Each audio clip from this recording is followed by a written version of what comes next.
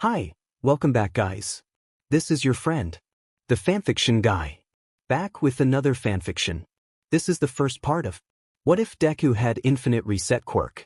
Now before starting, please give this video a like and subscribe to the channel if you want more videos like this.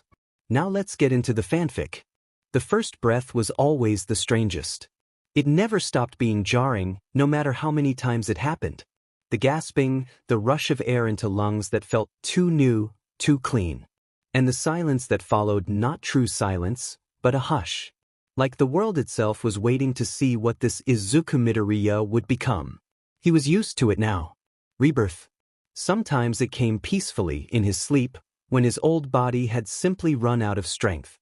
Other times, it came in pain, fire, steel, villains' laughter, the cost of choosing a life of action. But whether as a whisper or a scream, the end always came. And then, it began again. Time reset, the world rewound, and he was born once more into the same home, the same body, the same life. Izuku Midoriya. Son of Inko. Quirkless, as the doctors always said.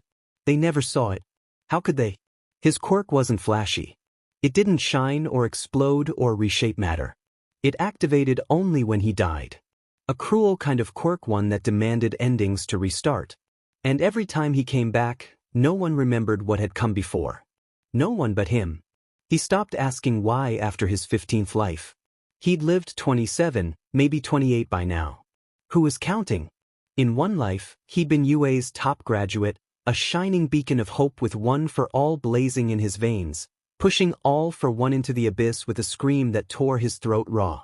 In another, he'd walked the back alleys in a mask, a nameless vigilante with bloodied knuckles and a penchant for pissing off Eraserhead that one had been fun. Aizawa never figured out who he was, and Izuku made sure to leave cryptic little calling cards just to push his buttons. A tradition, really. He'd annoyed Aizawa in at least 5 timelines. It never got old. One life he spent at peace, or as close to peace as someone like him could get. No one for all. No obvious quirk. Quirkless. Just a quiet job, a quiet life. He learned to bake bread, read detective novels, and grew herbs in a tiny window box. To us. Lonely. It didn't last. Another time, he'd been Principal Nezu's assistant. That was a bizarre timeline. Endless paperwork, long conversations about ethics and chaos theory, and an ever-growing suspicion that Nezu knew. The rat mammal had watched him too closely for someone who wasn't aware. That life ended with a villain attack and a very heroic, very stupid decision. He'd tried everything. Lived every kind of life. Each time he returned, it was a new attempt. A new performance on the same stage. And now it began again. Same hospital. Same ceiling tiles. Same weak cries from his brand new throat. Izuku Midoriya was back. And what would he do this time? He'd figure it out later.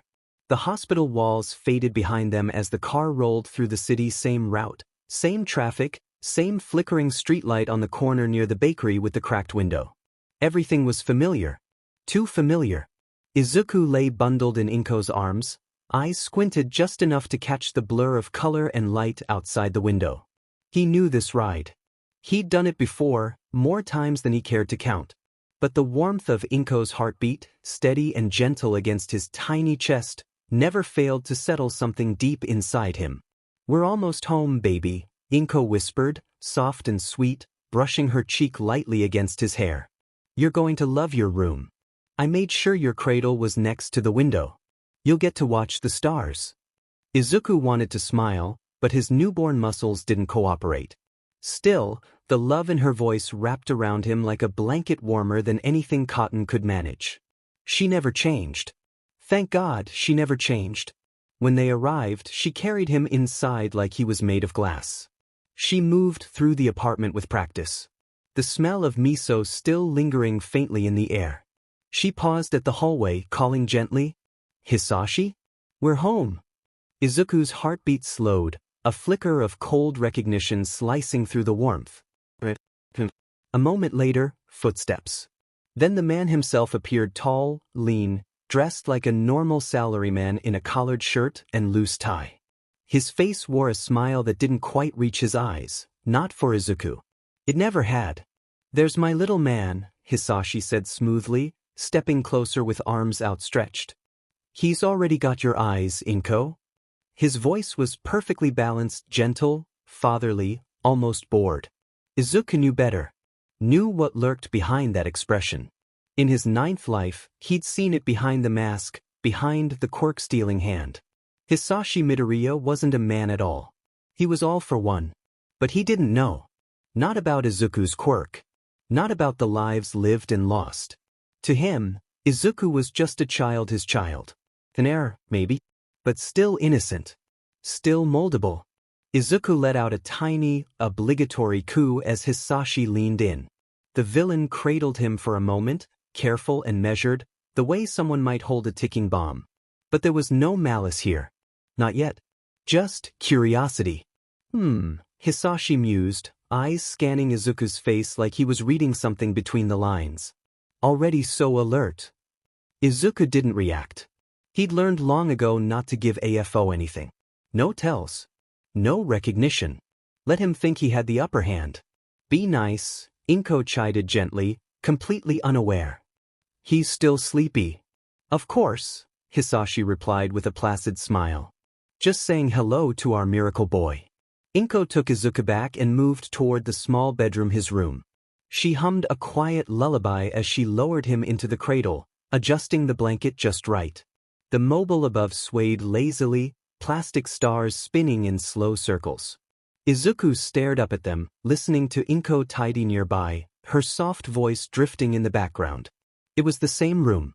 Same walls. Same stars. Same warmth. He'd died, been reborn, and brought home to this exact place more times than he could remember. It was all familiar. Comforting. Terrifying. And yet, somehow it still mattered. He didn't know what this life would hold, not yet.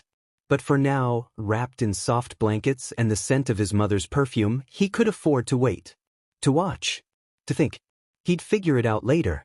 The sun had barely started to rise when Izuku's eyes blinked open.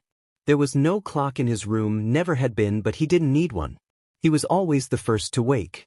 The soft orange light of early dawn spilled through the window beside his cradle, painting gentle shadows across the nursery wall. It was quiet, peaceful, still. For a moment he just listened. The rustle of sheets from the next room. The low hum of the fridge. The city beyond the glass stretching awake with the day. It begins, he thought. This was the part where everything still felt okay. Where everything still looked like a family. He stared at the ceiling, letting the weight of memory past and future settle over him. Inko and Hisashi would be attentive for a while. Smiles, lullabies, warm arms and shared laughter. Hisashi would hold him like he meant it, play the part of a doting father. Inko would glow, even when tired. And then, just a few weeks in, Hisashi would tell her about a business trip. He'd pack his things, kiss her forehead, press a hand to Izuku's downy head, and walk out the door. He never came back. Izuku's tiny fingers curled around the edge of his blanket. Inko would wait, at first with faith, then with desperation. She'd work longer hours at the hospital, the shifts grueling, the pay never enough. Sometimes she'd come home composed, tired but smiling. Other times, she'd come home and cry behind the bathroom door, clinging to the idea that when her husband returned, everything would finally stabilize. And some nights she'd just sit on the couch, hold Izuku close and whisper apologies. That she wished she could be there more. That she was trying. She was. She always tried. And she never stopped loving him. Not once. Not even when things got harder. Not even when the weight of abandonment settled on her shoulders and refused to budge. By the time Izuku turned 2, Inko would finally stop pretending. She would never say it aloud, not to him, not to anyone, but he'd see it in her eyes.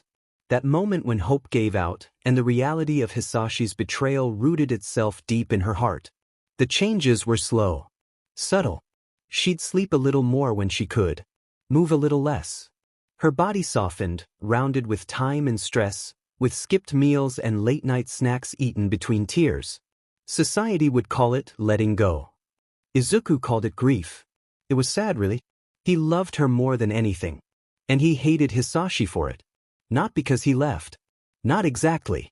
Izuku could live with being abandoned. He'd lived through worse. But the way Inko had to carry the silence he left behind, the way she bent under it, and still smiled, that was unforgivable. And since the BSRD was here pretending to be a father, pretending to be human, well, might as well make it miserable for him. Izuku turned his head slowly toward the window, watching a bird hop along the sill outside. He yawned once, deliberately.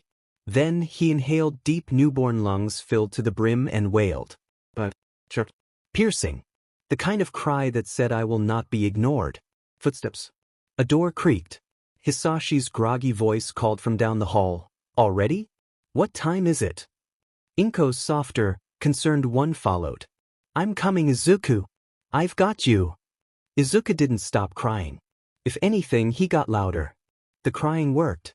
Hisashi stumbled into the nursery, first shirt wrinkled, hair still damp from sleep, with the expression of a man too used to control and not used to 3 a.m. tantrums. Izuku, still mid-wail, caught the brief flash of irritation in those dark eyes before Inko came rushing in behind him, all warmth and concern. Oh, sweetheart, she cooed, scooping Izuku into her arms. Did you have a bad dream? It's okay, Mama's here.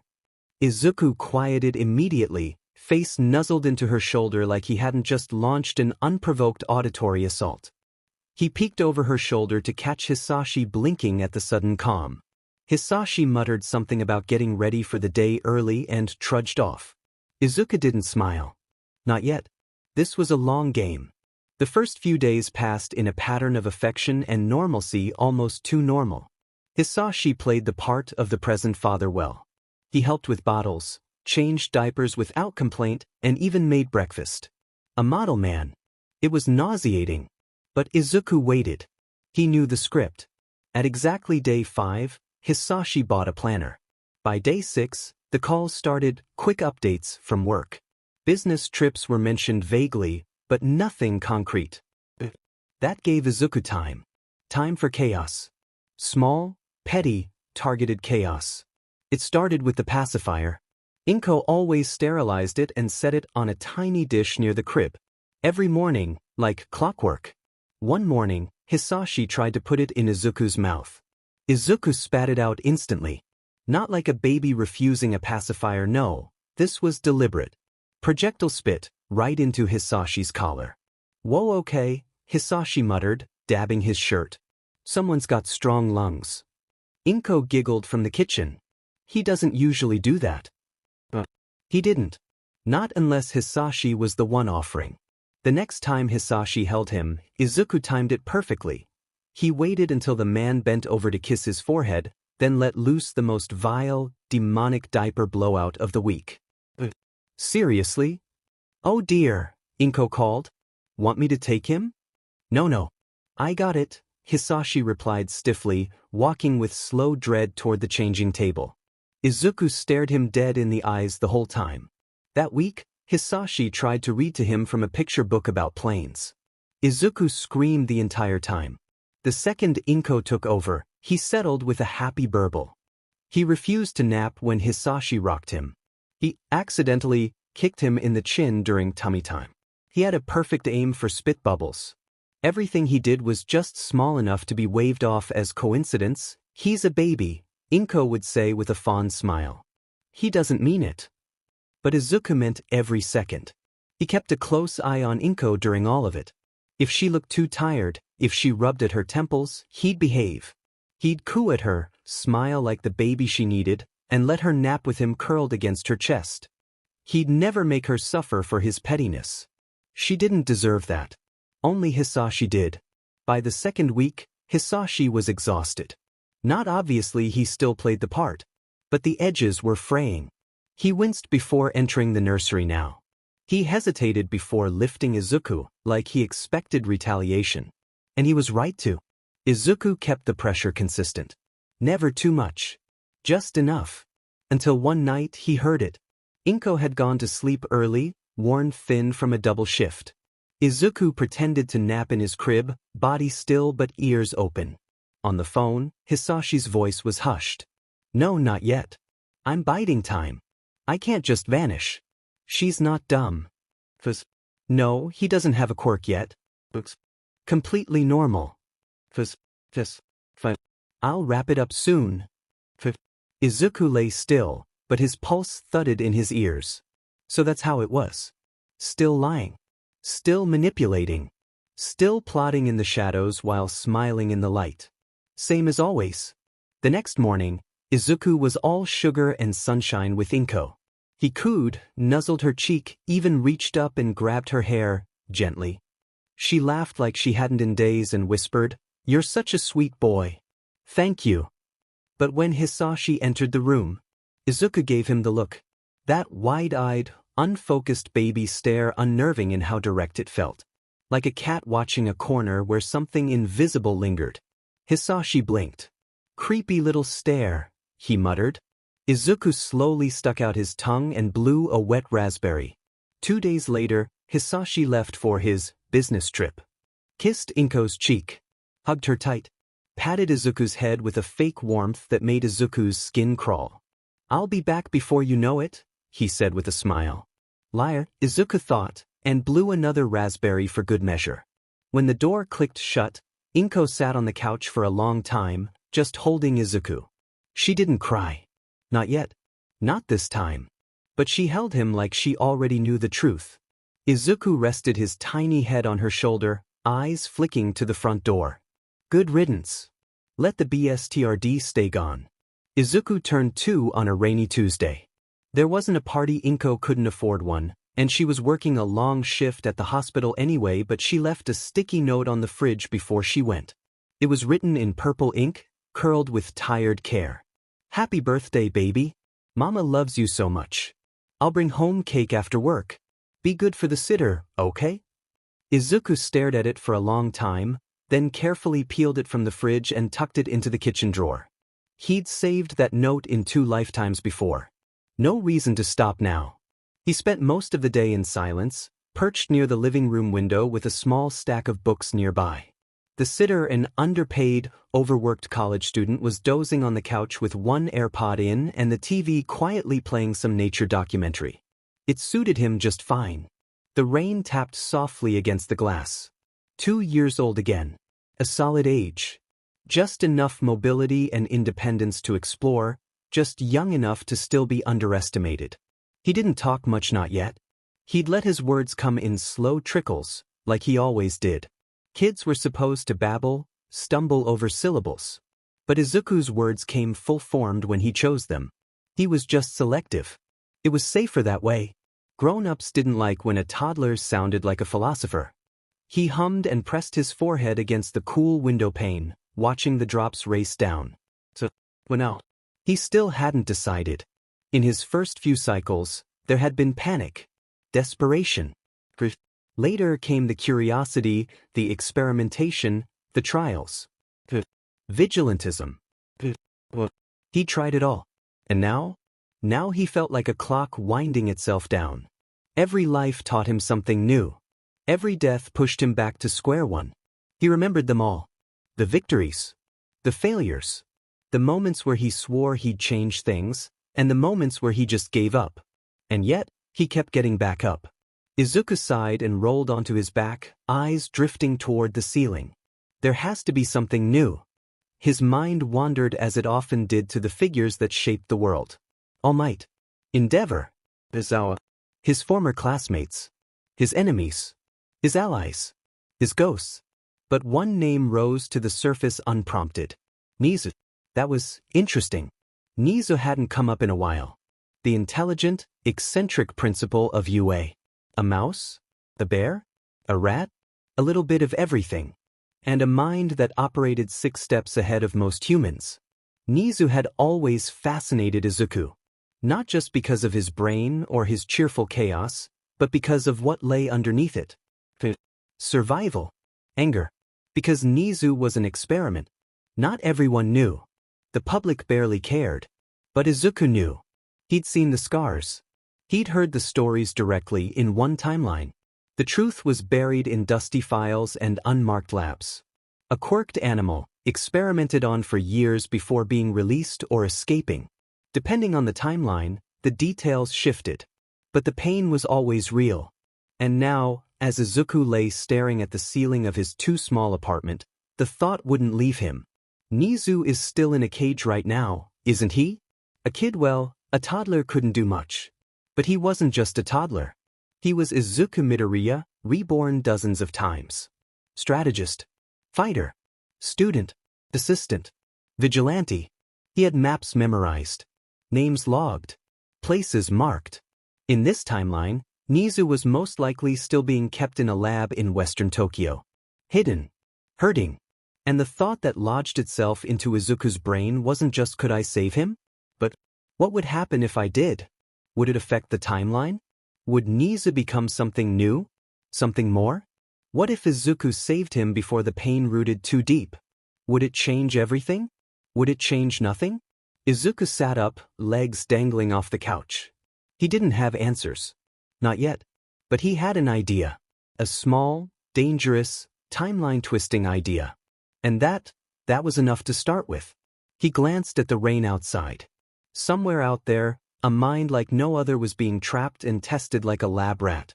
Izuku's fingers curled into tiny fists. Maybe this time, it wouldn't have to be that way. For all the strength Izuku lacked in this toddler body, he more than made up for it in experience. He couldn't talk fluently yet not without raising questions. He couldn't write, or sneak out unsupervised, or waltz into a secure facility armed to the teeth. But he didn't need to. Not yet. Step 1 of any good plan? Information. He started small. Most people underestimated toddlers' memories. The babysitter often left the news running while texting on the couch, and Izuku soaked it all in. He caught the shifts in stories, the casual updates about city projects, construction, or relocations. Twice, the name of the pharmaceutical company that funded Quirk animal studies popped up in passing. Izuku remembered the name like it was tattooed on his brain. Komodo Bioengineering. Western Tokyo. Still active in this timeline. Still funded. Still cruel. Step 2 was gaining mobility. He walked well now. Not waddling. Confident, quick steps. He made a point to explore the apartment when Inko or the sitter was watching, learning where things were kept, how to reach certain cabinets, which stools were stable enough to climb on. His tiny body moved with practiced care. Step 3, tools. He started collecting. Notebooks from the dollar store Inko let him draw in. Hidden under his bed, some pages scratched with childish scrawls, others written in tiny, cramped lettering only someone reborn multiple times would manage. Pens? Taped behind the headboard. An old flip phone Inko discarded months ago? Charged it in secret. He couldn't call anyone, but the calculator, notepad, and maps still worked. He began building a timeline. He tracked Komodo's activities. Based on his past lives and what little he could gather from public data, he estimated Nezu's escape, or release, always happened around the same general time frame, about 4 years from now. He wouldn't wait that long. He wouldn't let Nezu suffer 4 more years. So he narrowed it down. There were 4 facilities Komodo owned in the area. One had already been shut down due to protests. One was a decoy as far as he remembered. That left 2 possibilities. One of them had Nezu. By age 3, Izuku could speak in full sentences, though he still chose carefully when and with whom to do so. Inko praised his intelligence with tired pride, brushing his hair back and calling him her bright little boy. He loved her for it. He loved her enough not to burden her with the truth. She didn't ask why he built towers out of boxes that vaguely resembled floor plans. She didn't ask why he scribbled on napkins with arrows and symbols and circles. She just kissed his forehead and whispered, "You're so creative." He was creative. And he was going to save someone. He picked the night of a storm. Inko had worked a double shift and collapsed on the couch. The babysitter hadn't been scheduled. Izuku, now potty-trained and mature for his age, was allowed to wander with the baby monitor in hand and a blanket trailing behind him. He slipped out the back door with a small backpack, a half-charged phone, a peanut butter sandwich, and a flashlight. The lab wasn't far. He didn't need to break in. He just needed to wait. At 3 a.m., a janitor left the side entrance open while hauling out trash. Izuku slipped in, heart pounding. He remembered the halls. Sterile. But reeking of antiseptic and quiet screams. He moved fast. Quiet. Down the lower levels, past security cams with known blind spots. And there, in a room too small for dignity, he saw him. A small creature, white fur matted, eyes tired. Still brilliant. Nezu. He wasn't unconscious. Quiet. Izuku pressed a tiny hand to the glass and whispered, "Hey there, little guy." Nezu blinked. Then very slowly he tilted his head. Not in confusion. In calculation.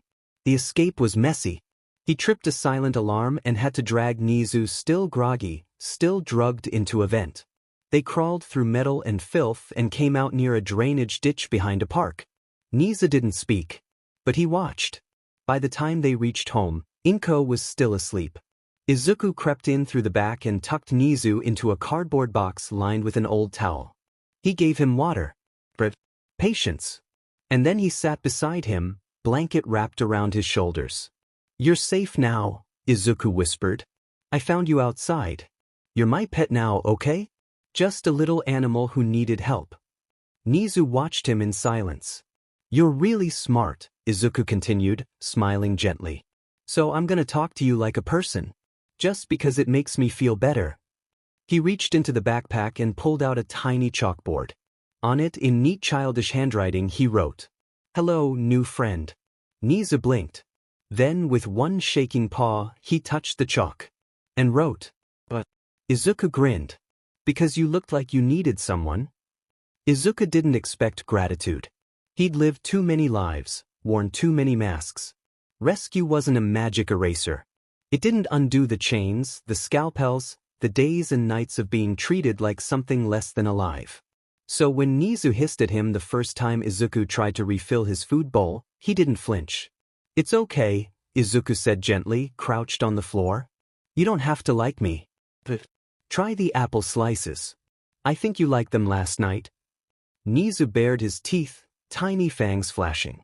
Izuku slid the plate closer and backed off. He knew this would take time. The first week was quiet. Nezu didn't try to run away, which surprised Izuku a little. But he didn't engage either. He stared. Sometimes paced. Always watched. Izuku kept up the act. He was just a smart kid with a smart pet. Nothing more. He read books aloud, laid out puzzles, explained the world in simple terms. Nezu never responded. But Izuku knew he was listening. One night, when Inko was working late, Izuku brought in a picture book and laid down on the floor beside the box. "This one's about a bear," he said. "He doesn't like winter, so he tries to stay awake. But in the end, he still falls asleep." Nezu stared at the page. "It's okay to rest, you know," Izuku added, quieter. "Even when the world's been cruel." No response. So he stayed.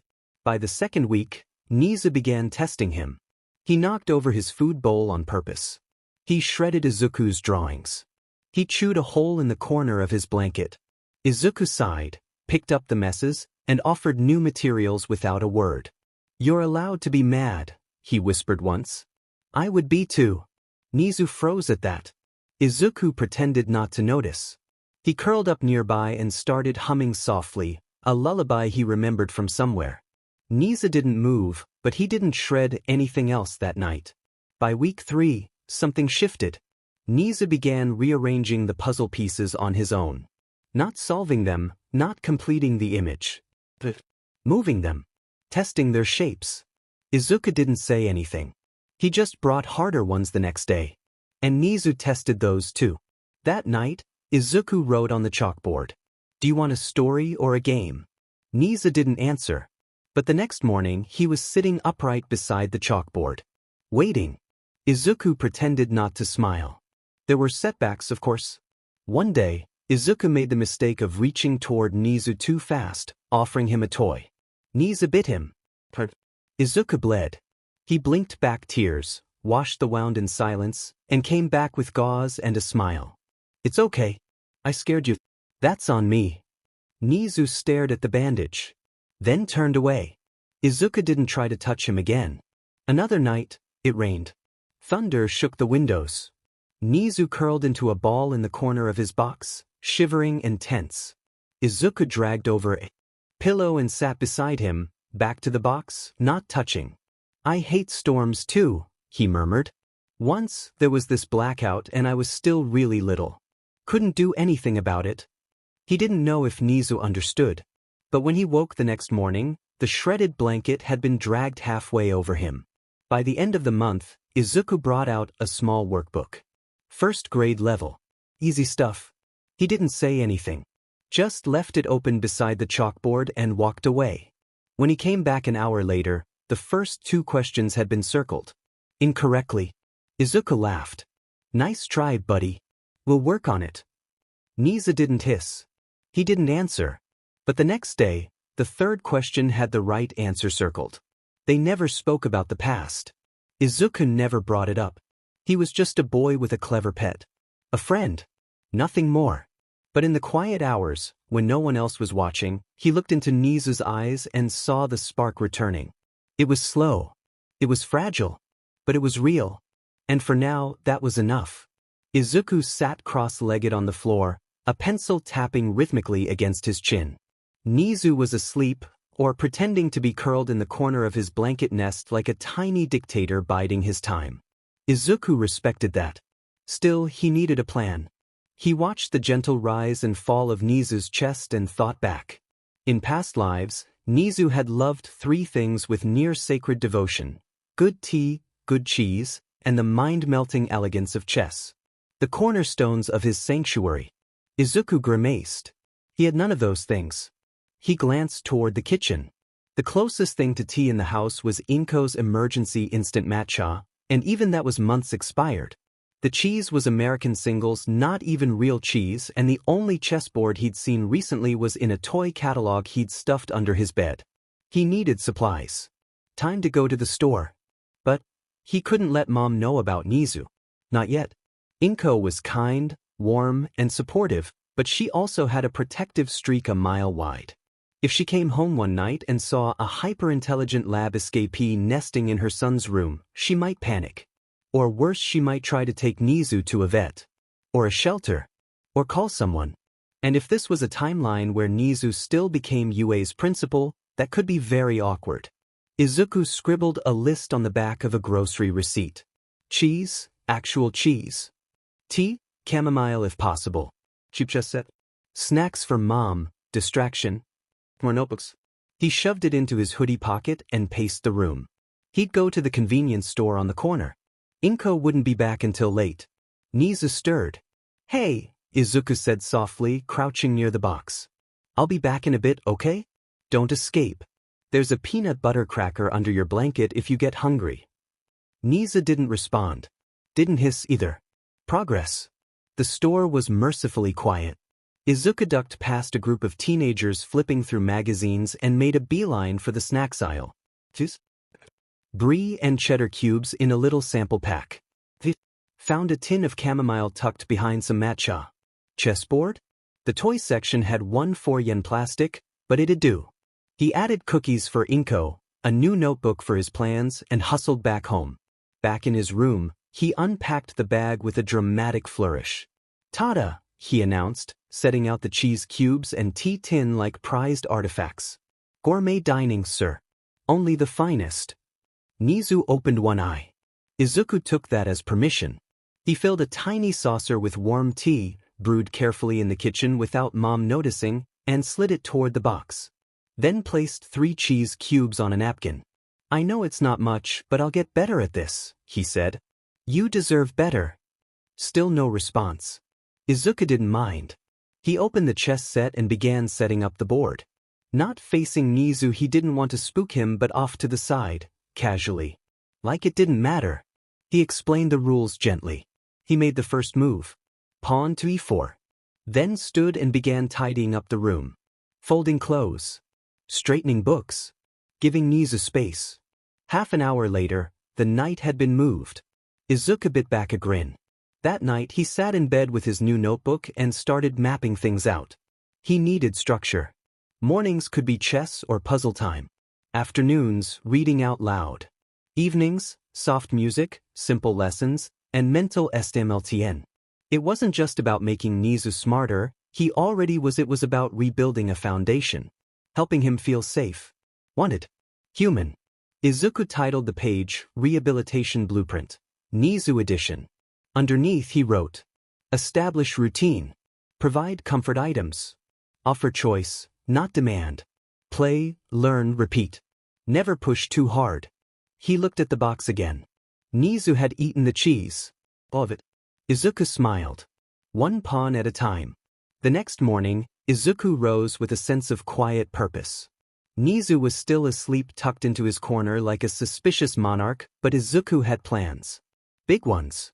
Plans that started with cardboard and ended with something resembling comfort. His first task, construction. In the hallway closet, behind stacks of cleaning supplies and an old vacuum, Izuku unearthed 3 large cardboard boxes. He dragged them into his room, eyeing the floor space like a general surveying a battlefield. Okay, he muttered, hands on hips. We're going to upgrade your fortress. Carefully, he cut windows into the sides, taped the boxes together in an L shape, and lined the insides with thick blankets. One of Inko's old pillows, fluffy and a little flat, became the bed. A shoebox turned into a second-floor perch, complete with a tiny ramp made from a bent magazine. Nezu peeked from his original corner. This is just a suggestion, Izuku said casually, fluffing the blanket. You don't have to move in, but I thought you might like something with more room. You know, for all the cheese. He left the entrance unobstructed and placed a single cheese cube in the doorway like an offering. Then he backed away. He didn't watch. Well, not directly.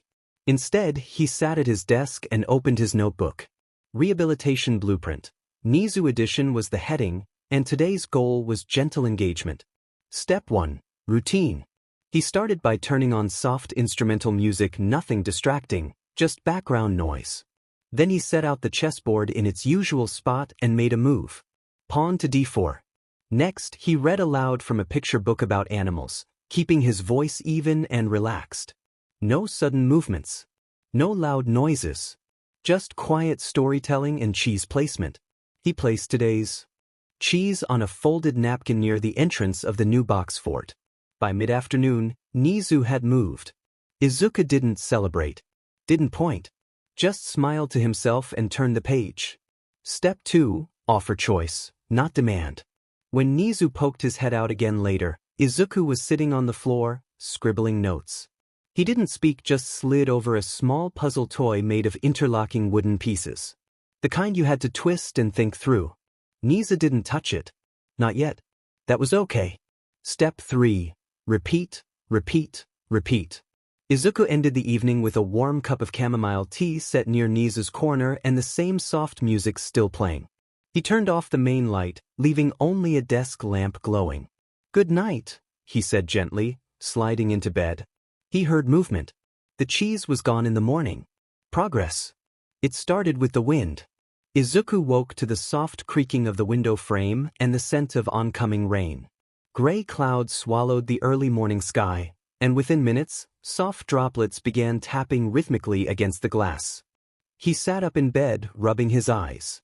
The room felt quieter than usual, hushed under the weight of the storm. He glanced at the cardboard fortress. Nezu's eyes peered out from the darkness. Alert. And not for the first time haunted. Izuku slipped from bed without a word. He shut the window gently and pulled the curtains closed, dimming the room. Then, careful not to startle, he turned on the soft instrumental music he'd been using during their rehabilitation hours. The mellow notes filled the space like a blanket. Thunder rumbled distantly. Izuku watched Nezu flinch. Hey, he said softly, settling onto the floor near the nest but not too close. It's just a storm. Nothing that can get you here. I promise. He reached into his book stack and pulled out a slim volume of folk tales, the kind with simple illustrations and gentle prose. He didn't ask if Nezu wanted to hear it. He just opened to the first page and started reading. His voice stayed even, soothing. Not a performance, just company. Time passed slowly. Rain lashed at the windows, and thunder rolled again, louder this time. Izuku paused only to pour a tiny saucer of warm chamomile tea and set it near the entrance to the cardboard fortress. Then he read on.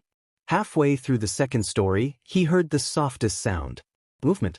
Nezu emerged slowly, just his front paws and nose, then retreated. Then emerged again. A few minutes later, he was fully out, hunched low but no longer trembling. Izuku didn't react. He just turned the page and kept reading. By the end of the third story, Nezu was sitting beside the saucer, sipping in delicate laps. The thunder rolled again. But this time, Nezu didn't flinch. Izuku allowed himself a small smile. It wasn't a breakthrough. But it was something better. It was peace. The storm eased by mid-morning, thunder fading to distant grumbles and the rain softening to a quiet drizzle against the windows. Izuku closed the folk-tale book slowly, mindful not to break the stillness that had settled over the room. Nezu remained by the chamomile saucer, posture low but no longer tense. His tiny paws curled beneath him, ears flicking with each sound from outside. Izuku didn't speak. Instead, he leaned back against the wall, notebook in hand. Without glancing directly at Nezu, he began to write. Rehabilitation Blueprint, Nezu Edition. Observation Log, Storm Response. Initial signs of distress during first thunder rolls. Positive response to soft music and voice. Accepted tea offering during prolonged calm reading. Maintained proximity after final story ended. Current state, alert but not withdrawn. He left the notebook half open on his lap and simply waited. The chessboard sat nearby, untouched. He yawned quietly, then began flipping through another book, one about animal behavior. It wasn't for Nezu's benefit, not directly. But he read it aloud in the same calm tone, letting the room remain filled with consistent, safe sound. Nezu didn't retreat. But he didn't approach either. Occasionally, Izuku caught the subtle shift of dark eyes watching him from beneath half-lowered lids, measuring. Calculating. Trust? But curiosity? Maybe. And for today, that was enough. Izuku smiled faintly, not looking at him. You don't have to do anything, he murmured, voice barely above the rain. You're safe here. That's all. He read on, letting the rhythm of the words fill the space.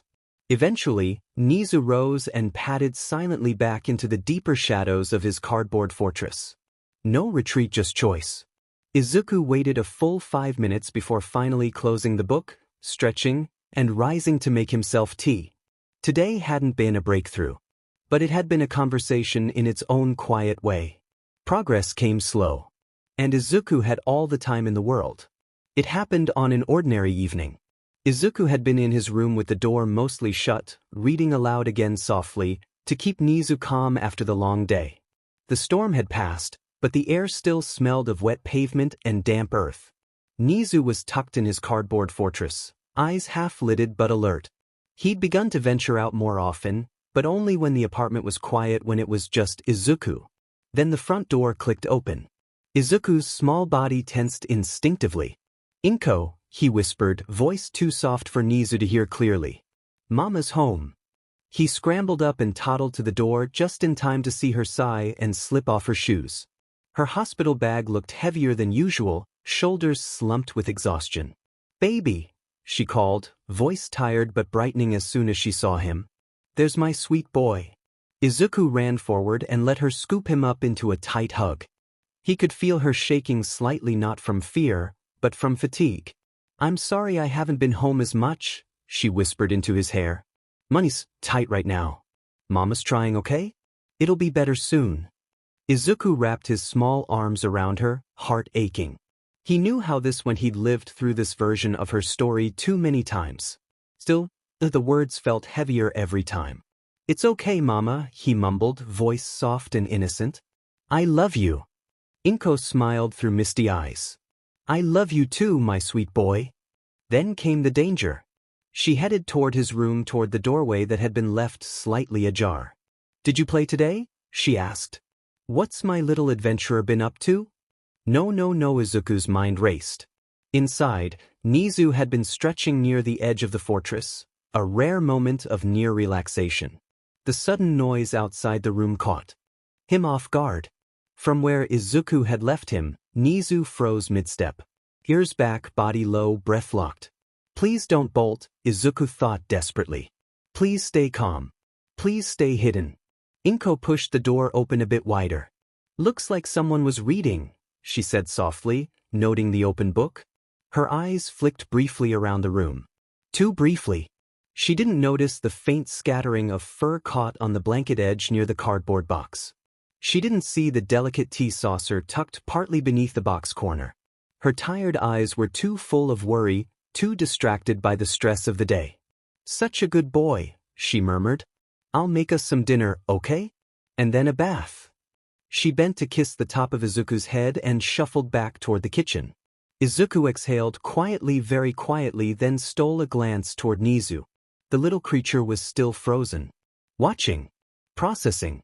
Izuku moved carefully, slowly returning to the room and crouching near the box, keeping his posture low and unthreatening. "You're safe," he whispered in the gentlest tone he could manage. "She won't hurt you. She just doesn't know." Nezu's gaze lingered on him longer than usual. Not trust. Not friendship. Not understanding. Survival calculation. Ears still pinned, body coiled to flee at any sign of pursuit. Muscles tight beneath fur. Breath shallow. Predator? Ally? Unknown. Instinct screamed caution. Izuku forced himself to look away first, not wanting to lock eyes too long. He sat back and picked up the open book again, voice steady though his heart was still hammering. "I'll stay right here," he said softly, flipping a page. "You can go back if you want." Slowly, so slowly, Nezu backed deeper into the cardboard shadows. He didn't bolt. Didn't relax. Only repositioned where he could observe with cover. One stray fur. One wrong movement. One mistake, and this entire fragile piece could shatter. Izuku kept reading, keeping his tone light and neutral. Tonight had been a warning. How fragile this all still was. And how careful he would have to be. "Dinner's ready." Inko's voice floated down the hall. Izuku closed his book and carefully glanced toward Nezu's box one last time. The fortress was still. He rose and toddled out of the room. At the table, Inko smiled and ruffled his hair. Her hands looked tired, movements slower than usual. They ate simple rice and vegetables, with miso soup on the side. Between bites, Inko sighed. "Oh, almost forgot to tell you, baby. We're going to have a new neighbor soon. Just a few doors down." Izuku's hand paused mid-reach. Of course. Right on time. In every life, it seemed Aizawa gravitated to this place sooner or later. Close enough to watch the world, quiet enough to disappear into. Inko went on, voice light. "I think it's a young man moving in. The landlord said he keeps to himself. That's good. I think quiet neighbors are nice, right?" Izuku gave a small nod, spooning more rice into his mouth. He wouldn't rush things. Not yet. Timing mattered. After dinner, Inko scooped him up. "Bath time, sweetheart. Can't have my little adventurer getting all dusty on me." Izuku giggled softly, an easy sound, practiced, and let her carry him in. Warm water. The smell of soap. Familiar. Inko hummed a gentle tune as she washed his hair. Izuku closed his eyes, pretending to relax. One neighbor arriving. One chance beginning. He would be ready. Izuku's hair was still damp from the bath. It clung to the sides of his face in uneven curls as Inko carried him back to his room. "Good night, my sweet boy," she whispered, voice warm but weary. "I'll be home as much as I can, I promise." Izuku pressed his cheek against her shoulder and let her tuck him in. He knew the rhythm of these nights. Inko's voice always softened, hopeful and sad all at once. She kissed his forehead and stood. The door clicked shut. Izuku waited. 1 minute. When the kettle began to hum faintly from the kitchen, he slid from the bed. The room was quieter than before. Tense, almost brittle. The kind of stillness that didn't happen unless someone inside was watching. He moved with practiced slowness, easing himself onto the floor near the cardboard fortress. "I'm back," he whispered, not expecting a reply. A fresh cup of chamomile tea sat by the box, still warm. His quiet peace offering remained untouched. Izuku picked up a book and opened it across his lap, making sure his body remained relaxed, unthreatening. No sudden looks toward the box. No direct attention. The pattern had changed. A new variable entered the space tonight. A larger human. The one the small human Izuku called Mama. Nezu had heard the name, unoffered but repeated often enough to file away. Izuku. The little human had left willingly with the larger one, returning later altered, scent masked with soap, skin temperature slightly raised, hair damp. No visible signs of harm. No distress behavior upon return. Now Izuku sat again. Reading. Posture loose, voice quiet. The offering of liquid remained beside the box. No forced eye contact. No attempt to draw Nezu out. Testing phase continued. Nezu shifted, muscles silent beneath fur. One step closer to the inner edge of his enclosure, not emerging, but adjusting for a better line of sight. Izuku. A small human. Inconsistent with known models of predator or captor behavior. Too consistent, perhaps. But a pattern nonetheless. Observe further. Do not assume. Do not engage. Continue assessment. Eyes narrowed, Nezu watched. The small human's breathing remained even. Page turned. Voice steady. He remained deep in shadow. Limbs ready.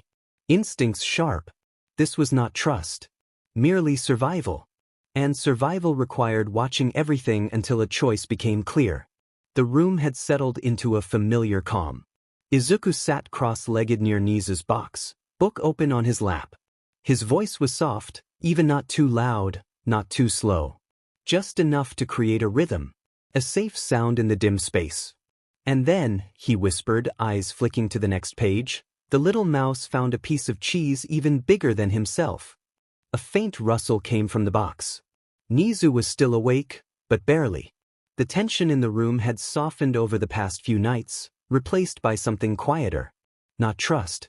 Not yet. But cautious tolerance. Izuku smiled faintly, voice lowering further as he continued the story. Outside, a car door slammed. His head snapped up. Movement through the window caught his eye. He crawled to the sill and peeked through the curtains, green eyes narrowing. A familiar figure stepped out of the car, tugging a tired-looking duffel bag from the back seat. Hair a tangled mess, black clothing rumpled, expression unreadable. Aizawa. Izuku watched in silence as the man unlocked the door a few units down and started hauling boxes inside. His fingers drummed idly against the windowsill. Should he? He shouldn't. It wasn't necessary. He had other things to focus on. He had Nezu to take care of, and rebuilding that fragile trust wasn't something he wanted to jeopardize with distractions. But a grin tugged at the corner of his mouth. It wasn't a proper timeline if he didn't mess with Aizawa at least once. Just a little, he promised himself. Just a tradition. He glanced back toward the box. Nezu was still now, barely visible among the folds of blanket and fleece. Breathing even. Small form still curled. Perfect. Izuku stood, small and silent, and padded out of his room. The hallway smelled faintly of cleaning solution and dust. Izuku kept close to the wall, tiny feet making no sound on the scuffed floor. He waited until he heard the front door of the new apartment creak open again, another load of boxes going in. Izuku slipped forward. The door was left ajar, just enough. Bold as anything, Izuku pushed it open further and walked in. Aizawa was bent over a box in the living room, back turned. Izuku moved with the easy confidence of someone who had done this exact thing in 5 previous lives. Into the kitchen. Fridge door open. He scanned quickly, grabbed an apple small, within his tiny grasp and shut the fridge again with barely a click. Aizawa turned. They locked eyes. Izuku, expression perfectly neutral, took a bite of the apple. Crunch. Aizawa blinked, processing the sight of a toddler calmly robbing his kitchen. Crunch. Izuku gave a small, polite nod, then walked past him without a word and out the door. Aizawa stood frozen, in confusion and shock. Izuku didn't stop moving until he was back in his own apartment, apple in hand. He slipped into his room, closed the door with practiced care. Nezu hadn't stirred. Izuku resumed his spot by the cardboard fortress, legs tucked beneath him. He took another bite of the apple, amused. Some traditions were too good to skip. And this timeline was just getting started. The sun had not yet crested the horizon. The room was painted in that peculiar shade of early blue, neither night nor morning, when Nezu's eyes blinked open. For a moment, he didn't move. Just lay curled in the warmth of soft fleece and unfamiliar comfort, senses tuned to the silence. No metal walls. No fluorescent buzz. No scent of bleach and rubber gloves. Only soft cotton and quiet breathing from the bed across the room. Nezu shifted upright. The blanket he was wrapped in had fallen slightly, and he tugged it back into place before peering toward the boy's sleeping form. Izuku. That was the name. The little human hadn't offered it directly. Nezu had overheard it once, mumbled by the mother or perhaps murmured in sleep. Either way it stuck. Names had power. This one, somehow, didn't feel threatening. Still, Nezu wasn't ready to make assumptions. Not yet. A month. He'd been here for months. Fed, spoken to gently, provided space and shelter, no collar, no cage. It was suspicious. Uncomfortable, even. And yet, why hasn't he hurt me? That question circled like a hawk overhead. In Nezu's experience, kindness had always come with a catch. From the first time a lab technician offered a sweet before plunging a needle into his arm, to the time he was told he'd be given a toy, and it was actually a shock test device. Promises were always weapons. Safety was always bait. And yet, this boy. He brought tea. Read books. Made a fortress from blankets and cardboard. Talked to him not like a pet, not like an animal but like a person. If he was going to do something, Nezu thought, eyes narrowed slightly, wouldn't he have done it already? Maybe he was playing a long game. Maybe this was all some strange ploy to earn Nezu's trust and then use him for something. But a whole month was a long time to keep up a lie. And the boy Izuku, he didn't seem clever enough to fake that look in his eyes when he offered a chessboard with no expectations. Or when he whispered, "Sleep well," without knowing Nezu was listening. Nezu's claws tightened slightly against the soft blanket. Should I trust him? He glanced toward the window across the room, faint light beginning to bleed through the curtains. Slowly, cautiously, he hopped down from his nest. Every paw step was silent. He crossed the room like a shadow, stopping at the low windowsill and climbing up the edge with practiced ease. The glass was cool beneath his pads. Outside, the city still slept. Cars were parked, streetlights blinking, clouds slowly turning gold at the edges. It was beautiful. Quiet. Alive. So unlike the lab. Nezu sat in silence. The rules kept me alive, he reminded himself.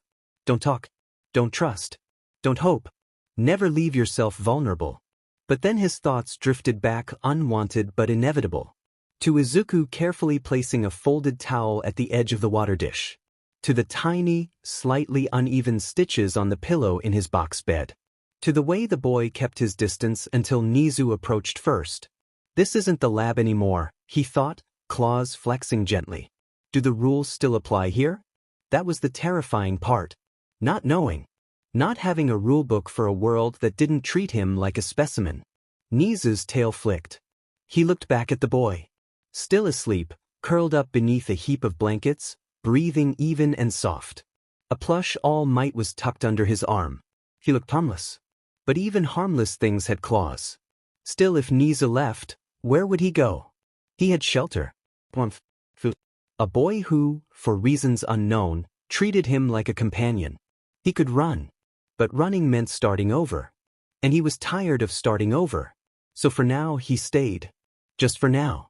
And maybe tomorrow he'd let the boy get a little closer. Izuku woke slowly, surfacing from sleep with a soft little whine and a deep sigh through his nose.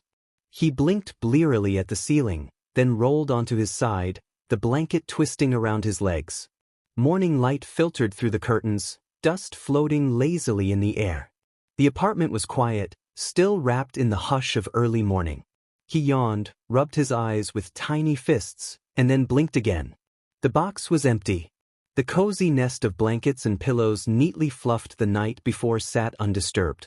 But Nezu wasn't there. Izuku blinked again, slower this time. He didn't move, just let his eyes drift carefully across the room. And there he was. Perched neatly on the windowsill, white fur glowing softly in the sunlight, small paws folded under him, tail tucked close. He was still, like a little statue, but his eyes moved, watching something outside. Izuku didn't speak at first. Just watched. It wasn't that Nezu had left the box, he'd seen him poke his head out before. It was how he sat. Upright. Deliberate. Like he belonged there. Like he wasn't afraid of being seen. Izuku slowly sat up, careful not to startle him, and rubbed at the corner of his mouth. Then he tilted his head, voice soft with sleep and curiosity. New favorite spot. Nezu didn't flinch. Didn't even look at him. But one ear twitched in his direction. That was answer enough. Izuku grinned faintly. A small, secret kind of smile. He swung his legs off the bed and padded quietly across the room on socked feet. His balance wobbled just a little, still used to navigating toddler-sized gravity, but he managed. Near the corner, he crouched by his pile of books and toys, grabbing a stuffed sheep and flopping onto his tummy beside it. He opened a board book but didn't really look at the pictures. His eyes flicked occasionally back toward the windowsill. "You're not really a mouse," he murmured under his breath, finger tracing the page absent-mindedly. "You're too big. And your ears are all fuzzy." His gaze narrowed slightly, thoughtful. "A possum?" He shook his head. "You're not all gray and scary-looking. And your tail's fluffy." He rolled over onto his back, staring at the ceiling now, arms splayed out. "Maybe you're a weird kind of ferret? No, a white sable. Or a ermine." That felt closer. Kinda. "You do look soft," he added, glancing sideways again. "Even your paws look soft. Not like claws or anything. But you're fast." "That's ferret why." Nezu, still facing the window, did not disagree. Izuku sighed. "I guess it doesn't matter. You're mine now.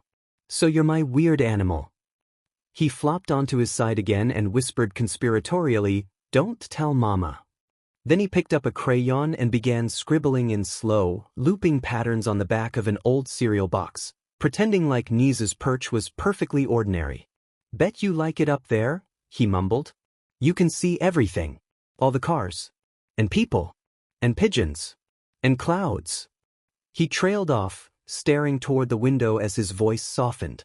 "Do you like the clouds?" he asked, mostly to himself. "I think they're pretty." Silence again. But still no scurrying, no escape. Nezu remained. Izuku's smile widened just slightly. "You're not so scared of me anymore," he whispered. Then, louder, and with a lazy roll onto his back, he announced, "I'm gonna call you Snowpuff if you don't give me hints." This time, Nezu's tail flicked. Izuku let out a giggle and clapped once. "Ah, gotcha." Nezu gave no other indication he heard, but Izuku's heart was already full. He curled onto his side again, one arm tucked beneath his head, and let the sunlight warm his face. The soft sound of the city filtered through the window, and the room settled into that slow, quiet rhythm of early morning peace. For now, Nezu was here. Still strange. Still mysterious. But not running. Not hiding. 1 month and 2 days. Nezu had been here for exactly 1 month and 2 days. 34 days, to be precise, counting from the first evening he'd been smuggled quietly into this unfamiliar home, still dazed from the sedative they'd used to keep him manageable. His body had since healed. His mind was still catching up. He hadn't spoken a word aloud since arriving. Not that he was expected to. And not once had the boy Izuku attempted to speak to him as anything but a pet. That was the strangest part of all. Nezu's whiskers twitched, and he adjusted his weight on the windowsill, paws neatly folded beneath him. Sunlight warmed his fur. He didn't move. Didn't blink. His dark eyes remained fixed not on the street below, but on the tiny green-haired boy sprawled on the floor across the room. Izuku was drawing, murmuring nonsense under his breath. The words were soft and harmless. Scribbles covered a torn piece of cardboard, bright crayon colors layered over earlier attempts. It was chaotic, aimless, very much the activity of a toddler. But the boy's posture was relaxed. His eyes were calm. He hadn't looked toward Nezu in nearly 5 minutes. That, more than anything, earned Nezu's attention. He had catalogued everything in this apartment. Every sound, every light, every movement, the click of doors, the hum of appliances, the rhythm of footsteps, especially the older woman's, the one called Mama. But the boy, Nezu had run hundreds of calculations, considered dozens of strategies, evaluated escape routes, measured window latches, memorized hiding spots. And yet he had not left. Because in all that time, the boy had done nothing to justify it. Izuku had not grabbed at him, had not cornered him, had not forced eye contact or locked him in the box. He had not prodded or poked or even tried to pick him up. He spoke to him, yes, but lightly, softly, careless, casual comments as though addressing a pet. And that's what he believed Nezu was. A pet. An unknown animal. Not a person. Not a science project. Not some mistake worth fearing. Not a threat. Nezu's ear twitched. His gaze lingered on the boy's crayon-stained fingers. He was very young. Likely 3 years old, if Nezu's judgment was accurate. Still in that age where words were half-formed and logic even more so. But he wasn't stupid. Nezu had seen the signs. The glances. The way he paused sometimes, too long for someone his age. The way he watched when he thought Nezu wasn't looking. The way he tiptoed around Nezu's comfort like it mattered. That wasn't ordinary toddler behavior. That was deliberate. So the question remained, what does he want? Nezu's claws flexed once against the wooden sill, then stilled again. If Izuku had been dangerous, he'd had opportunity. Dozens. Yet Nezu had gone unharmed. Federal sheltered. Left alone when needed. Still, trust was not so easily earned. True safety had to be tested. His eyes narrowed slightly. I'll confirm it, he decided. One small test. Not today. Not now. But soon. Fall asleep near the boy. Let himself be vulnerable. Let Izuku think he had permission. Let him show his true colors. If he tried to pet him, trap him, cage him, then Nezu would know. If not, his gaze drifted again to the boy, who had now begun humming under his breath while adding a sun to the corner of his drawing. If not, then maybe he wasn't lying. Nezu settled lower into the sill, paws tucked under his chest, head resting lightly atop them.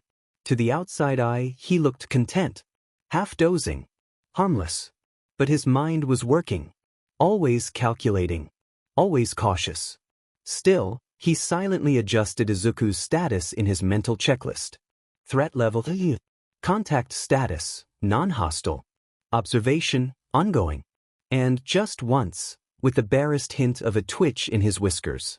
Maybe he thought, just maybe, I'll stay. The apartment was quiet when Inko stepped inside, the door clicking shut behind her with a gentle thud. She toed off her shoes, careful not to make too much noise. Her shifts had been long, lately exhausting in ways she didn't like to admit. Her legs ached, her back tensed, and her heart, well, it hurt in a different way. Not the sharp, stabbing kind. The dull ache of guilt. Of knowing she wasn't home as often as she should be. She walked softly down the hall, peeking into Izuku's room. There he was. Curled on the floor, crayon in hand, doodling something on a scrap of paper. A mouse with a cape? Maybe a little hero? His tiny legs kicked idly behind him, feet swaying in the air, and his hair fluffed in all directions like he'd just rolled out of bed. Inko's chest warmed and ached. He looked so content. So peaceful. But she knew better. Knew that he noticed the way the dinner table was quieter. The way she hugged him just a little too tightly some nights. The way she smiled with tired eyes and said, "Mommy's just a little busy right now." He never complained. Not once. She walked further in, crouching beside him. "Hey, sweetheart." He blinked up at her and beamed. "Mama." "You're drawing again?" she asked, gently brushing some hair from his forehead. He hummed, going back to his scribbles. Inko watched in silence for a moment before glancing toward the box in the corner. It was made of cardboard, 2 boxes, actually pushed together and carefully lined with soft blankets. Some pillows arranged like a little bed? She tilted her head. Had Izuku been pretending again? "Did you make a little house?" she asked softly, smiling. "Is it for your bunny?" She motioned to the stuffed animal resting nearby. He blinked at her, non-committal. Inko laughed lightly under her breath. "You're such a creative little thing." Her smile softened, fingers brushing gently against his shoulder. "I've been thinking," she began slowly. "Maybe when things get better we could get a mouse?" His crayon paused. "A little one. With soft ears. You'd be so gentle with it, wouldn't you?" He nodded slowly, expression unreadable, then went back to his coloring. Inko sighed. I know I haven't been here as much lately, she said, quieter now. And I'm sorry for that. I'm trying, sweetheart. I really am. No answer. Just the quiet scribbling of crayon on paper. She stood after a moment, kissing the top of his head. I'll go make dinner, she whispered. You keep being my sweet boy, okay? She left the room, footsteps soft. Behind her, Izuku kept drawing. And in the corner, in the quietest shadow, a pair of small eyes watched her leave. Izuku's legs swung softly as he sat at the kitchen table, his tiny feet not yet reaching the floor. The table was modest, a little worn, but it held warmth in its every scratch and smudge memories, laughter, rushed mornings and quiet dinners like this one. Inko moved about the small kitchen, humming as she plated up his food. Something simple tonight: rice, sautéed veggies, a little grilled tofu with sauce. She always tried to make sure he ate well, even on her most tired days. He tapped his spoon lightly against the edge of his bowl, watching her with calm green eyes. Tired? He asked innocently, spoon finally dipping into the rice. She glanced over, surprised. Just a little, honey. Work was busy again. He nodded as if that made perfect sense. It did. He'd watched this cycle repeat more times than he could count. I drawed a hero mouse, he said, munching quietly. Inko gave a soft laugh as she sat across from him. You did? Meet him. He's small but smart. He saves people even if they don't see him. Her smile softened. Sounds like a very special hero, she said gently. Izuku gave a little shrug and kept eating. They didn't talk much more, just the occasional question about food, a reminder to wipe his mouth, or Inko's soft, "You're growing so fast." By the time dinner was done and dishes were in the sink, Izuku's eyes were already growing heavy. The bedtime routine was quiet. Inko ran a warm washcloth over his face and hands, helped him change into his pajamas, then carried him gently back into his room.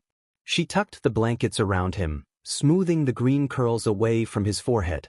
I love you, she whispered. Love you too, Mama. She kissed his cheek and stood, hesitating at the door. Her gaze lingered a moment on the box in the corner, on his scattered drawings, on his sleepy smile. Then she turned out the light and closed the door with a soft click. Silence. Izuku lay still in the dark, eyes half closed. But he wasn't asleep yet. And neither was Nezu. From the corner of the room, quiet and deliberate, came the soft pat-pat-pat of paws on wood. Izuku didn't look, didn't react. He could feel it, the light presence crossing the floor, deliberate and quiet as breath. The bed dipped ever so slightly. Nezu had climbed up. Izuku waited, breathing even, still as the night. There was a pause. Then, the softest shifting of weight against the blankets. Fur brushing faintly against his arm. A warm little body settling next to his side, cautious but intentional. Nezu. He was close enough to touch, close enough to feel. Not curled at the foot of the bed, not hidden beneath the blanket. Right there. Testing him. Izuku didn't reach out. Didn't move. But he shifted just slightly, enough for Nezu to know he noticed. That he understood. And then he let his breath slow. Let sleep come. Nezu did not fall asleep. But he stilled beside him, ears twitching, heart alert, waiting. Watching. And for the first time, they shared the space in something like peace. Not quite trust. But closer than before. The room was quiet. Still. Faint city noise hummed far outside the windows, muffled by glass and distance. But within this room there was only the sound of steady breathing.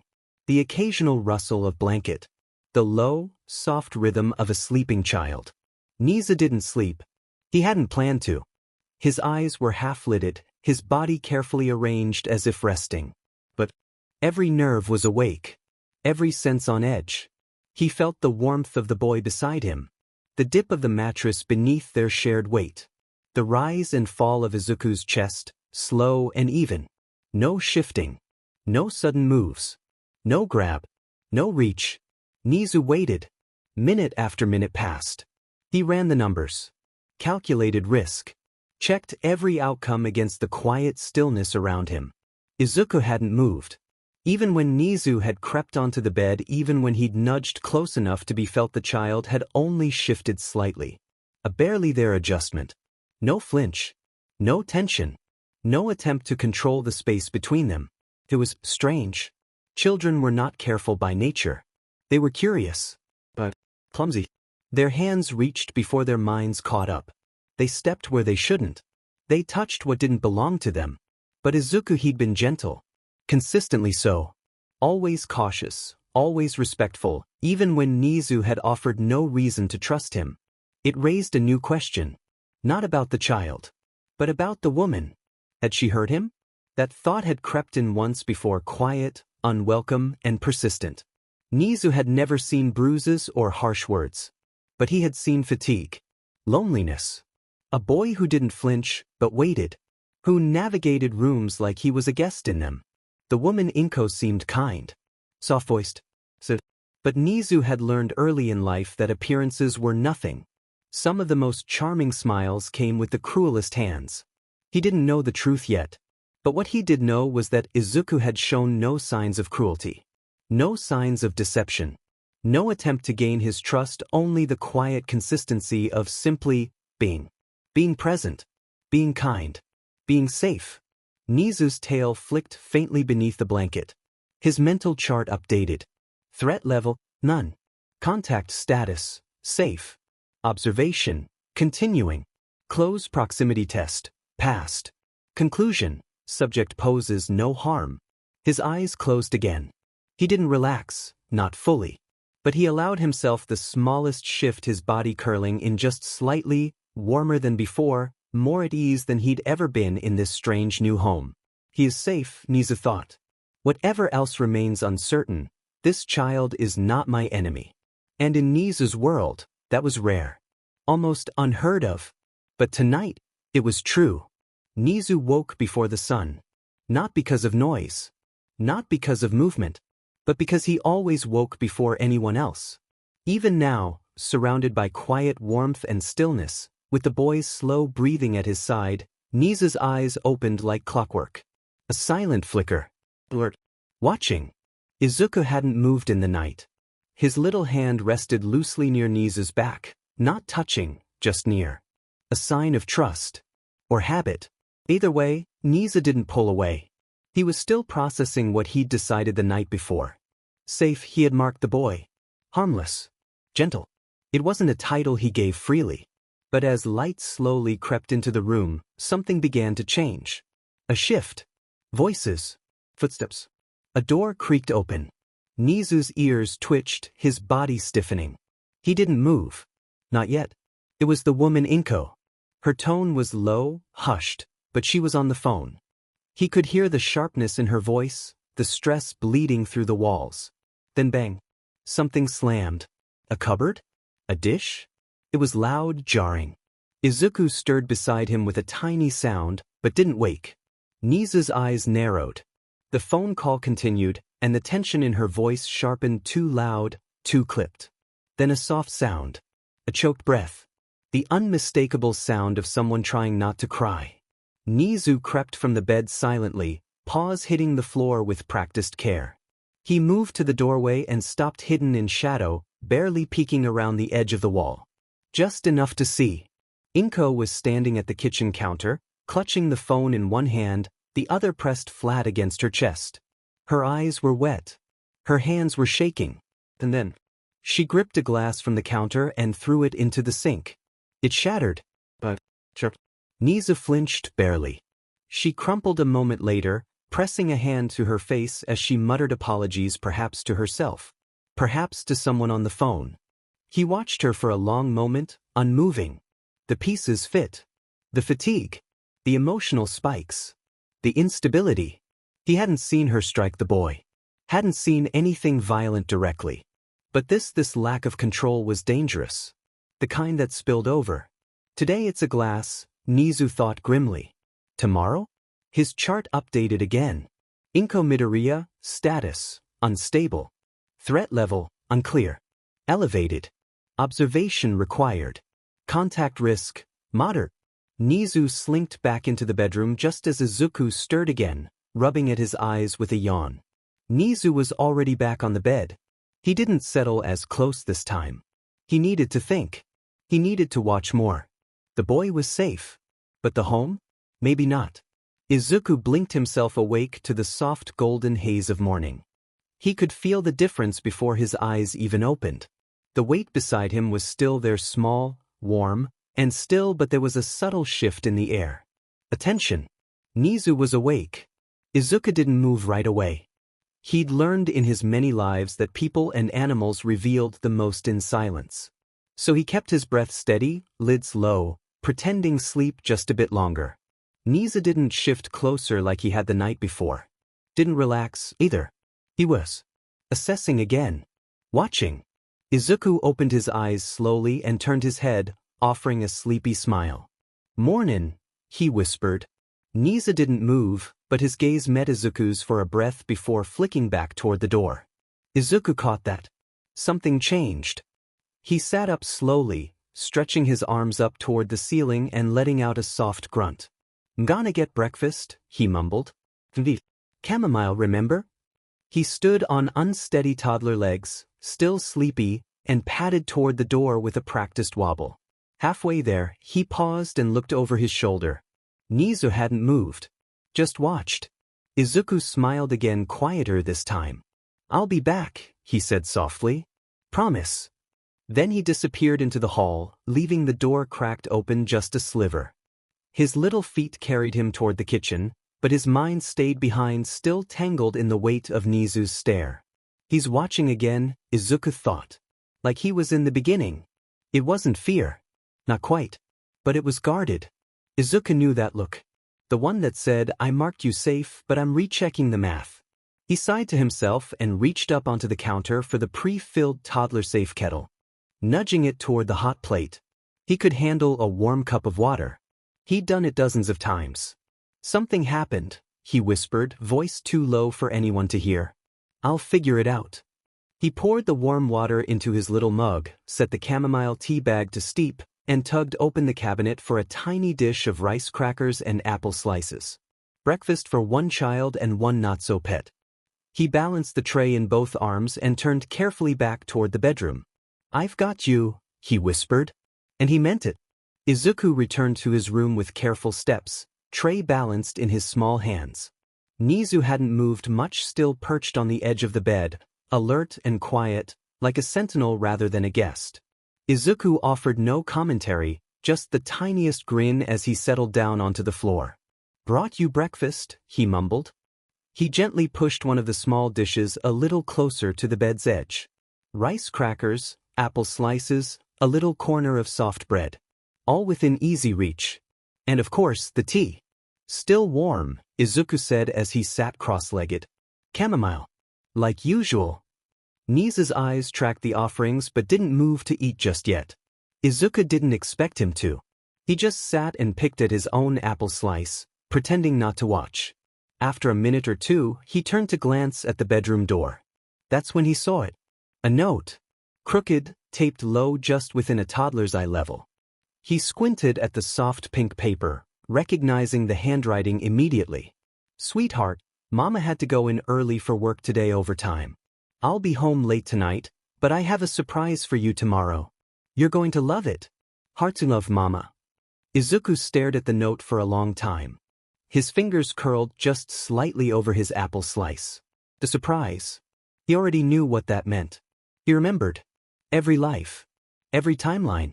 It always played out the same. Tomorrow was the day he'd meet Katsuki Bakugo for the first time. Bakugo with his nice house. Bakugo with his confident smirk and bright, spitting anger. Bakugo, whose mother was his mom's best friend. Bakugo, who'd play with him for 10 minutes before deciding that Izuku was less than him. And then the rest of childhood turned into endurance. "Quirkless freak. You'll never be a hero. Go jump off the roof. Maybe you'll get a quirk in your next life." Izuku had heard it all. He had lived lifetimes. He had stood on battlefields. Had died in pain and light and fire. And yet, those words still clung to the walls of his memories like rot. You don't build resistance to bullying just by being reborn. It stays. It echoes. Because it's personal. Because it changes you before you know it has. Izuku hugged his knees for a second, face unreadable. He remembered being younger, really younger in one of his first lives, wondering what was wrong with him. Why Bakugo hated him. Why he couldn't just be better. He remembered apologizing for being too weak more times than he could count. He remembered trying not to cry where others could see. He remembered thinking maybe Bakugo was right. Even now, with all his years tucked secretly behind his small green eyes, the memory made his chest hurt. His fingers dug into the soft fleece of his pajama pants. He hated bullying. He hated the way it twisted people, made them turn cruel just to avoid being targets themselves. He hated the way adults turned a blind eye, or worse, pretended it was just kids being kids. He hated how it lingered long after bruises faded. He hated that even now, knowing what was coming, he still wasn't sure what to do about it. He closed his eyes for a moment, took a breath, then another. He wouldn't think about Bakugo today. Not yet. Today was about Nezu. He glanced over, and to his quiet relief, one of the rice crackers was gone. Nezu hadn't looked at him. But he'd eaten. That was something. Izuku uncurled slowly, stretching his legs out and leaning back on his hands. I don't like surprises, he said aloud. They're never good ones. Nezu gave him a look, not startled, not disapproving. Just a look. Weighing. Processing. Izuku smiled softly. Don't worry. Tomorrow's gonna be annoying, but today's still quiet. We've got time. He reached for his tea and took a slow sip. Chamomile, warm and calming. A small piece before the storm. And for now, he would hold on to it. Nezu didn't flinch when the boy spoke. He never did. Flinching showed too much. Still, the words echoed in his ears. I don't like surprises. They're never good ones. It had been spoken simply, lightly, as if just a passing comment. But Nezu had learned long ago that offhand remarks were rarely accidental. Children often said the most important things when they thought adults weren't really listening. And while Izuku was small a child in body, he was something else, too. Something watched. Wounded. Measured in the way he moved and the way he rarely asked for anything. A child like that didn't dislike surprises for no reason. Nezu's gaze drifted slowly to the note still hanging on the door. The surprise. He turned the words over in his head like weights. He had already marked Inko Midoriya as unsafe. Not hostile, not intentionally harmful, but unpredictable. Her outbursts, her trembling hands, the glass she'd thrown, the strain in her voice when she thought no one was listening. Unpredictability, in Nezu's world, equaled danger. It didn't always wear teeth. It didn't need to. A careless hand, an overlooked risk, a sudden snap, those were often worse than cruelty planned. Unpredictable surprise. Nezu's nose twitched. He sat quietly on the edge of the bed, watching Izuku sip his tea with that practiced stillness he wore like second skin. Too young to be this aware. Too careful to truly belong in the body he was in. He knows, Nezu thought. He's lived through enough surprises to recognize danger when it dresses in pink paper and hearts. Nezu looked down at his paws. Delicate. Scarred beneath the fur, where old burns and wires had once pressed. If Inko was truly dangerous, not intentionally, maybe, but recklessly, so then the boy was in danger. At least sometimes. And yet, Izuku hadn't said anything more. Hadn't shown fear. He had simply existed beside her, like a child weathering a storm that never truly ended. Nezu's claws curled slightly. If something were to happen, if something did happen, he would be safe. He could hide. He could run. He wasn't the target. That logic had saved him in the labs. Stay still. Stay quiet. Stay beneath notice. Why should he involve himself in someone else's danger? It wasn't his threat. He wasn't obligated to anything. His ears twitched again. Izuku gave another quiet sigh, brushing crumbs from his lap, and then reached for a small cloth to wipe the tea ring off the tray. So small. So tired. So careful. Nezu's gaze didn't leave him. The boy had never grabbed. Never pulled. Never demanded. Even when he had spoken to him softly, cheerfully, it was always in a tone Nezu could ignore if he wanted to. An offering, not a hook. And maybe that was what made something inside Nezu shift. Because even if he wasn't the target, that didn't mean he wanted to watch someone else become one. Especially not this boy.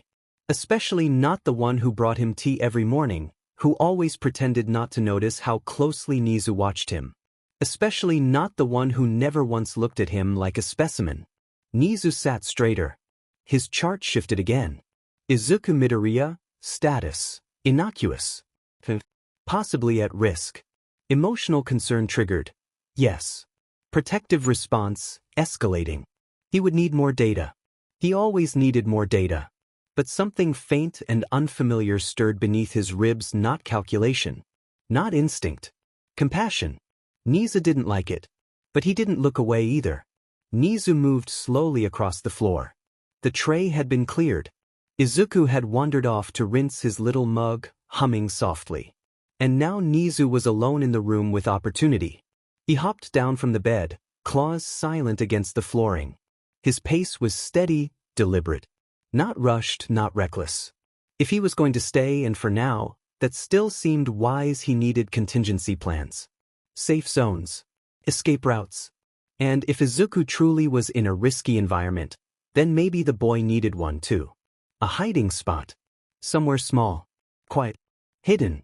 For emergencies only, of course. He passed through the bedroom door, taking mental note of creaky hinges and uneven boards.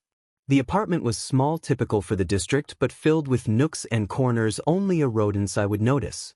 A floor vent under a shelf easily widened with time. The cabinet beneath the sink, though it smelled faintly of cleaning supplies. A laundry hamper with soft blankets already inside. None perfect, but each viable. As he moved into the living room, a voice behind him broke the quiet. "Oh, you're exploring the house?" Nezu paused. Izuku was leaning against the hallway wall with a smirk barely concealed behind two fingers. Still in his pajamas, hair messy from sleep. "Don't scratch the couch," he said cheerfully. "My mom would kill me if she knew I've been hiding a pet." Nezu blinked at him slowly, then turned and kept walking. He didn't react. He didn't have to. But inwardly he made another note. The boy is paying attention. He'd have to watch his own habits. Just in case. But while Nezu resumed his search beneath the end table, quietly measuring the shadows, he didn't notice the slight squeak of the door. He didn't notice the apartment window cracked just enough. And he definitely didn't notice the absence of a certain 3-year-old. Izuku padded across the hallway barefoot, feet nearly silent. The building was quiet at this hour, and he knew his moment was now. Down the hallway, third door on the left. Aizawa's apartment. Izuku grinned to himself. In every lifetime, it was always here. Always this door. Always early mornings and boxes in the hall. He knocked. Twice. A heavy shuffle from inside. A beat later, the door creaked open. Aizawa stood there, eyes half-lidded, hair disheveled, wearing a plain black tank and sweatpants. He looked every inch the groggy, vaguely annoyed adult Izuku remembered. Izuku didn't wait. He threw his arms around Aizawa's legs and squeezed. Aizawa froze like a statue, clearly processing what on earth just happened. Before he could speak, Izuku reached up and held out a folded paper. It was a slightly smudged crayon drawing a wobbly but enthusiastic rendering of a cloud raining lightning bolts onto a house with a single stick figure holding up an umbrella. Written, backwards, because Izuku was 2, in green crayon was. "For a rainy day. I made you this." Izuku chirped. Aizawa blinked down at him. Izuku hugged him again. "You can put it on your fridge." He turned on his heel with a giggle. "Bye, Mom." And before Aizawa could get a single word out, the door was closing and Izuku was gone. Back in the apartment, Nezu finally emerged from behind the laundry basket, satisfied he'd found a promising enough spot. But when he turned toward the bedroom, silence. And no Izuku. Nezu narrowed his eyes. He didn't know what the boy was up to, but he did know one thing. He wasn't the only unpredictable one in this apartment. Aizawa stared down the hall long after the kid disappeared. He looked from the now-shut door to the drawing in his hand. A cloud. Lightning bolts. One stick figure holding an umbrella. Green crayon. Smudged. Sloppy. The text at the top, backward and uneven, read. "For a rainy day." He blinked once. then looked down at the space near his legs where the toddler had thrown himself into a sudden hug just moments ago. Right, he muttered. He recognized the kid. Of course he did. He'd seen him a couple times since moving in tiny thing, mop of green hair, steady stare for a toddler. A few weeks ago, the same kid had wobbled his way into Aizawa's open doorway while he was dragging in moving boxes, tottered into his kitchen like he owned the place, and without hesitation, grabbed an apple from the counter and toddled out again. No hello. No explanation. Just deliberate mischief disguised as toddler innocence. Aizawa had assumed he was just some overly confident neighborhood kid. Probably belonged to one of the single moms in the building. He hadn't caught a name. Still didn't know it. But now? A silent door knock. A full-body hug. A thunderstorm drawing like it meant something. A shouted, "Bye, Mom." Aizawa held the drawing up at eye level. He squinted at it. Okay. Still barefoot and still holding the drawing, Aizawa walked into his kitchen and pinned it to his fridge with a magnet shaped like a fishbone. He stared at it for another few seconds. Then quietly, "I don't even like kids." And yet, he didn't take it down. Nezu was perched on the edge of the bookshelf, tail wrapped neatly around his feet, ears twitching in quiet irritation. Izuku was gone. The window was slightly ajar. The door still faintly warm from being opened. And the boy, his small, strange, sharp-eyed boy, had vanished without a sound. He wasn't worried. Exactly. Izuku was strange. Oddly perceptive. Too observant for a toddler. But also undeniably reckless in the way only children could be, trusting in their own invincibility, especially when nothing had hurt them yet. Nezu had half a mind to be offended. He had spent the morning scouting the apartment. He had carefully investigated each corner, each crevice, each shadowed patch that might work in an emergency. And he'd found one. A cabinet. Not under the sink. Not too obvious. A small cubby tucked beneath the bedroom floor vent, shallow but wide. Insulated from sound, shielded from casual inspection. Enough for a small child to curl into and wait, should things ever go wrong. It wasn't a perfect solution, but it was better than nothing. He'd intended to show it to Izuku this morning, a simple act. A quiet nudge. A shared understanding wrapped in the way Izuku seemed to truly view him. Not as an equal, not as something extraordinary, but as a strange, quiet pet. One he liked, maybe even trusted, but nothing more. But now the child had disappeared. Nezu's claws clicked softly against the wood as he shifted his weight. He wasn't panicked, not yet. He'd learned that panic clouded logic. But he was unsettled. He had just started marking the boy safe. And now, like a puff of smoke, he was gone. The window creaked. Nezu snapped his gaze toward it. And just then, the front door eased open with the smallest click. Izuku slipped in, cheeks slightly flushed from the morning air. He shut the door with the slow, careful precision of a child who knew exactly how loud was too loud. And then he turned and stopped. Nezu was staring at him from the top of the bookshelf, unmoving. Izuku gave a sheepish little smile. Hi. Nezu didn't move. Izuku patted closer. I just went to, say hi to the new neighbor. Still no movement. I didn't say anything weird, he promised, which, of course, was exactly the kind of thing someone who had said something weird would say. Nezu narrowed his eyes. Izuku lowered his voice and added, "He put my drawing on his fridge." A long, long silence.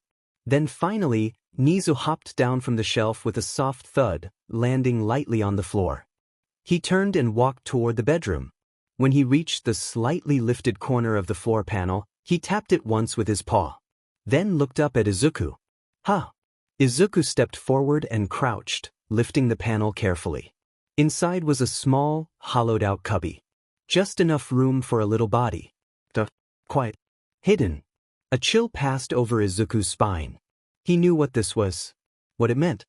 He looked at Nezu, who sat waiting beside it like a silent guardian. Just in case. Izuku asked softly. Nezu didn't move. Izuku nodded once and gently set the panel back into place. Thanks. They didn't speak after that. They didn't need to.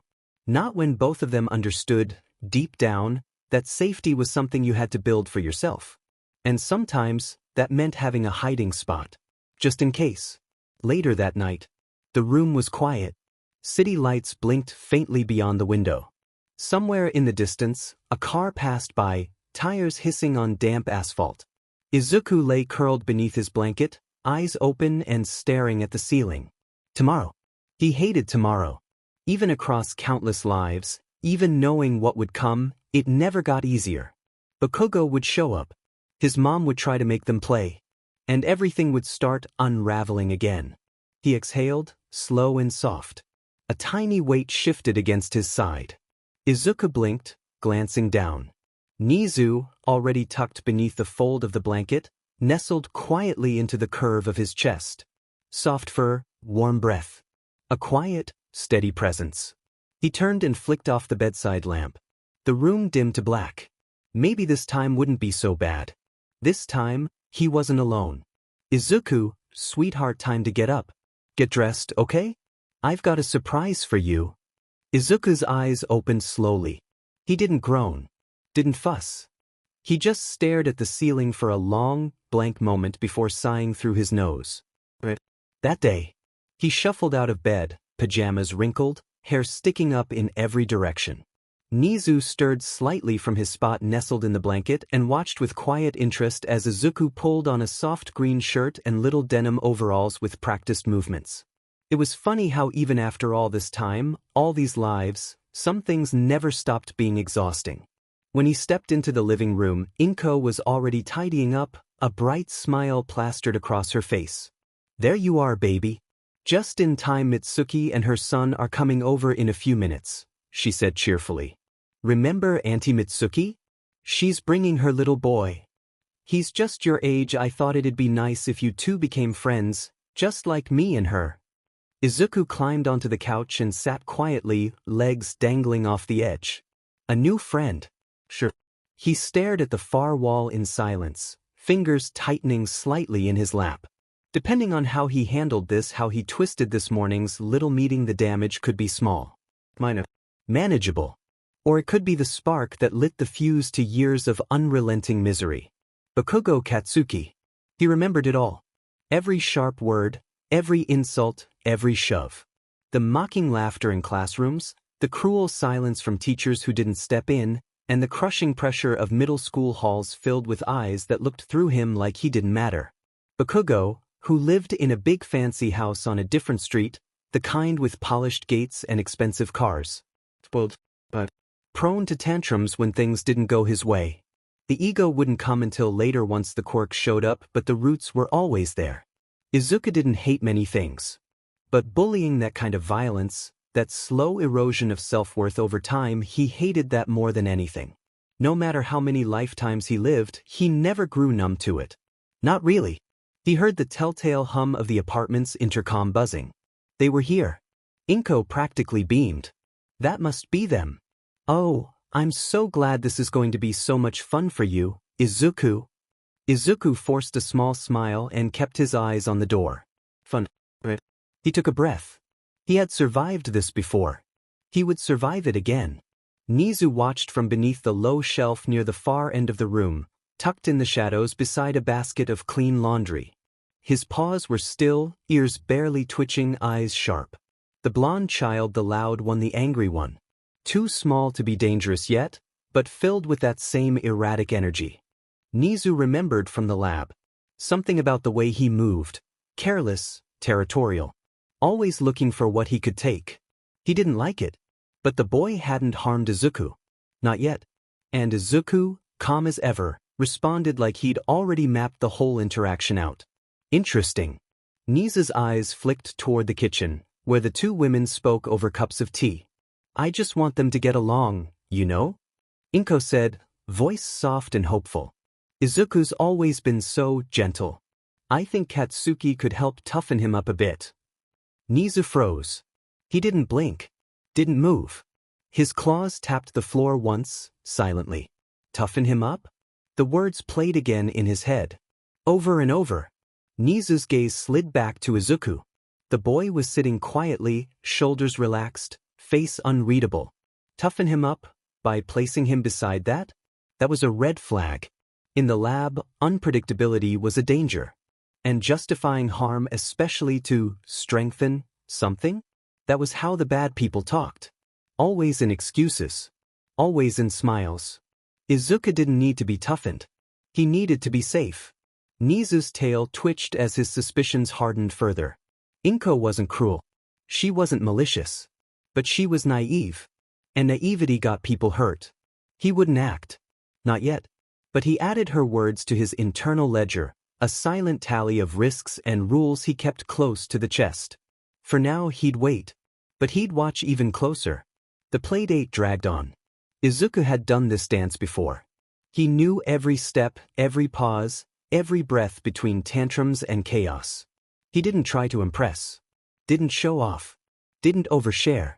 Instead, he carefully constructed an afternoon of utter, relentless boredom.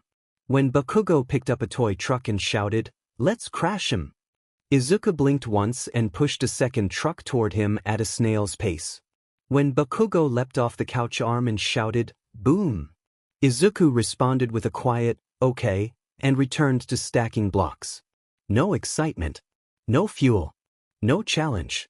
Bakugo paused a few times, clearly waiting for something. A reaction. A spark. A pushback. None came. Eventually, Katsuki dropped onto the floor beside Izuku, letting out a long sigh. "You're weird," he mumbled, chewing on a plastic tire. "But not annoying." Izuku gave a neutral nod. "Okay." Bakugo narrowed his eyes, like that wasn't the answer he wanted, but he seemed to take it as a win. After a long beat of silence, Bakugo grinned. "When I get strong, you can be my sidekick." Izuku didn't blink. This was new. Not the sidekick part, he'd heard that one before. But this was early. Katsuki had made that declaration once before, but not until they were 5. It was happening earlier now. Izuku tilted his head. "Okay." Katsuki nodded smugly, clearly proud of himself for choosing someone worthy. He laid on his back and flung a stuffed bear into the air with a cackle. Izuku kept his face carefully blank, but inside? Sidekick. Sure. He'd add it to the list of potential disaster routes. Later that night, the apartment was quiet again. Inko tucked Izuku into bed with a tired smile, brushing his curls gently from his forehead. She kissed him, whispered something about how proud she was of him for making a new friend, and dimmed the lights. Nezu, hidden under the edge of a low dresser, watched everything. The woman was soft-spoken, kind in her tone. But Nezu couldn't forget her words earlier. Toughen him up. Was that what this was about? Tossing Izuku into the wild with that loud child until he was resilient? She didn't see the strain in Izuku's eyes when she spoke. The slight pause before he nodded. She didn't see the way he curled inwards as the light clicked off. But Nezu did. When the bedroom fell still and Inko's footsteps faded down the hall, Nezu slipped free from his hiding place and padded softly across the floor. He climbed up onto the bed in practiced silence. Izuku hadn't moved. But when Nezu settled against his side, the boy let out a soft breath and turned just enough to feel the warmth against his arm. Nezu didn't close his eyes. He watched the door. He kept watch for him. Because someone needed to. And if no one else would, he would. The soft rhythm of Izuku's breathing had long since evened out. He lay curled under a pale green blanket, one small hand fisted near his cheek, the other resting over where Nezu had once been tucked. Nezu had slipped free once Izuku fell asleep. Not in haste, not in distrust, just quiet curiosity. Instinct. He moved like a shadow across the wooden floor, ears twitching at every groan of the old apartment's bones. No light shone beneath the door, and no footsteps sounded beyond the room. Still, he took no chances. He made his way to the cracked door, nudging it open with careful force. The hallway stretched dim and silent. Nezu crouched low and crept forward until he could just barely see the kitchen lights spilling faintly into the hall. The mother was there. Inko. She was moving slowly, her back to him as she scrubbed dishes in the sink. There was no music playing. No television murmuring in the background. Just the soft clink of ceramic, the rush of water, the tired sigh that escaped her every few minutes like clockwork. Nezu lingered just past the wall, unseen. He watched her shoulders sag. Saw the way she paused between plates. How she pressed her hands into her face like she was trying to rub the exhaustion away but failing. He didn't step closer. He didn't care to. She'd been marked unpredictable, unsafe from the start. He was fair with his judgments, thorough. And tonight did little to soften that view. She wasn't cruel. Not yet. But she was unstable. He knew how quickly kindness collapsed under pressure. How love could turn cold when stretched too thin.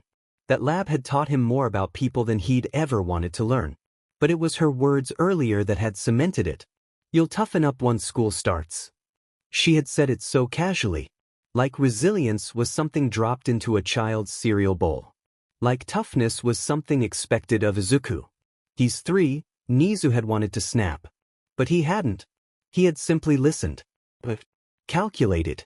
She would not hurt Izuku on purpose of that. Nezu was almost certain. But she would hurt him by accident. By not seeing the small cracks. By brushing aside the silence in his eyes. By forgetting to look deeper. And that, Nezu decided, was just as dangerous. He turned away and made the quiet journey back to Izuku's room. The boy hadn't shifted much, still curled, still breathing slow and even. A quiet little lump under the covers. Nezu climbed onto the bed, soft as a whisper. He hesitated. For a breath. Maybe 2. Then he settled himself just beside Izuku's stomach, where the rise and fall of breath was steady and warm. He didn't close his eyes. He didn't sleep. He watched Izuku's hand shift slightly, like he was reaching for something even in dreams.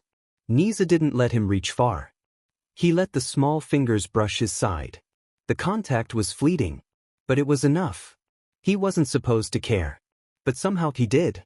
Izuku woke up to a warm spot against his side and a little snuffle of fur. Nezu had shifted again in the night, tucked half under the blanket, tail twitching lazily in his sleep. The early morning sun was barely filtering through the curtains, soft and gold across the walls. Izuku yawned, arms stretching above his head until his tiny fists bumped into Nezu's side. The mouse thing didn't stir. Izuku blinked sleep from his eyes, settling back down for a second, just watching the soft rise and fall of Nezu's breathing.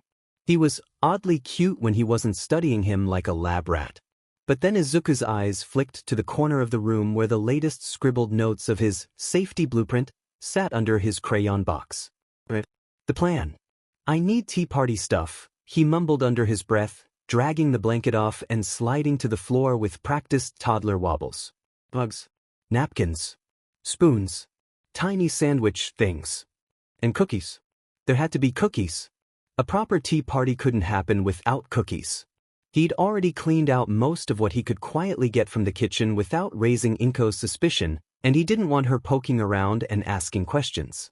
Which meant, time to rob Mom, he muttered with a mischievous little grin. By Mom, of course, he meant Aizawa. Because in every life, it never got old messing with him. Izuku crept out of the bedroom, pausing at the door just long enough to glance back at Nezu still curled in the blankets. He didn't say anything. Didn't dare say the plan out loud.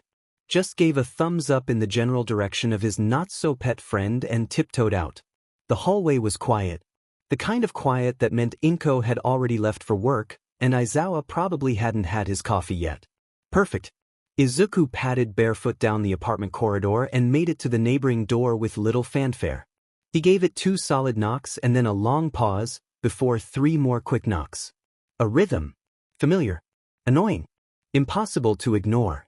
The door creaked open a sliver, revealing a familiar mess of tired black hair and an even more tired eye. Aizawa blinked at him. Izuku blinked back. And then hugged his leg like he'd been doing it every morning for years. Hi, Mom, he said cheerfully, like this was completely normal. Aizawa, for his part, just stood there for a beat. Then another. You again. I need to borrow your spoons, Izuku said with utmost seriousness. And maybe cookies. And a tiny tablecloth. And possibly a teapot, if you have one. It's for very important business. Aizawa squinted down at him. What kind of business?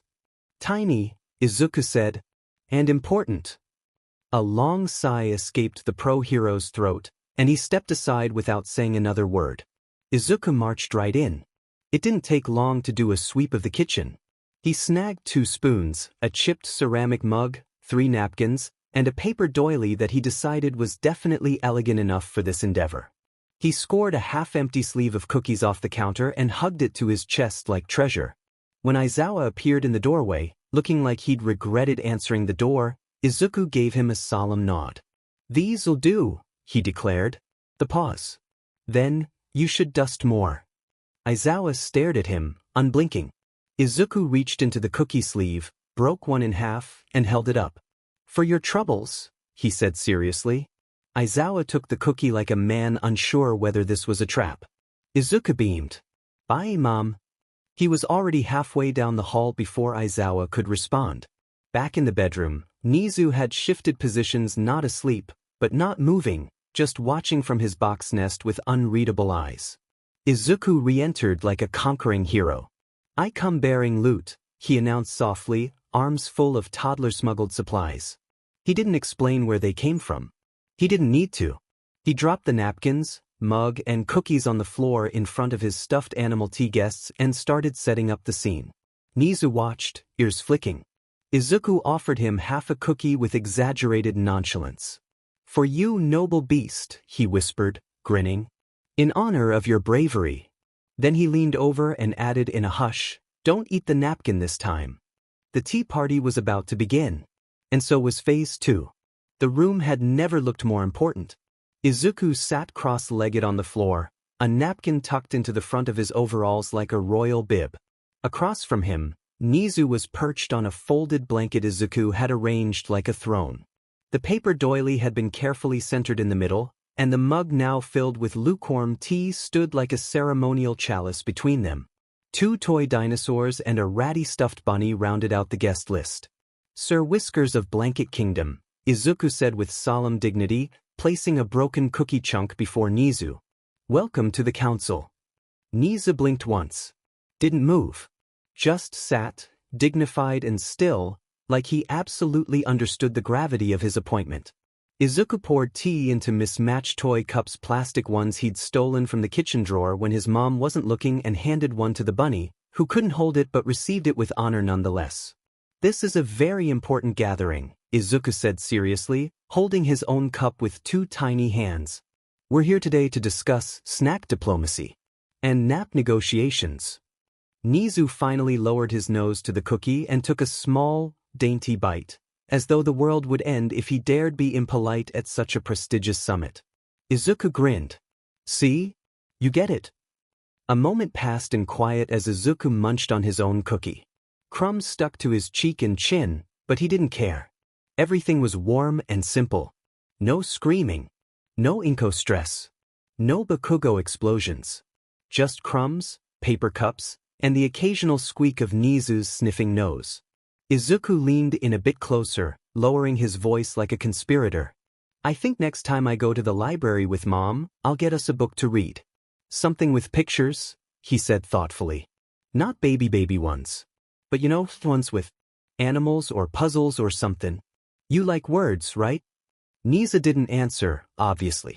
But he did tilt his head like he was listening. Or maybe judging. Izuku sighed dramatically and looked down at the stuffed bunny. "He's judging me, Sir Flop, I can feel it." He held up a tiny spoon and wagged it at Nezu. "You don't get to look at me like that when you ate a napkin last week." Nezu's ear twitched. Okay, technically it was a paper towel, but still. One of the dinosaurs tipped over dramatically into the teacup, splashing water over the edge and soaking part of the doily. Izuku blinked. "Oh no. Diplomatic incident." He quickly yanked the dino out and held it aloft like he was performing an emergency rescue. "Sir Roarclaw, you have betrayed the treaty. The Bunny Coalition will not forget this." He turned to Nezu seriously. "I'm gonna need you to play judge. Can the dinosaur come back to the table, or should he go in timeout?" Nezu sniffed at the plastic figure without much interest and turned his head away. "Banished," Izuku whispered. "Brutal. But fair." He flicked a cookie crumb into the air like a ceremonial sentence and gently placed the dino next to the closet door in disgrace. The party lasted a good 20 minutes before the tea ran out and Izuku got distracted by how sticky his hands were. As he wiped them on his overalls with zero remorse, he looked over at Nezu, who was now curled slightly to the side, sitting comfortably but watching with bright, alert eyes. Izuku offered him another chunk of cookie. "You're not bad company, you know?" Nezu gave him a look that might have been either polite tolerance or royal amusement. Izuku couldn't tell. Didn't really care. He popped the last cookie crumb into his mouth, liked his fingers clean, and leaned back on his palms with a sigh. "This is nice," he murmured. "You make it less lonely." Nezu didn't respond. But he didn't move away either. Izuku decided that was good enough. The tea may have been real. The guest stuff. The politics, ridiculous. But for a moment just a little one the world was quiet, and the council of blanket and crumbs was more than enough. Izuku was for today. Which meant, unfortunately, that today was also Dr. Day. The sun was too bright. The car ride was too quiet. And Izuku sat in the back seat with his legs swinging and his hands folded carefully in his lap while Inko glanced at him every few seconds through the rearview mirror. She tried to smile.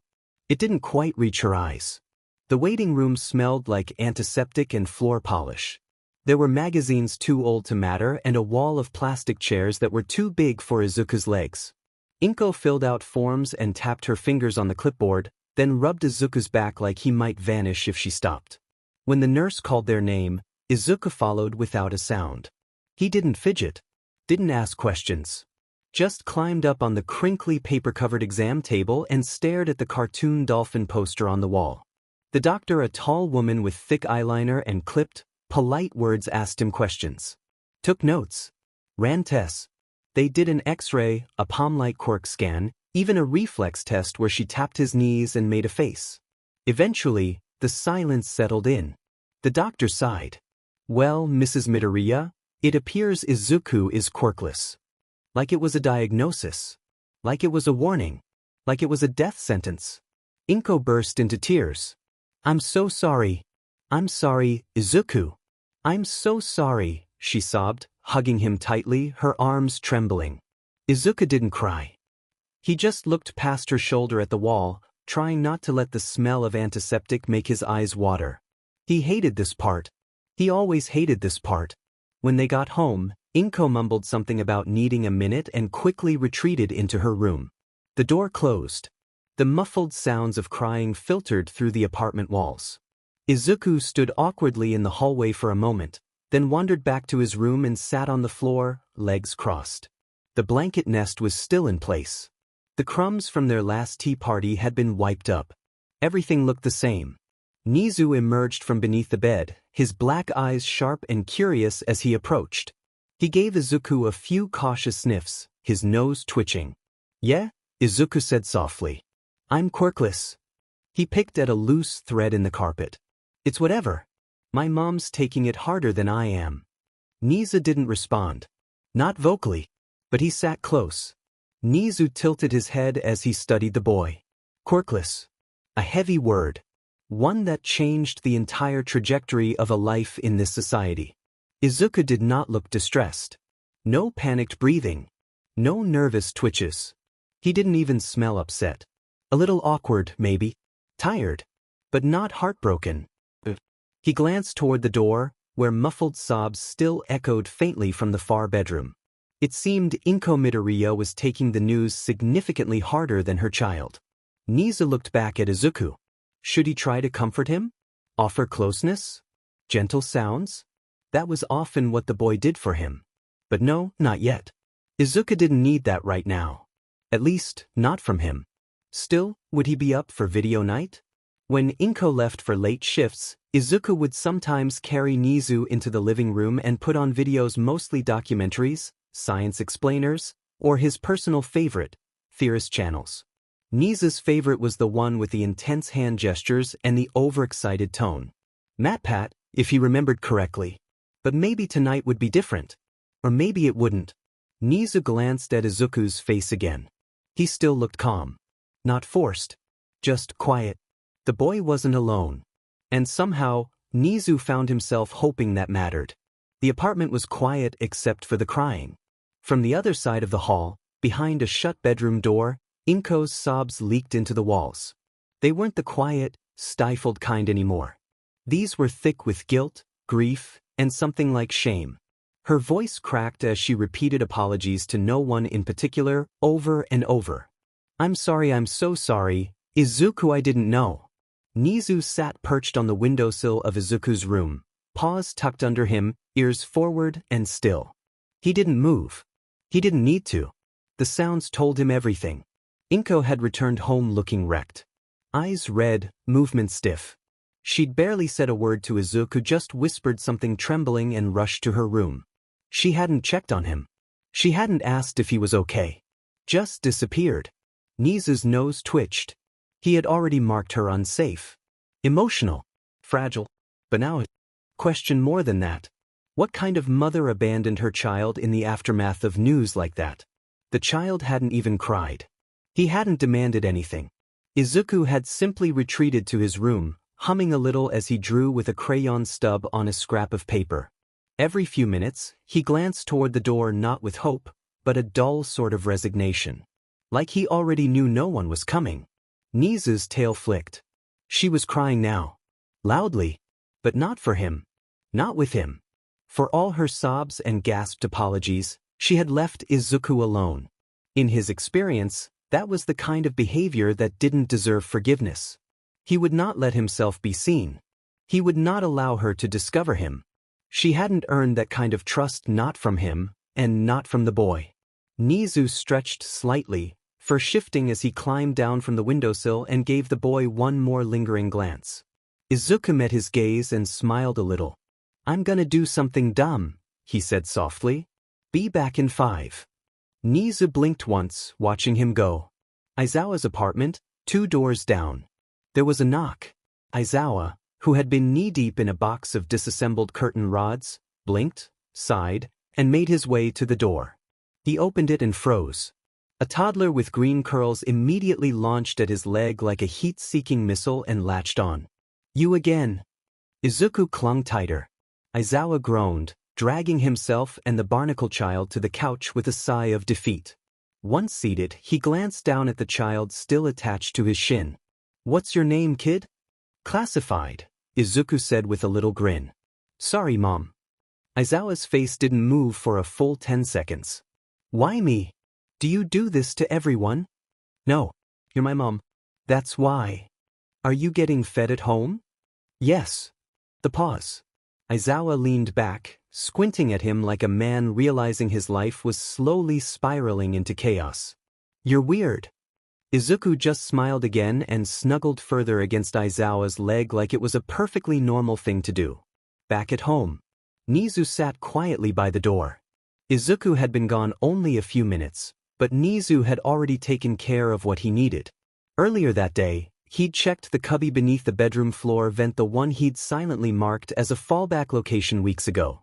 Shallow but wide, insulated from sound, hidden from casual inspection. Just enough for a child to curl into and wait. But now, he'd begun preparing it further. He'd dragged down an old blanket, pawed it flat inside the space. And now, tucked just beside it in a cleaned-out cracker box, were some wrapped snack packs and a travel water bottle, stolen from the kitchen when no one was looking. It wasn't much. But if things ever went wrong, it might be enough. It was quiet now. Inko still hadn't emerged. Her sobs had gone quiet. Nezu sat in the hush of it all and waited. And like always, Izuku returned. Without needing to ask, Izuku set a cracker on the floor by Nezu's paws and walked away like it was nothing. The boy didn't know it yet, but Nezu had already decided he wasn't going to lose him. Izuku padded softly into the kitchen. The scent of freshly made katsudon drifted through the small space, steam curling from the bowls on the counter. Inko stood nearby, setting them down with practiced hands, but Izuku noticed the tremble in her fingers. Her eyes were red and puffy, her smile strained. He didn't say anything. He'd asked once, in a different life, asked if she was okay, if she needed anything, and she'd broken down right there on the kitchen floor, sobbing and apologizing and clinging to him like he was all she had left. It had taken hours to get her to stop crying. It was safer now to stay quiet.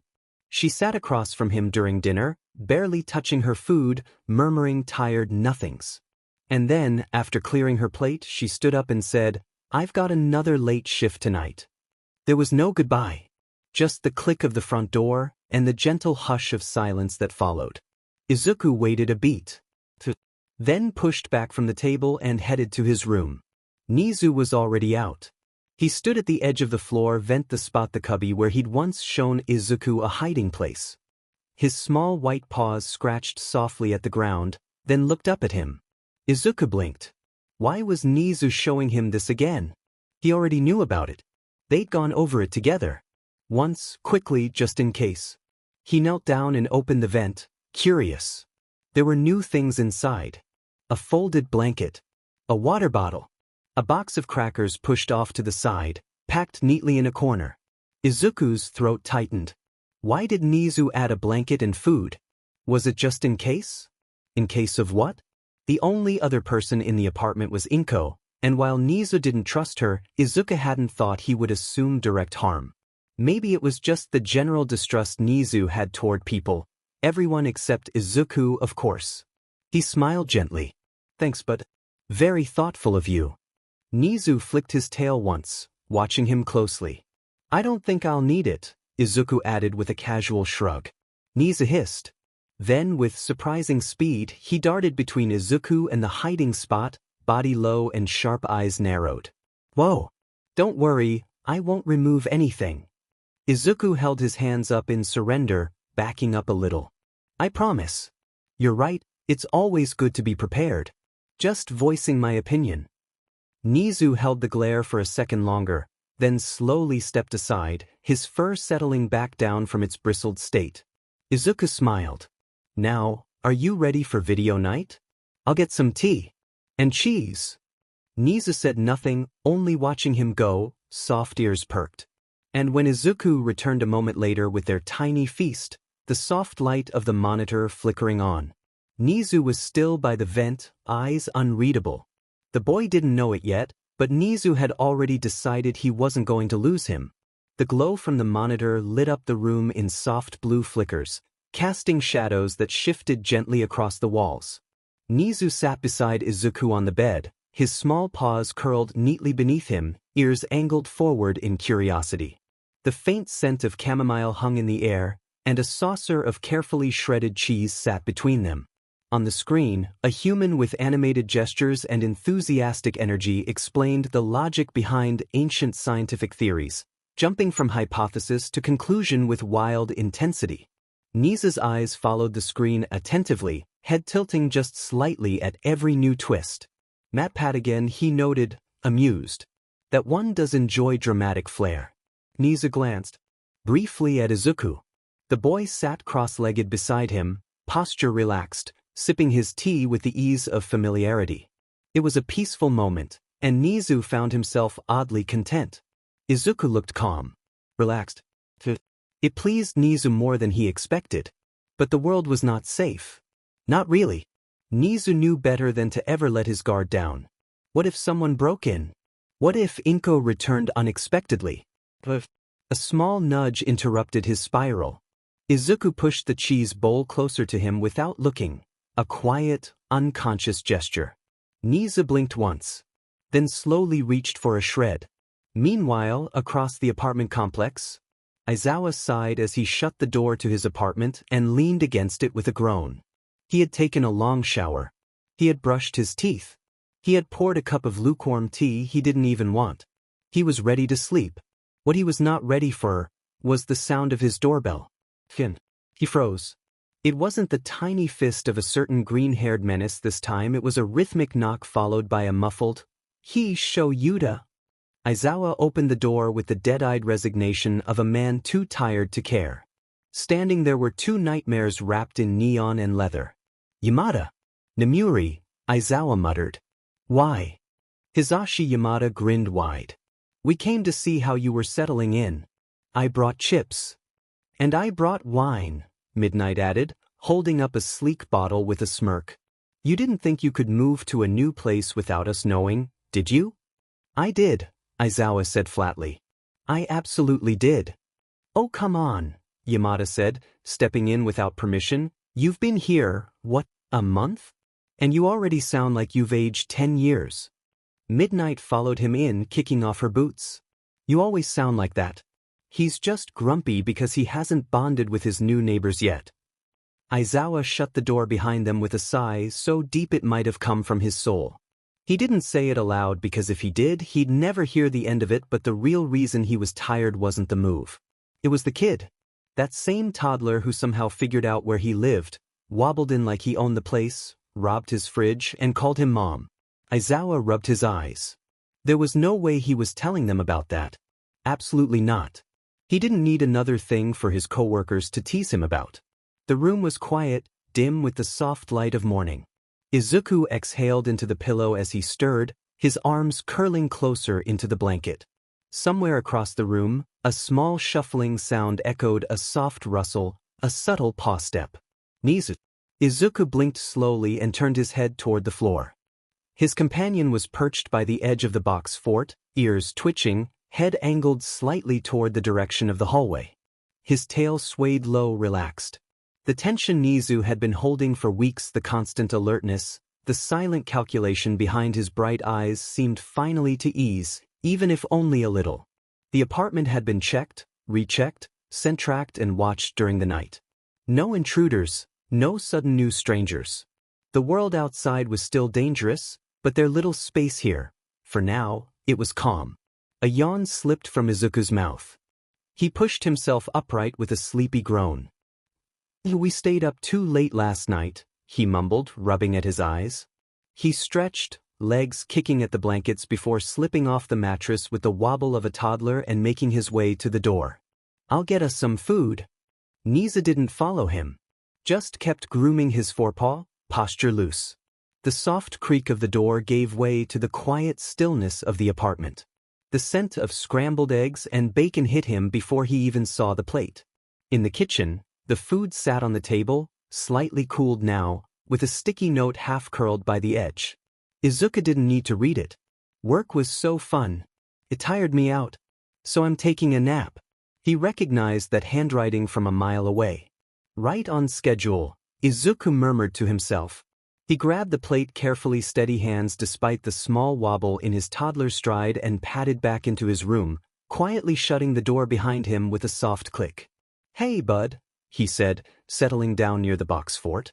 Nezu peeked out with one ear flicked upward. I don't think you've had eggs or bacon before, have you? Izuku took a bite of the eggs, then the bacon. It wasn't bad. The bacon was crispy enough. Probably the last clean pan Inko had lying around. Nezu sniffed carefully at the air before patting over. His tiny nose twitched as he leaned toward the bacon strip. One cautious bite. Izuku grinned, waiting. Nezu's face stayed neutral. His tail flicked once, contemplative. Then his nose crinkled at the sight of the scrambled egg, and without so much as a second sniff, he turned and promptly retreated back into the box fort. A moment later, the soft sounds of grooming resumed. Izuku chuckled under his breath. Not an egg guy, huh? No answer. Just more determined grooming. Yeah, that's fair. They do look kinda slimy this time. He popped another piece of bacon into his mouth, quietly enjoying the moment. Safe, peaceful. For now. Aizawa woke up to the sound of laughter. Not the warm, quiet kind, the booming, echoing, mic-clipping kind. He blinked once at the ceiling, face buried half in his pillow and half in the blanket, already regretting all of his life choices that had led to this moment. And then the guy on air, right? He says, is this the radio or the therapy hotline? And I swear I thought my producer was gonna pass out from laughing. No way. Midnight laughed, sipping her tea. Please tell me that went viral. Oh, it so did. We made it into a promo. Aizawa groaned quietly. He didn't even have to sit up to know the two of them were already fully awake and energized, loud voices bouncing around his kitchen like it was some sort of talk show cafe. He slowly dragged himself out of bed, still wrapped in a blanket like a begrudging burrito, and shuffled toward the smell of coffee. He'd forced them to sleep on the couch last night. It was a miracle they hadn't dragged in karaoke equipment while he was sleeping. He should have seen it coming when Mike showed up with a duffel bag. Nobody brought a duffel bag unless they planned to overstay. He paused in the hallway as Mike launched into another story, something about prank calls and a confused old man who thought the station was a grocery store. Midnight cackled loudly. He squinted blearily at the two of them from the kitchen doorway. Do you two ever sleep? Not when there's breakfast. Mike grinned, mouth full of toast. You should have come out earlier, Midnight added cheerfully, tossing her hair over her shoulder. You missed the good part. There was a guy who tried to sing live on air and forgot all the words. I'm going to pretend none of this is happening, Aizawa muttered, pouring himself a cup of coffee. Maybe if I close my eyes, I'll wake up in a cave in the mountains. Alone. With silence and peace. Ah, but you'd miss us, Mike said, slapping him on the back. Aizawa gave him a look. The kind of look that made villains freeze mid-robbery. Unfortunately, Yamada had grown up next to that look and was immune. He sipped his coffee. Bitter, just how he liked it. Midnight was now animatedly discussing favorite dessert spots in the area. Mike was chiming in with enthusiasm, somehow managing to talk louder with a mouthful of pancakes. The sound echoed through the apartment like a very perky alarm. Aizawa pinched the bridge of his nose. All he wanted was 5 minutes of quiet. He glanced at the door. For a fleeting second, he half expected that tiny, chaotic toddler, the one who called him Mom, robbed his fridge, and left crayon drawings like calling cards to burst in and complete the circus that was currently his home. But the door remained shut. No toddler. No tiny hand tugging on his pants leg. No child proclaiming their name was classified. Aizawa sighed into his coffee, slumping into his chair. No pint-sized fridge thief today. Maybe he really was losing his mind. Or maybe, just maybe, he'd gotten too used to being the neighborhood mom without consent. He stared down into his coffee. I should have moved to the mountains. Izuku waited until Inko stepped into the kitchen. Her voice rang out from the hallway a moment later, soft and strained as she answered the phone. He sat up. Yes, I'm worried for him, she said, her voice already sounding exhausted. For the last time, he's weak. He's not like Katsuki, he's not tough. He needs help. Izuku tugged his little green hoodie on and padded over to the door. Oh, that's such a good idea. Thank you. I'm sure he'll take good care of him. He paused. Nezu, curled up on top of the futon, perked up immediately, his ears twitching. He didn't move from his spot, but his eyes narrowed sharp, calculating. Take care of him? Who was she talking about? But by the time Nezu considered hopping down to investigate further, the bedroom door had already creaked open. Izuku slipped out like a shadow, silent on small feet. He didn't look back. Nezu's gaze lingered on the cracked door, then flicked toward the vent where the emergency hideaway was tucked. His fur prickled slightly, tail lashing once before settling. He didn't follow. Izuku always came back. Izuku shoved his hands into his pockets and slipped down the back stairs of the apartment complex, past the mailboxes, and into the cool, shadowed alley that wound behind the building. God, he needed air. The apartment was fine small, a little loud when Inko watched TV in the living room, but fine. Still, sometimes it felt like the walls were pushing in on him. Especially with the weight of the doctor's visit lingering on his shoulders. He stepped around a tipped recycling bin and wandered through the narrow alleyways like a mouse through a maze. Somewhere in the distance, a pigeon fluttered and cooed. A cat darted under a fence. A car honked 3 blocks over. It wasn't freedom, but it would do. Maybe he could find something interesting. Or someone interesting. Frenemies were always fun, not like Bakugo, no. Bakugo wasn't a frenemy, he was just a regular bully. Izuku wanted a frenemy like Shigaraki. They had been frenemies, though it was really just spawn killing each other in video games, but it was fun while it lasted. Shigaraki ended up killing him for real in that life. Shinso was always a good choice. But he had cut in front of Izuku at a vending machine once and didn't apologize. Izuku was still petty about that. He sighed. How was he supposed to make a frenemy at 4, anyway? Meanwhile, Aizawa had finally managed to kick out Midnight and Hisashi after they spent the night sprawled on his couch, laughing and chatting and stealing all his orange juice. I'm just saying, Hisashi yawned, stretching dramatically as he tugged on his boots. You move and still end up with the worst coffee maker on the block. You drank all my coffee, Aizawa muttered flatly. That's not the point, Hisashi grinned. Midnight leaned against the doorframe, sipping from a mug she had absolutely not asked permission to use. It's still weird seeing you in a place with windows. Starting to think you're adapting to normal life. Out, Aizawa growled, rubbing his eyes. We'll be back, Hisashi promised cheerfully as he stepped into the hall. Count on it. Aizawa closed the door behind them with a sigh. At last. He padded into the kitchen and grabbed his mug, sipping what was left of the coffee. His eyes flicked toward the hallway. Quiet. Blessedly quiet. No loud chatter. No unexpected visitors. No small toddler wandering in and stealing from his fridge. Not today, anyway. He sipped again and exhaled slowly.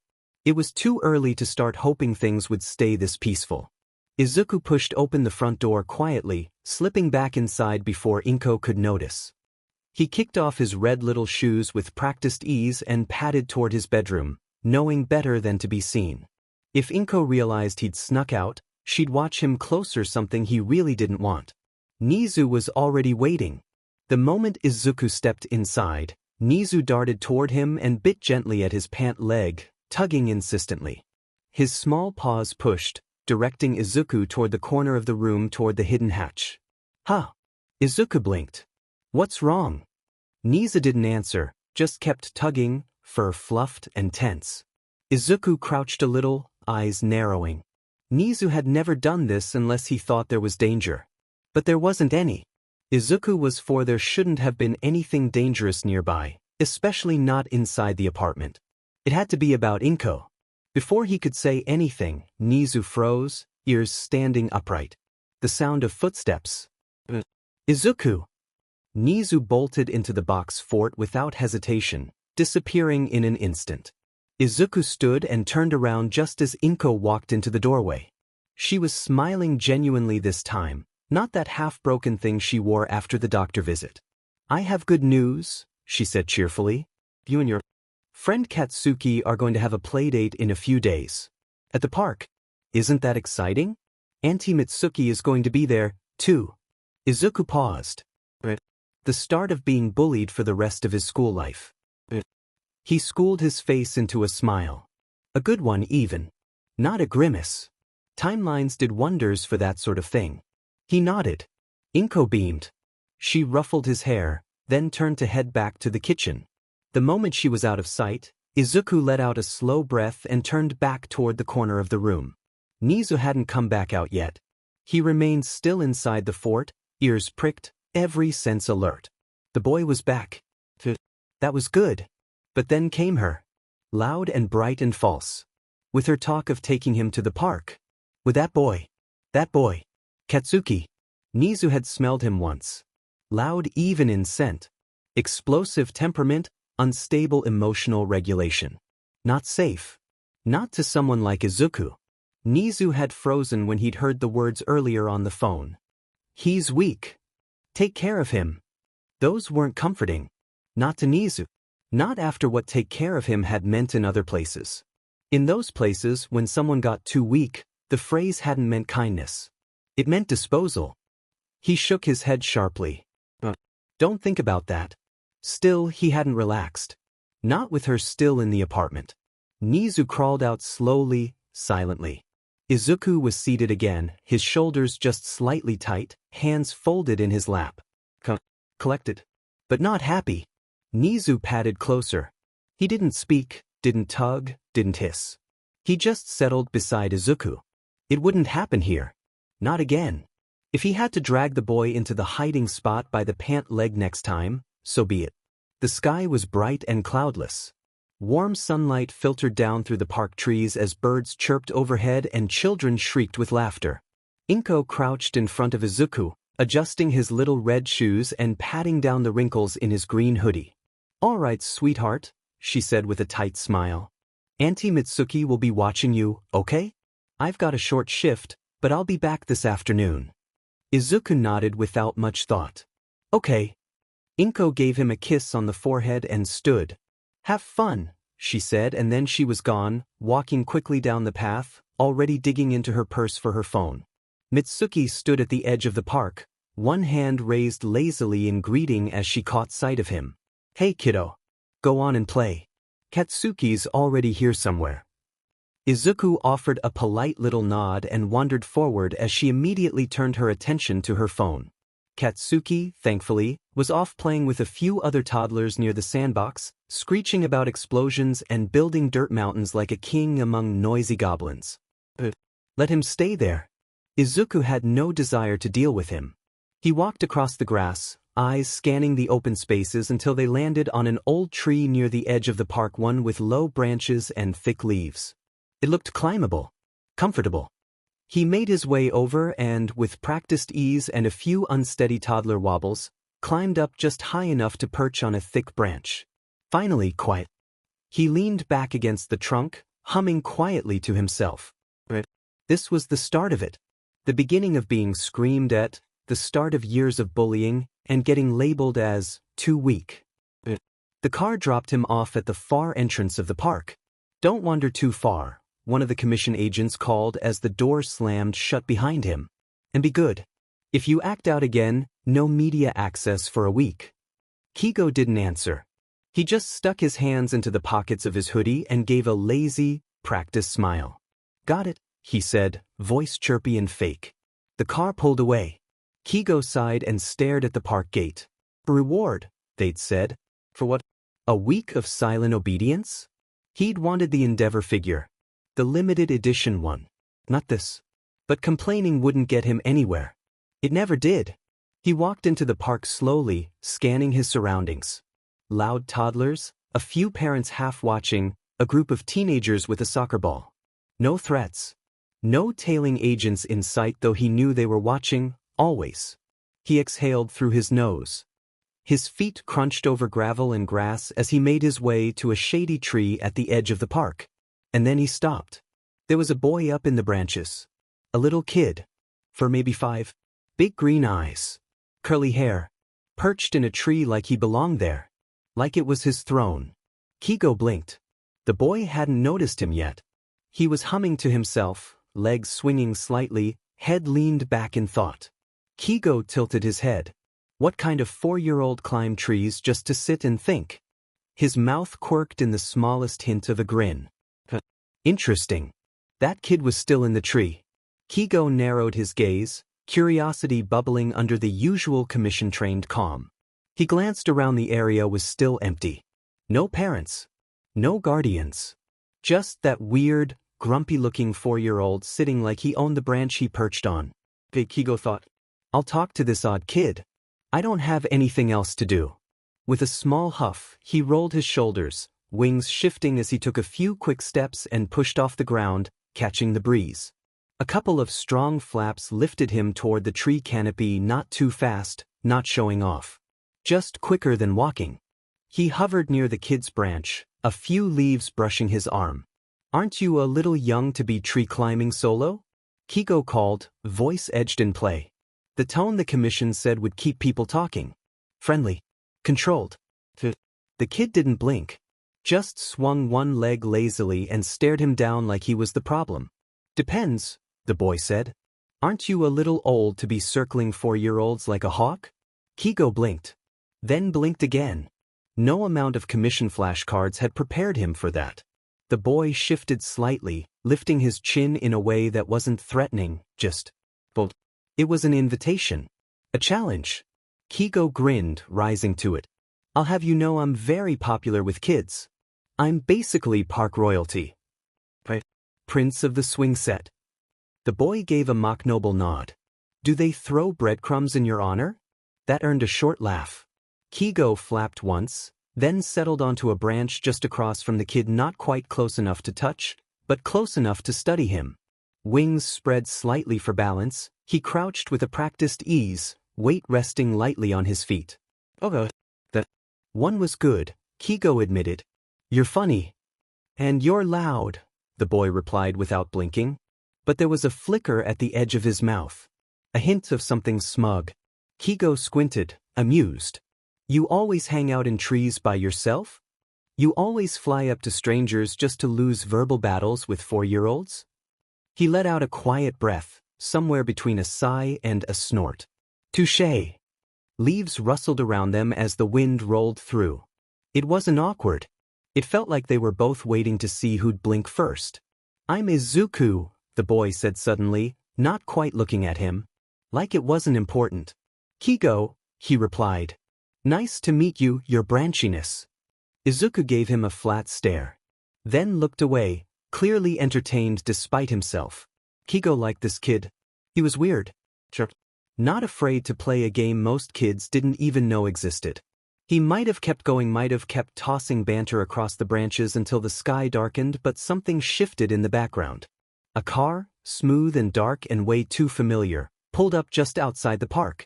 From here, Keigo couldn't see the driver's face, but he didn't need to. Keigo clicked his tongue, wings rustling as he rose from his crouch.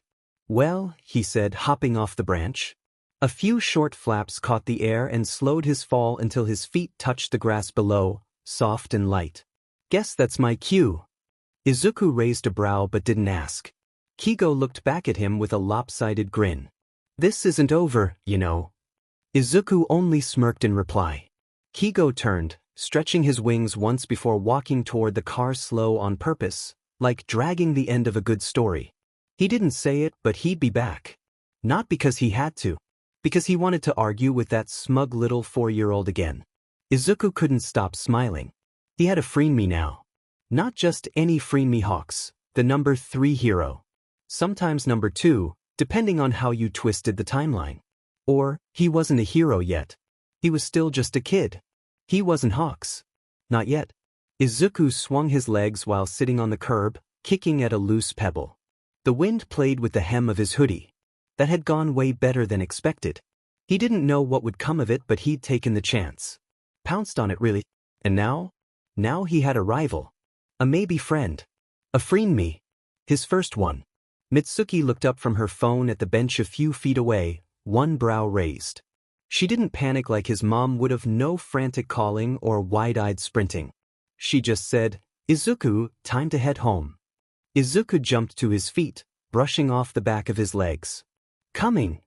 Nezu heard the front door open.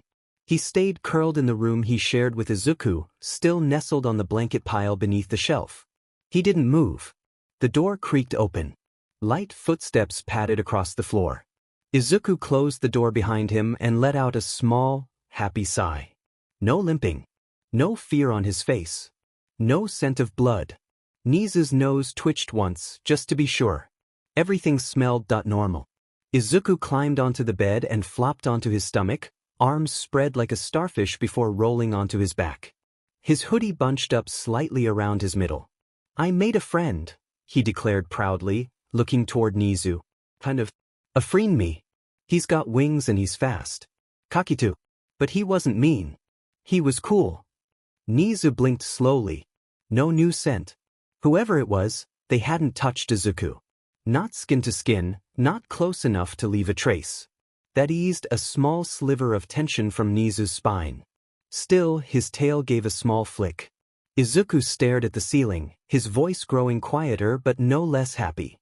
He'll be something big, you know? He doesn't know it yet. But I can tell. Nezu didn't move from his perch. Just watched. Observed. Izuku was warm. Unhurt. And most importantly, Izuku was happy. Izuku lay in bed, blinking up at the ceiling in the quiet dark. The faint sound of a car passing below buzzed for a moment, then faded.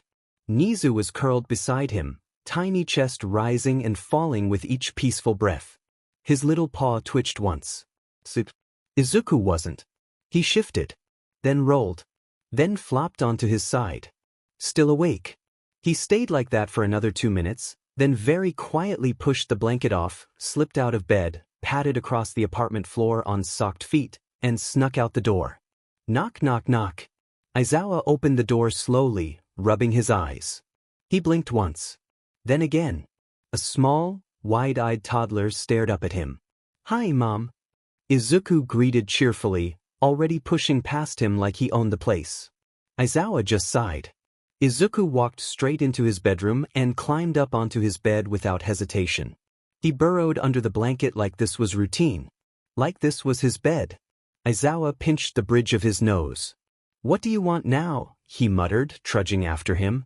You're not in the kitchen this time, or hugging my leg. That's new. I can't sleep, Izuku said plainly. Aizawa looked at him like he'd just declared war. His voice was flat. And what do you think I can possibly do about that? Izuku peeked over the blanket and tilted his head innocently. Stay in the room just until I fall asleep? Aizawa blinked. Then gestured wildly. This is my apartment. You're in my bed. Okay, Mom. Izuku chirped with a pleased grin. Anyway, I think I might have trouble sleeping in the future too, so if you could buy me some bedtime storybooks, that would help me. Aizawa opened his mouth to argue, paused, then exhaled the deepest sigh a man had ever sighed. Sure. Fine. He stared at the boy. Why are you having trouble sleeping anyway? Izuku yawned as he settled deeper under the covers. He paused to think. He was 4. 4-year-olds had nightmares. Monster fears. Closet beasts. That whole thing. He put on his best scared kid voice. I'm scared the monster under my bed will come up and eat me. Aizawa's expression softened almost immediately. I had that fear too when I was your age, he said gently. But I promise you, there isn't a monster under your bed, okay? You can always ask one of your parents to check under it if you're still scared it's there. Izuku smiled sleepily. He'd heard Aizawa say similar things before in other lives, always steady, always protective, even when he was exhausted and confused and being called Mom by a child he didn't even know the name of in his bed. In every timeline, Aizawa really was such a dad. Morning sunlight slipped lazily through the slats in Aizawa's blinds, casting warm strips of gold across the apartment floor. The quiet hum of the city beyond the windows was muffled, distant, unimportant. Izuku stirred under the covers. The warmth wrapped around him like a soft, sleepy hug. He blinked, face half buried in the pillow, only slowly realizing he wasn't in his own bed. Or even his own apartment. This was Aizawa's bed. He stretched just slightly and turned his head, and there he was. Aizawa, sitting in a chair beside the bed like he'd been watching him sleep for hours, which, honestly, he might have been, a half-empty mug of coffee in one hand and a book in the other. He looked exhausted in a way only Aizawa could, but he was awake. Barely. His eyes flicked over the edge of the page, then to Izuku. You planning on freeloading here permanently? Izuku blinked at him slowly, curls a little messy, face still puffy with sleep. Already have a squatter child, remember? Aizawa didn't even blink. You're a toddler. You shouldn't even know what freeloading means. Mom taught me, Izuku said innocently, wriggling deeper under the covers like he had no intention of leaving. His small arms tugged the blanket up to his chin.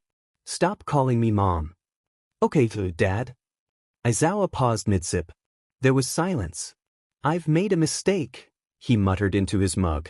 Izuku giggled. A moment passed. Then another. Izuku didn't move.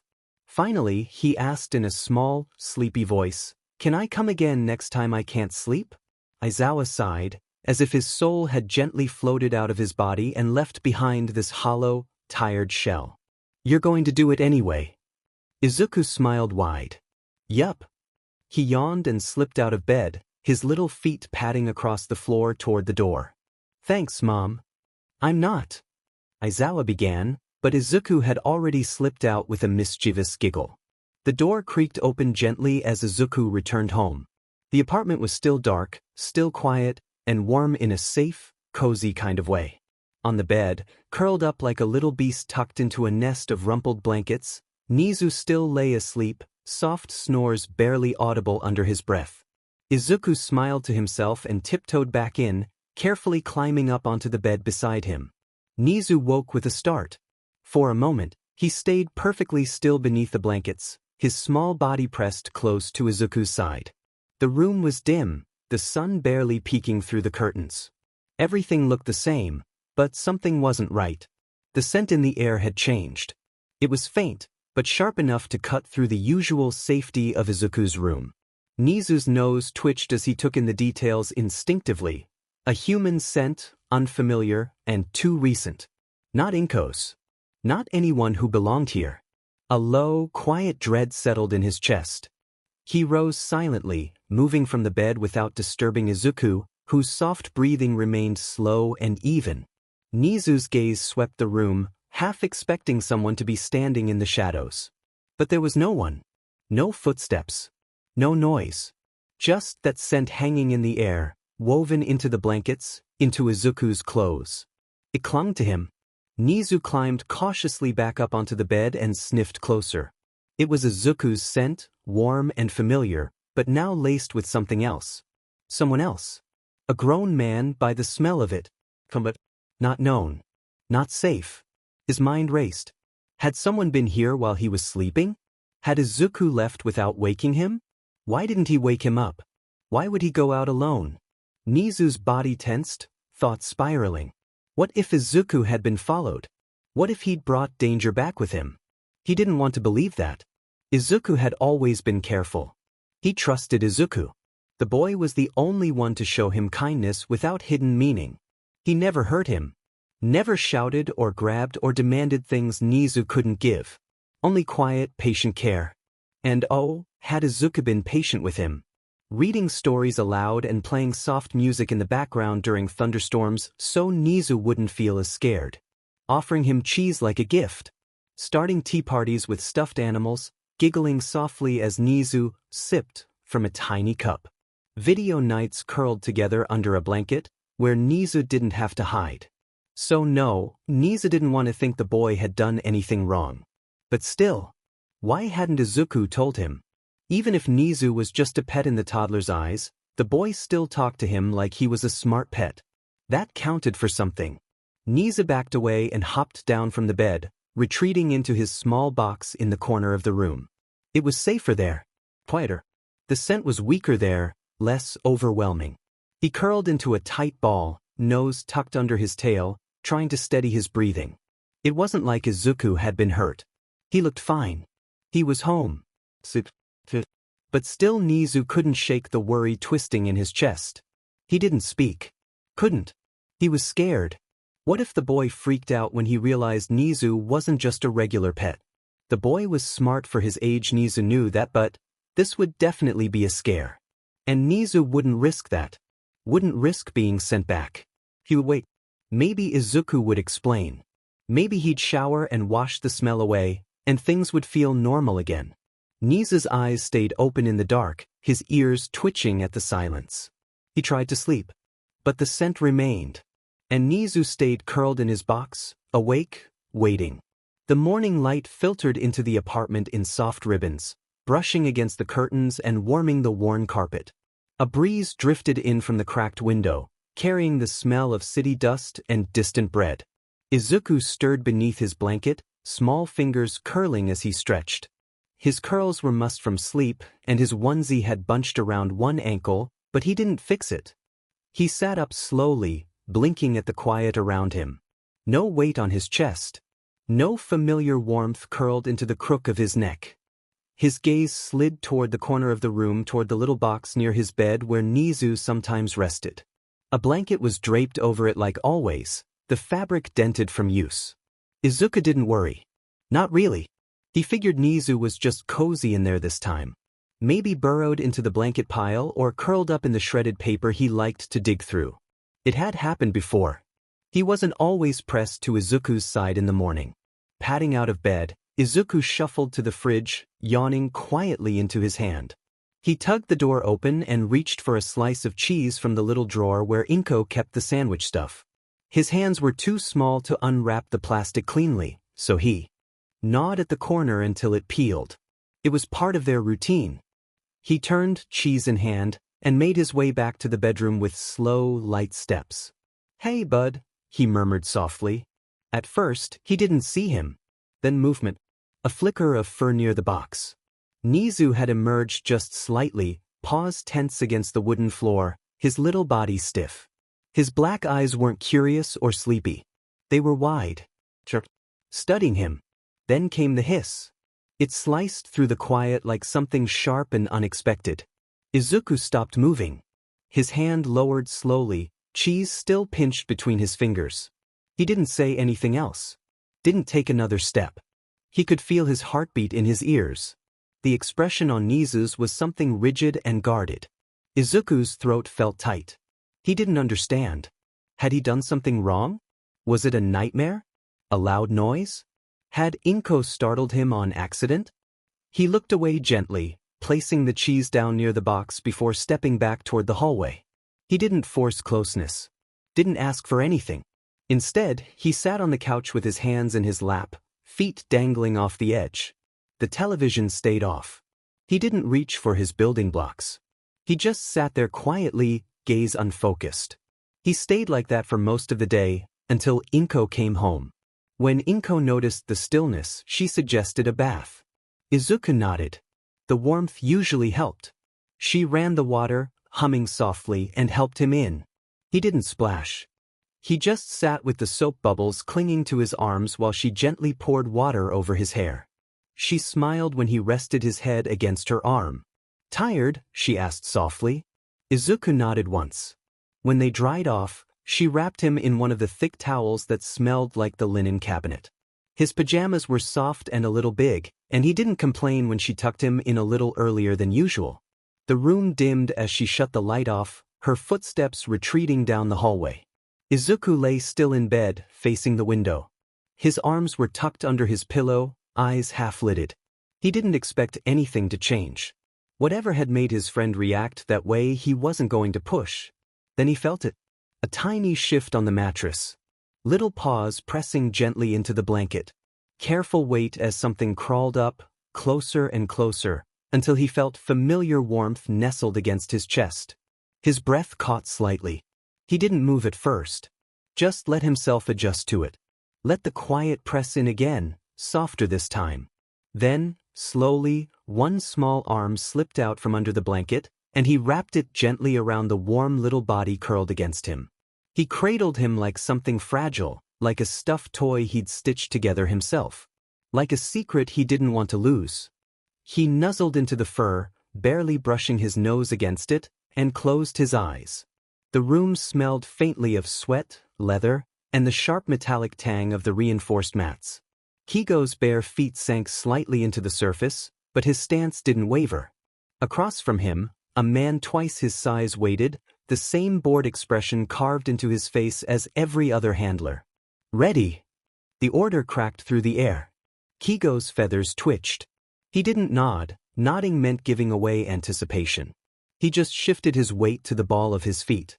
The first hit came low and fast.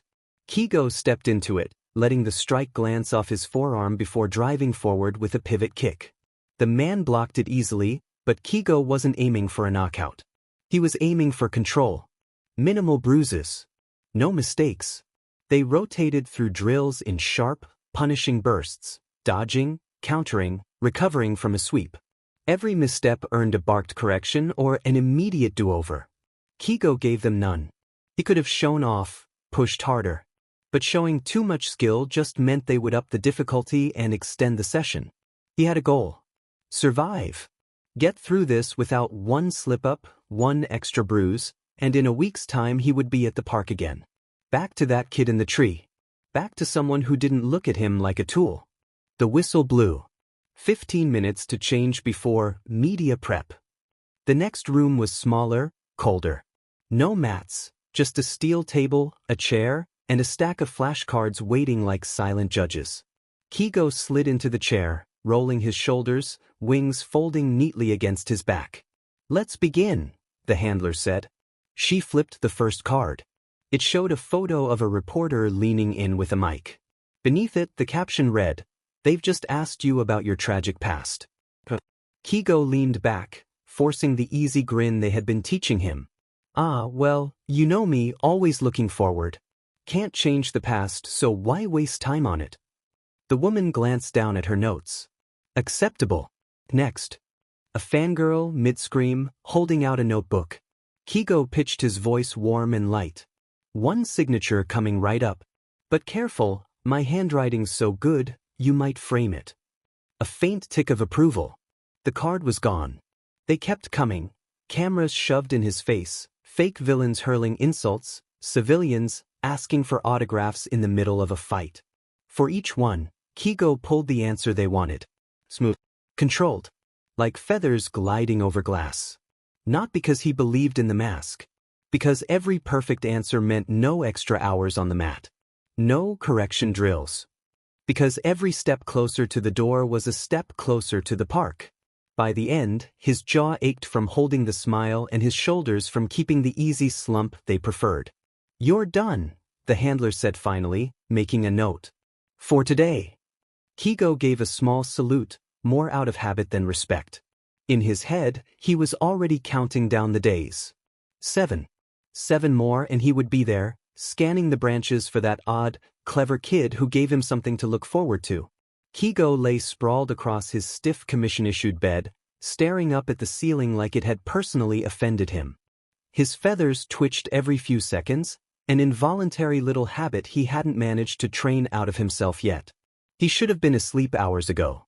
He knew it. They'd drag him out of bed before sunrise for another brutal day drills, lessons, flashcards, fake smiles, fake answers. But instead of resting, his mind kept circling back to one thing. That kid. Izuku. Keigo turned onto his side, plucking absently at one of his feathers while he scowled into the darkness. He was replaying yesterday over and over, the stupid smug look on Izuku's face when he had gotten the upper hand, the clever way the little gremlin had dodged his comeback. Every time Keigo thought of a sharp retort, it came about 12 hours too late. Should have said that, Keigo whispered under his breath, glaring at the wall like it was Izuku's fault his brain lagged. He rolled onto his stomach, burying his face into his pillow and muffling a groan. Ugh, why didn't I say that? That would have been perfect. A minute passed. Then 5. Then he shot upright, eyes wide. Wait, no, this would have been even better. He gestured wildly at the empty room as if Izuku were sitting there to hear it. I should have said, "You climb trees better than you talk, short stack." Keigo paused, frowned, then flopped back down again. Oh, that wasn't right either. Why was this so hard? And speaking of trees, he scowled at the memory. Izuku had been up there like it was nothing, dangling his legs and staring down at him with those wide green eyes, like he was the bird and Izuku was just watching from above. Keigo kicked his blanket off in frustration, feathers ruffling. How the hell does something so short climb something that tall? That's not even fair. His voice dropped to a mutter as he rolled onto his back again, staring at the ceiling. Are all toddlers like that? The thought hung there. Maybe toddlers were just born troublemakers. He yawned wide, eyes finally growing heavy. Thoughts about training, the commission, and even his planned comebacks for Izuku blurred together into a quiet hum as he sank deeper into his pillow. By the time his feathers settled flat and his breathing evened out, morning was already creeping in through the blinds. Another day. Another round of drills. And if he survived them, maybe another shot at winning their next little verbal battle. This time, Keigo was ready. Probably. The sharp blare of the alarm jolted Keigo out of the thin, restless doze he'd managed to scrape together. His body protested before he even sat up, muscles tight, feathers aching from drills the night before. He rolled off the cot anyway. If he hesitated, someone would come in and drag him out by the wrist. The hallway lights burned cold and sterile, buzzing faintly above his head as his bare feet padded across the tile. By the time he reached the training hall, the handlers were already waiting, stopwatches in hand, their faces unreadable. Ready stance. Keigo dropped into position automatically. Wings loose, knees bent, weight forward. Don't look tired. Don't give them an excuse. The whistle shrieked. He launched forward, blocking the first strike and ducking under the second. 2, 3, for opponents this time faster than yesterday, harder hits, no wasted movements. They wanted him to fail. He couldn't. Every breath felt heavier than the last, but he forced his body to keep pace, feathers shifting instinctively to balance him mid-turn. He caught one opponent's ankle, used his momentum to throw him off-center, and pivoted away just in time to avoid the next strike. Too slow, one handler barked. Again. Keigo's chest burned. He reset his stance without arguing. Hours blurred. Strike, dodge, counter. Block, recover, hit. They switched the drills without warning, hand-to-hand, aerial bursts, precision kicks, balance recovery, again and again until his body screamed for rest. He swallowed it down. Mistakes meant consequences, and consequences meant longer before the park. 7 days. 6, if he didn't screw up. By the time the whistle cut through the air again, he was shaking with adrenaline, sweat clinging to his hairline and soaking the back of his shirt. One handler stepped forward and tapped a stopwatch. Again. Keigo's jaw tightened. He slid his foot back, shoulders squared, wings stretching for balance. Focus. Breathe. The world narrowed to timing there's the arc of every strike and the seconds between them. His feathers snapped outward, a single controlled burst to redirect momentum, and he drove a knee forward before twisting away from the counterattack. Not good enough. It never was. But he didn't fall. He didn't miss. By the time they called it, his legs trembled beneath him and his knuckles burned from impact, but his face stayed composed. No weakness. No complaints. Media drills in 15, one handler said flatly. Keigo nodded, expression neutral, but inside his thoughts were fixed elsewhere. 6 days. 6, and maybe he'd see that kid again. Keigo sat stiffly in the cold metal chair, shoulders square, back straight, the ache in his wings hidden under controlled stillness. The training hall had been swapped for one of the commission's smaller briefing rooms, too white, too clean, and too quiet. A single table separated him from the handler holding the stack of flashcards. The deck was thick today. You know the rules, the handler said, voice clipped, eyes unreadable behind his glasses. Stay in character. Quick, charming, easy control. If you stumble, we add an hour. Keigo nodded once, neutral. Inside, his head was heavy, thoughts sluggish from the non-stop drills earlier. His legs still trembled faintly beneath the table, but he locked his knees and forced himself still. The first card flipped. A reporter with an invasive question about his personal life. Keigo leaned forward slightly, forcing the practiced ease they drilled into him, voice steady and light even though his lungs still burned from training. Sorry, classified hero business. Can't give away all my secrets, right? The handler didn't react, just flipped to the next card. A crying child clinging to him after a rescue. Keigo softened his tone, let his lips curl into the easy smile they'd made him rehearse 100 times. Hey now, feathers are waterproof. Cry it out, kiddo, I'll get you somewhere safe. Another card. And another. And another. Reporters, fangirls, fanboys, angry civilians, trapped survivors, every scenario designed to shape him into someone he wasn't yet. Someone they wanted him to become. He stayed sharp through all of them. It wasn't easy. His eyelids kept trying to drift, vision blurring around the edges, but he couldn't slip. Not when an hour more of this meant no park. No tree. No smug little 4-year-old who could climb higher than physics should allow. Halfway through, they stopped the cards and switched tactics. Stand, the handler ordered. Keigo rose immediately, ignoring the dull ache in his knees. Walk, came the next order. He paced the small length of the room. Eye contact, they snapped, and he shifted. Instantly, snapping the hawk's persona back into place, bright-eyed, charming, shoulders loose, easy grin. Reset. His expression went blank. Again.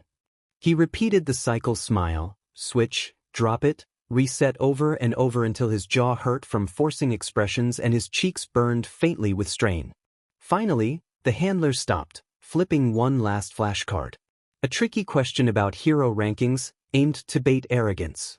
Keigo didn't even think. He slipped seamlessly into the persona, letting his grin tilt sharp but effortless. Rankings are fun and all, he said smoothly, but if I'm doing my job right, the numbers'll take care of themselves. Silence hung for a moment. Then the handler gave the smallest nod. Good enough. Dismissed. Keigo didn't move until they told him to. Then, finally, he walked out of the suffocating room, shoulders relaxing just enough to ease the tension burning at his neck. The hallway was quiet, the lights humming faintly above him. He caught himself yawning once, muffling it behind his wrist before anyone saw. 5 more days. 5, and maybe he'd be back under that tree. Aizawa Shoyuta did not want to be here. The fluorescent lights were too bright, the store was too loud, and the cartwheels wobbled like they'd been assembled by someone with a personal vendetta against him. He blamed Yamada and Nemuri for this. Entirely. If they hadn't sent him on this ridiculous errand, he'd be at home right now, stretched out on his bed, pretending he didn't exist. Normally, he would have told them to order online problem solved, no unnecessary human interaction required. But for reasons still beyond his comprehension, he'd agreed to do it. And now he was here, trapped in a sea of screaming children, bad pop music, and people who didn't understand the concept of personal space. He sighed, checking the crumpled lists in his hand. Mix list. New shades. Easy enough. His last pair had shattered after he sneezed mid-quirk. Aizawa had thrown them in his cart first thing. Eggs. Done. Simple. Nemuri's list, however? Chapstick and lipstick. Found them after spending 5 minutes trying not to look suspicious in the cosmetics aisle. Pillows. When he asked for a brand, she just said, the fancy one. Whatever that meant, he grabbed the softest-looking, most overpriced thing he could find. Grapes. Frozen. Apparently, Nemuri had been very clear about that part, though he still couldn't comprehend why. Cat food. Standard. And finally, Aizawa stared at the last item. Worm on a string. Of course. Grinding his jaw, he made his way toward the kids' aisle, wondering if he could blackmail Yamada into taking all future shopping duties permanently. When he got there, he flagged down an employee, a bored-looking teenager with headphones dangling around their neck, and muttered a rough, "Where do you keep worms on strings?" They didn't even blink, just pointed lazily toward the back of the aisle. Thanks, he mumbled, pushing his cart forward. He was halfway down when something made him pause. There, on the opposite shelf, sat an entire row of brightly colored children's books. He stared at them longer than he meant to. The image of that kid, the little intruder from last night, flickered in his mind, and the small, matter-of-fact voice stating that he couldn't sleep, and clearly expecting Aizawa to deal with it. Aizawa had let him. Against every ounce of better judgment. Somewhere between trudging after the kid and watching him burrow under his blankets like a smug caterpillar, Aizawa had gotten roped into a completely unexpected conversation. There hadn't been any mumbling or shy requests. Izuku had looked him dead in the eye, utterly serious, and said, "I can't sleep." That had been it. No preamble. No hesitation. Just a fact, dropped like it was Aizawa's personal problem to solve. Before Aizawa could even begin to protest, the child had already declared, with the same casual tone, that he'd probably have trouble sleeping a lot in the future, and that bedtime storybooks would definitely help. Aizawa remembered staring at him, exhausted beyond reason, pinching the bridge of his nose as if that might summon patience from the void. And yet, somehow, he'd said yes. He still wasn't sure how that had happened. He stood there, staring at the display. This was ridiculous. Completely unnecessary. He didn't even know the kid's name. He should grab the stupid worm on a string and leave. Or maybe just one book. For emergencies. Two was safer. 3, actually. What if the kid didn't like the first 2? By the time he stopped rationalizing, an entire boxed set was sitting in his cart. And if he was already getting books, well, a plushie wasn't unreasonable. Nothing fancy, just a standard teddy bear. Neutral brown. Perfectly logical. Definitely not, because he could still remember how small the kid had looked curled up under his blanket. By the time Aizawa got to the register, his cart looked less like a shopping list and more like a kindergarten starter kit. He dumped everything onto the conveyor belt, ignoring the cashier's curious glance. As the scanner beeped through the mountain of items, he let out a low sigh, dragging a hand down his face. Somehow, against all odds, he'd gotten attached to that small, nameless toddler. And he wasn't sure when it had happened. Izuku woke to the steady warmth of Nezu curled on his chest, fur rising and falling with soft breaths. For a moment, everything felt ordinary again. But the memory of the day before stayed sharp in the back of his mind, the sudden hiss. Now, though, Nezu lay still, his small weight grounding. Izuku didn't move, staring at the ceiling, his hand hovering before it settled lightly on Nezu's back. Nezu shifted, pressing his nose against the collar of Izuku's pajama shirt. His nose twitched once before burrowing closer. "Bud," Izuku whispered. His voice was curious, not scolding. "Are you, still upset?" Nezu didn't answer, of course. He only pressed in deeper, as if that explained everything. The day began in its usual rhythm. Izuku sat at the low table with his crayons scattered around him, humming a tune that came and went as easily as breath. Nezu perched nearby, eyes sharp and unreadable. Izuku leaned forward. He scribbled a crooked drawing of a hero. A small brush of fur against his arm made him glance down. Nezu had rubbed his cheek along Izuku's sleeve, quick and quiet, before turning his attention deliberately to the paper. Izuku giggled. "I'm assuming you want attention, bud," he murmured, patting the top of his head. When he brought a blanket to the couch, Nezu darted forward, kneading and circling until the fabric was tugged into something that suited him. He burrowed into the folds, half vanished. Izuku tilted his head, considering. "Guess that's your spot now, huh bud?" By evening, Nezu was nowhere to be found until Izuku checked the laundry basket. There he was, half buried in shirts and socks, eyes wide with false innocence. Izuku laughed under his breath as he scooped him up. "You're gonna wrinkle everything, bud." But even as he smiled, the prickle in his chest returned. He had always worked to make Nezu feel safe, cheese set aside just for him, warm blankets, tea times, and soft-spoken words. Little pieces of comfort that no one else knew about. Inko never noticed. She couldn't. So, what was going on? Izuku turned the thought over and over in his head. Had it been Inko again? No, last night hadn't been her. Nezu hadn't hissed at her. He'd hissed at him. Izuku's brows knit together. He looked down at Nezu in his arms, running small fingers absently along soft fur. What could have changed? What had he done for Nezu to react like that? He didn't know. But he would figure it out. He always did. When his gaze flicked up, he caught Nezu already watching him, dark eyes steady. Izuku's lips pressed together in silence. They studied each other for a moment that felt longer than it was.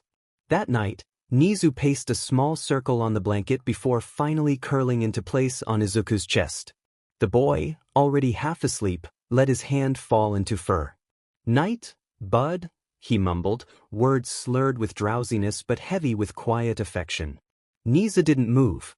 His nose brushed the fabric once more, soft and deliberate, before he lowered his head against Izuku's chest. The boy slipped into dreams, breaths slow and even. Nezu stayed awake.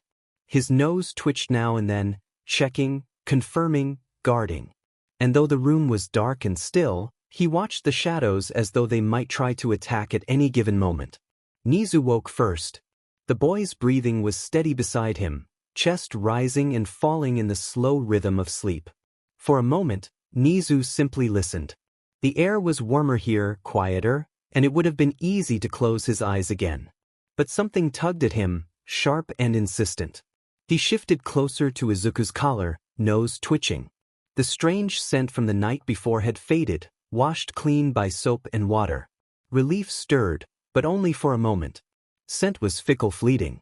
Just because it was gone now didn't mean it couldn't return. Whomever the scent belonged to could come back. Nezu pressed his face into the fabric, breathing in again. Only Izuku now. Still, unease lingered. He slid down from the bed with practiced silence, paws landing light on the floorboards. The boy stirred faintly but didn't wake. Crossing the room, Nezu nosed at the pile of clothes left by the laundry basket. Izuku's things. His scent clung faintly, warm, familiar, but too faint for Nezu's liking. Too easy for something else to seep in. He rubbed his cheek against the sleeve. Once, then again. Not enough to leave anything obvious, but enough to layer it. To make sure the fabric would carry him, not anyone else. That thought calmed something in his chest. The day passed in quiet rhythm. Izuku sat cross-legged at the table, crayons scattered around him. He hummed softly as he worked. Nezu watched, silent, perched on the edge of the table. He sniffed, quick and sharp, checking again. No trace of the other scent remained. Still, just to be certain, he leaned forward and brushed his face against the boy's sleeve. A small touch. Izuku giggled, patting his head. "I'm assuming you want attention, bud?" Nezu settled back on his haunches, eyes half-lidded, pretending the paper in front of Izuku was his only focus. But inside, tension loosened. Later, when a blanket slipped from Izuku's hands onto the couch, Nezu moved before it could even spread fully. He circled it, pressed his body into the folds, and stayed there a long while. The boy tilted his head at him, smiling. "Comfy spot, huh, bud?" Nezu didn't answer. His nose twitched against the fabric. "Softer here. Better." The threads smelled of Izuku, and now of him too. Evening came, and Nezu found himself pawing into the laundry basket. Surrounded by the boy's clothes, the air was saturated, heavy with familiarity. There was no new scent like the day before. He burrowed deeper, until Izuku's small hands scooped him up. "You're gonna wrinkle all my stuff, bud?" the boy laughed. Nezu blinked up at him, whiskers twitching. The words washed over him without sting. Wrinkled clothes were irrelevant. The real point was that they no longer carried anything foreign. That night, Izuku fell asleep quickly.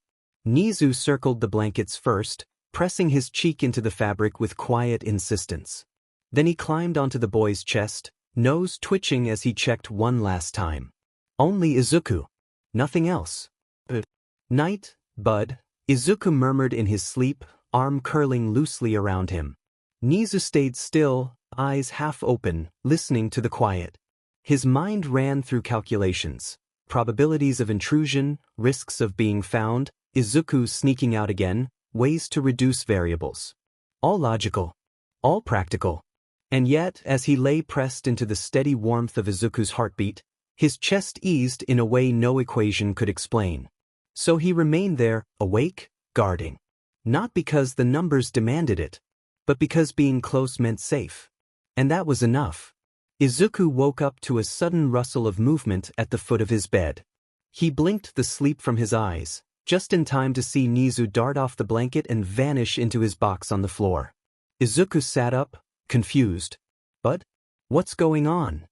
Before he could even finish the question, his mother's cheerful voice cut through the quiet morning. "It's your friend Katsuki's birthday, and Mitsuki invited you. Isn't that just wonderful, Izuku? It's at his house, you'll get to spend the whole day with him." Izuku froze, smile half-formed. The name, Katsuki, sent a tiny pang through his chest. Still, he forced a grin and nodded, pretending to match his mother's excitement. "Oh, okay, Mom," he said, his voice sweet and small, just like a normal 4-year-old should be. Inko smiled, satisfied, and stepped out to finish breakfast. The moment she was gone, Izuku's shoulders sagged. He groaned quietly, dragging himself off the bed. His eyes flicked toward the All Might backpack sitting neatly beside the dresser. He hesitated, reaching out, and then stopped himself. That would be too suspicious. Bakugo loved All Might at this age. Showing up with the same bag would just draw attention, questions, teasing. Izuku didn't need any of that today. So instead, he grabbed his plain yellow backpack, the one that didn't say anything about him at all.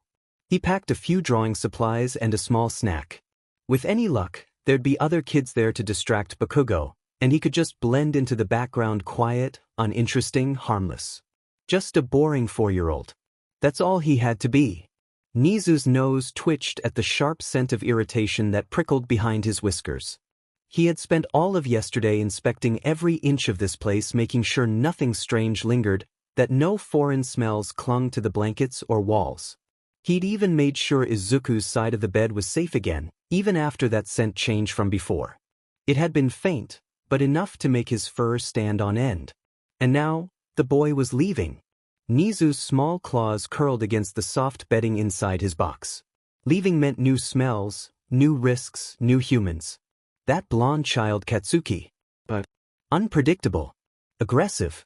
Nezu didn't like him. He didn't like the idea of Izuku being near him either.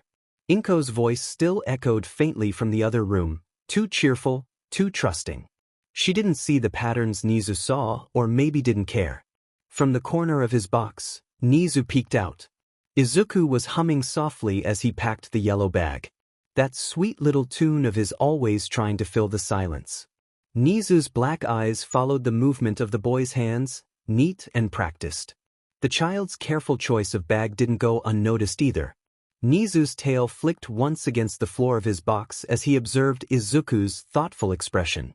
The boy had already started calculating how to stay unnoticed, How to make himself small in plain sight. He shouldn't have to be this cautious. None of this should have been necessary. But it was. The sound of footsteps caught his attention. Inko calling again, telling Izuku breakfast was ready. The boy set the bag by the bed and left without another glance toward him. That was fine. Because Nezu already had a plan. Once the door clicked shut, the small creature climbed out from his box, fur bristling slightly from the motion. He padded across the blankets, pausing only to sniff at the faint scent of soap still lingering where Izuku had slept clean, fresh, no traces of the unfamiliar scent from before. But still, something itched beneath his fur. He couldn't shake the unease from yesterday's scent. He twitched his whiskers. He didn't like not knowing. Nezu eyed the yellow backpack sitting so innocently on the bed. The child would be gone for hours, maybe longer. Surrounded by strangers. Left unguarded. That wasn't acceptable. Quietly, Nezu climbed up onto the pillow and leapt into the open mouth of the bag. His small body sank between the sketchbook and a half-empty pencil case. It smelled faintly of paper, crayons, and Izuku's hands oddly comforting. He turned in a circle before settling, curling tightly into a ball. The faint rhythm of the boy's footsteps approaching again vibrated through the floorboards. He would stay hidden. He would watch. Izuku crept back into his room, holding a small piece of cheese in his hand. Morning light filtered softly through the curtains, scattering warm stripes across the bed where both of them slept. The small figure wasn't there. Izuku's eyes flicked toward the cardboard box on the floor, the one that used to be Nezu's bed before he decided the blankets were safer. Smiling faintly, Izuku crouched down and whispered, "Hey, but I have to go, sorry." He set the cheese neatly in front of the box. "Here's breakfast. I left some of the bottom cabinets open in the kitchen for lunch, okay? I should be back for dinner." He waited a moment, half expecting a rustle or a flick of white fur. When nothing came, he tilted his head and whispered one more time, "See you later, bud." With that, he reached for his yellow backpack and slipped it on. The fabric sagged lightly with the weight of his things: paper, crayons, a few snacks, and the faintest brush of movement he didn't notice. He joined his mother at the door, shoes clicking softly against the floorboards. "Isn't this exciting?" Inko said with that gentle brightness she always tried to keep. "It's your friend Katsuki's birthday. Mitsuki invited you herself. You'll get to spend the whole day with him." Izuku smiled and nodded. "Okay, Mom." The door shut behind them, and the noise of the apartment faded into the soft hum of the morning outside. He didn't mind the idea of going as long as Bakugo was be distracted by other kids this time. If Izuku kept quiet, stayed boring, maybe the day would pass peacefully. He climbed into the car seat, tugging his bag into his lap, unaware of the small heartbeat hidden deep inside. He wondered if Nezu would be lonely while he was gone. Nezu never seemed like the lonely type, but Izuku couldn't help wondering if maybe he was. Thinking back on his past lives, he realized that Nezu had always been surrounded by people: co-workers, acquaintances, the occasional ally, but never anyone truly close. Maybe he'd just gotten good at hiding it. Maybe loneliness had quietly followed him. Well, that wouldn't happen this time. In this life, Izuku was determined to change that. His little experiment was already underway. Save Nezu, check heavy check mark, earn his trust and comfort, check heavy check mark, and see if he still became principal, pending. But beyond all that, Izuku decided he'd make sure Nezu didn't have to be alone, not in this timeline. From within the dim pocket of the backpack, Nezu lay perfectly still. He could hear Izuku's small voice from moments earlier, the soft tone, the way the boy always spoke to him like an equal, not just a pet. It had a warmth to it that settled somewhere deep in Nezu's chest. He told himself he was only hiding here to make sure things were safe. Izuku was going somewhere new, somewhere noisy, somewhere where Nezu couldn't see the walls or scent the air. He needed to make sure nothing followed the boy back. That was all. Just a precaution. The car jolted forward. The vibration carried through the fabric and Nezu's claws flexed slightly for balance. His whiskers twitched. Beneath the layered smells of dust and paper was Izuku's scent, faintly sweet, faintly herbal, familiar. He thought back to the blonde child, the loud one, the angry one. Too small to be dangerous yet, but filled with that erratic energy Nezu remembered from the lab. Something about the way he moved. Careless, territorial. Always looking for what he could take. Nezu didn't like it. He didn't like anyone near Izuku, not yet. Not when the boy was the only one who'd ever shown him kindness. Still, Nezu wasn't fearless. His mind kept darting between memories, the flash of white walls, the sting of antiseptic, hands too big and too cruel. His chest tightened, and he pressed closer to the bag's corner, grounding himself in the rhythmic sound of Izuku's breathing above him. The boy smelled safe. That alone was enough to keep the tremors away. He thought about the night before all the scent checks, the careful work of erasing the foreign smell that had clung to Izuku's clothes. He told himself it was only to ensure no trace of danger lingered. If his scent was layered deep enough into the fabric, other scents would have a harder time settling. That was logical, sensible, protective. And yet it made him feel calm. He hated how much he needed that. Nezu's gaze flicked upward through a sliver of light in the zipper. Izuku sat quietly in the seat, looking out the window, his reflection pale and thoughtful. He was such a gentle child. Too gentle, perhaps. Caring and soft in ways Nezu didn't know how to be anymore. He didn't seem lonely, not really, but Nezu wondered if maybe he was, deep down. The way he always made sure Nezu had food, or whispered to him as though he could understand, made something ache in Nezu's chest.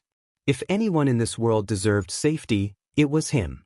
And if Izuku was going to offer him kindness, Nezu decided he would return it in the only way he knew how, by keeping him safe. Even if it meant hiding in the shadows of a yellow backpack, claws dug lightly into the fabric, listening to the steady thump of a heartbeat that didn't belong to him but somehow made him feel at home. Keigo had learned the rhythm of his days down to the breath. Wake up when the lights turned on. Eat what the nutritionist approved, never too much, never too little. Stretch, fight, run drills until his lungs burned, then sit perfectly still for the next set of media lessons. Balance, precision, image, everything mattered. Even when every muscle begged him to rest, he still pushed. He had to. If he finished on time, maybe he'd earn an hour outside. Maybe he'd see the park again. He moved through morning combat drills with quiet determination. No jokes, no breaks. Just the sound of fists against pads and the sharp, efficient crack of feathers slicing air. His instructors didn't praise him, but they didn't stop him either. That was enough. By lunch, his hands ached from impact. By afternoon, he was back in the briefing room, sitting straight-backed under the white glare of the overhead lights. The woman running today's media training was new. Clean voice. Polished smile. But her eyes, they were sharp, dissecting every word before it left his mouth. "All right, Keigo," she said, flipping through her clipboard. "Same as usual. Quick answers, no hesitation. You're smooth, confident, and charming. Remember, the public doesn't want a soldier. They want someone they can adore." He nodded, posture careful but calm. "Yes, ma'am." They began. Questions about hero work, favorite foods, dreams, fans. Keigo answered each one with practiced grace, his tone easy, every response light but polished. The persona slid on like a second skin. And then she asked, "If a fan were to ask you whether you'd save your wife or the baby, who would you choose?" The words caught him off guard. For a moment he blinked. The answer that slipped out wasn't one he'd rehearsed. It was instinct. "The wife," he said softly, wearing the hawk's smile but meaning every word. "I plan to spend the rest of my life with her." Silence followed. The air in the room cooled instantly. Her lips pressed into a thin line, the pen in her hand stilled mid-tap. When she finally looked at him, there was no warmth in her expression, only calculation. "That," she said slowly, "is the wrong answer." Keigo hesitated, feathers twitching faintly. Well, ha or a dash. What if I said I was gay, or I could be gay? I just meant if I were to have a wife, it'd be someone special, right? I wouldn't choose just anyone, so. Enough." The word cut through the air like a blade. She stood, her expression perfectly composed, her tone turning cold and professional. "Do you understand what the public would hear from that response, Keigo?" He stayed silent. They would hear arrogance. Favoritism. that you value personal attachments over innocent lives, that your heart can be swayed, and heroes who let emotions guide them lose public trust. Her gaze hardened, and she leaned forward slightly. A wife can be replaced in the eyes of the crowd. A baby? A symbol of innocence. You'd be branded cruel before your first week as a pro. That kind of slip costs millions. It costs careers. Oh, and no one likes a gay hero. Each word landed heavy, sharp. He wanted to arouge, but he couldn't. He was meant to be a puppet for the commission, not Sumiyomi with their own thoughts and opinions. Keigo stared down at his lap, jaw tight, the faint tremor in his feathers betraying his exhaustion. "I'm sorry," he murmured. "Sorry doesn't rebuild reputation," she replied. "Outside. Combat drills. 1 hour." The words were a dismissal, not a punishment, not in her eyes. Keigo stood, bowed slightly, and left the room. The hallway felt colder after that. He didn't think about her words, didn't let himself. He just focused on walking, on breathing, on making it through another round of drills. At least he'd still get to go outside. And hopefully he'd see that weird kid, Izuku, in the tree again. If he didn't mess up again. Aizawa tucked the small pile of books under the bed and slid the soft, slightly worn teddy bear into the closet. The last thing he needed was for Hisashi or Namuri to see those and start asking questions. Or worse, start teasing. He gave the room one final sweep, making sure nothing looked out of place. The apartment was quiet again, the low hum of the city outside muffled behind closed windows. Perfectly ordinary. Perfectly boring. Just how he liked it. The knock on the door ruined that peace almost immediately. "Sure." Hisashi's voice sang through the hall. "Dealvawai service is here." Aizawa exhaled slowly through his nose, already regretting opening the door. When he did, Hisashi was grinning from ear to ear, arms full of bags, while Namuri stood beside him, looking smugly amused. "You got our stuff, right?" she asked, slipping past him like she owned the place. "And you even cleaned up. How sweet." "It was on the way," Aizawa muttered, deadpan. "You can pay me back now." Namuri handed him a few bills and a small thank you bag of sweets before collapsing onto his couch. Hisashi followed, setting the groceries down and immediately launching into his usual chatter. "Okay, so funny story," he said, leaning forward conspiratorially. "One of my fans told me yesterday I look like a cockatiel." Namuri blinked, then snorted. "You mean the bird with the poofy head feathers?" "Yeah. I even looked it up and okay, rude but accurate." Hisashi gestured to his blonde hair. "Like, look at this. It's the same shape." Namuri bit back a laugh, her lips curling into a smirk. No, you've got it wrong, Mike. You're not a cockatiel. You're a cockatoo, loud, dramatic, impossible to ignore." "Excuse me?" Aizawa rubbed at his temple as Hisashi dramatically gasped, clutching his chest like she'd insulted his honor. "Take it as a compliment," Namuri added, grinning. "At least cockatoos are friendly. You could have been compared to, I don't know, a goose." "Oh, ouch, Namuri," Hisashi said, feigning deep emotional pain. "You wound me. You'll live." The two of them continued to banter, their laughter echoing off the walls of his small apartment. Aizawa sat through it for as long as he could, sipping his coffee in silence, expression unreadable but eyelids twitching slightly tighter with each passing minute. Finally, he stood up, opened the door, and gestured toward it. "Out." Hisashi blinked. "What? Already? We just got here." "Exactly." Namuri chuckled, gathering her things. "Don't take it personally, Mick. You know how he gets." "Oh, I know," Hisashi said, wagging a finger at Aizawa as he backed toward the door. "See ya later, show." Aizawa didn't answer. He just shut the door behind them, leaned against it for a quiet second, and sighed. The apartment fell back into silence. After a moment, he crossed the room, retrieved the teddy bear from the closet, and set it back on the couch. The apartment felt right again. Izuku greeted Mitsuki and Bakugo politely, introducing himself to Masu. Inko and Izuku both stepped into the house, with Nezu tucked secretly inside Izuku's bag, hidden beneath a blanket and snacks. Bakugo immediately darted past Izuku, tripped over his own feet, got up, and sprinted again, charging toward a group of kids who were apparently tampering with his birthday cake. Bakugo was 5 today, and already acting like a little explosive. It was fitting, an explosive quirk to go with an explosive personality. Inko and Mitsuki sat together on the couch, chatting easily, while Izuku quietly slipped to the floor in the corner, setting his bag down beside him.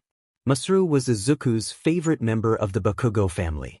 Not that he liked Bakugo himself. After hundreds of timelines of enduring the boy's tantrums and cruelty, Izuku had long since run out of sympathy, but Masaru was different. A peacekeeper. Or maybe a coward. Either way, Izuku liked him. He never made a scene, never yelled, and always seemed gentle, even a bit weary. When their eyes met, Masaru offered him a soft, polite smile before turning back to the papers spread across his desk. Izuku sighed and slumped slightly. If there was one thing he'd never gotten used to after so many rebirths, it was being 4 years old again and being short. He unzipped his bag to grab one of his notebooks, and froze. 2 beady black eyes stared back at him from the darkness inside. A puff of white fur shifted slightly. Izuku's heart dropped. Oh no. Nezu. The first thing Nezu saw when Izuku unzipped the bag was horror. Pure, wide-eyed horror plastered across the boy's face. He'd been caught. Izuku stared down at him in silent disbelief, lips parting slightly as if he couldn't quite process what he was seeing. Nezu blinked up at him, whiskers twitching innocently. Perhaps if he stayed perfectly still, Izuku would think he was just a plush toy. "Stay low," Izuku said softly after a second, his voice barely a whisper. "And quiet." Nezu flattened himself against the fabric accordingly. The bag rustled again as Izuku reached inside, not for Nezu, thankfully, but for a crayon and a sheet of paper. He sat cross-legged on the floor, scribbling slowly, pretending to be just another quiet kid while the adults chattered and laughed. An hour passed. Maybe 2. The air in the room was thick with scents: sweet frosting, sweat, perfume, static from Quirk's lingering in the air. It made Nezu's nose twitch. The sounds were worse. Laughter that cracked like thunder, running feet, shouting children. Unfamiliar. Overwhelming. But still, after some time, Nezu found himself settling just slightly. He pressed against the side of the bag, letting the faint rustle of Izuku's movements reassure him. As long as the boy was near, he could endure it. Still, his muscles stayed coiled, ready to strike or run the instant someone other than Izuku reached for that zipper. Boom. The sound hit like a cannon.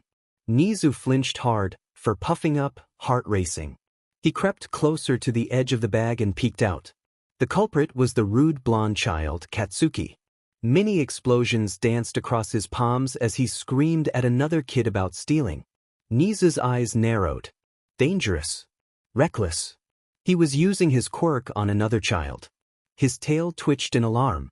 This boy was volatile, explosive, literally.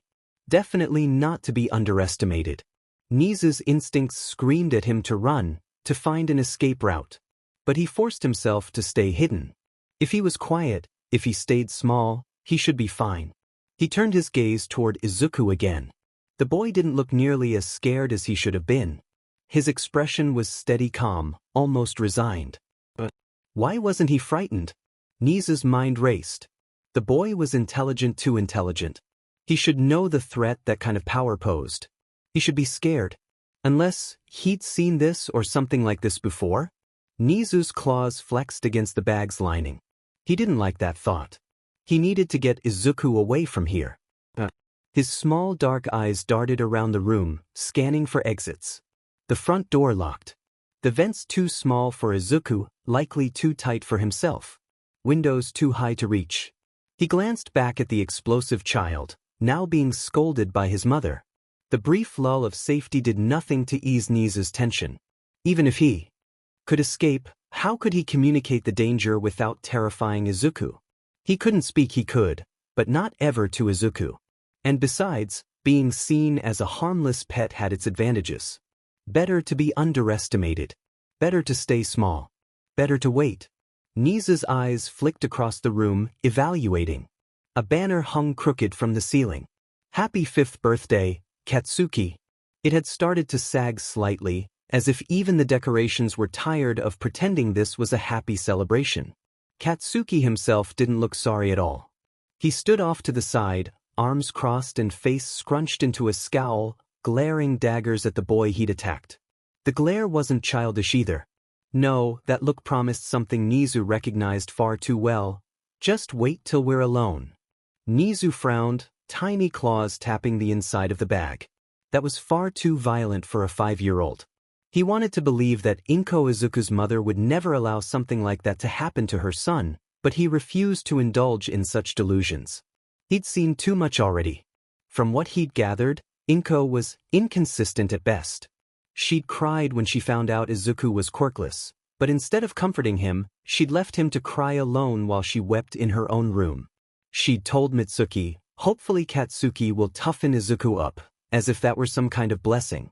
And then there was her emotional instability, the broken plate, the late nights away from home, the way she left her toddler alone for hours on end. None of it inspired confidence.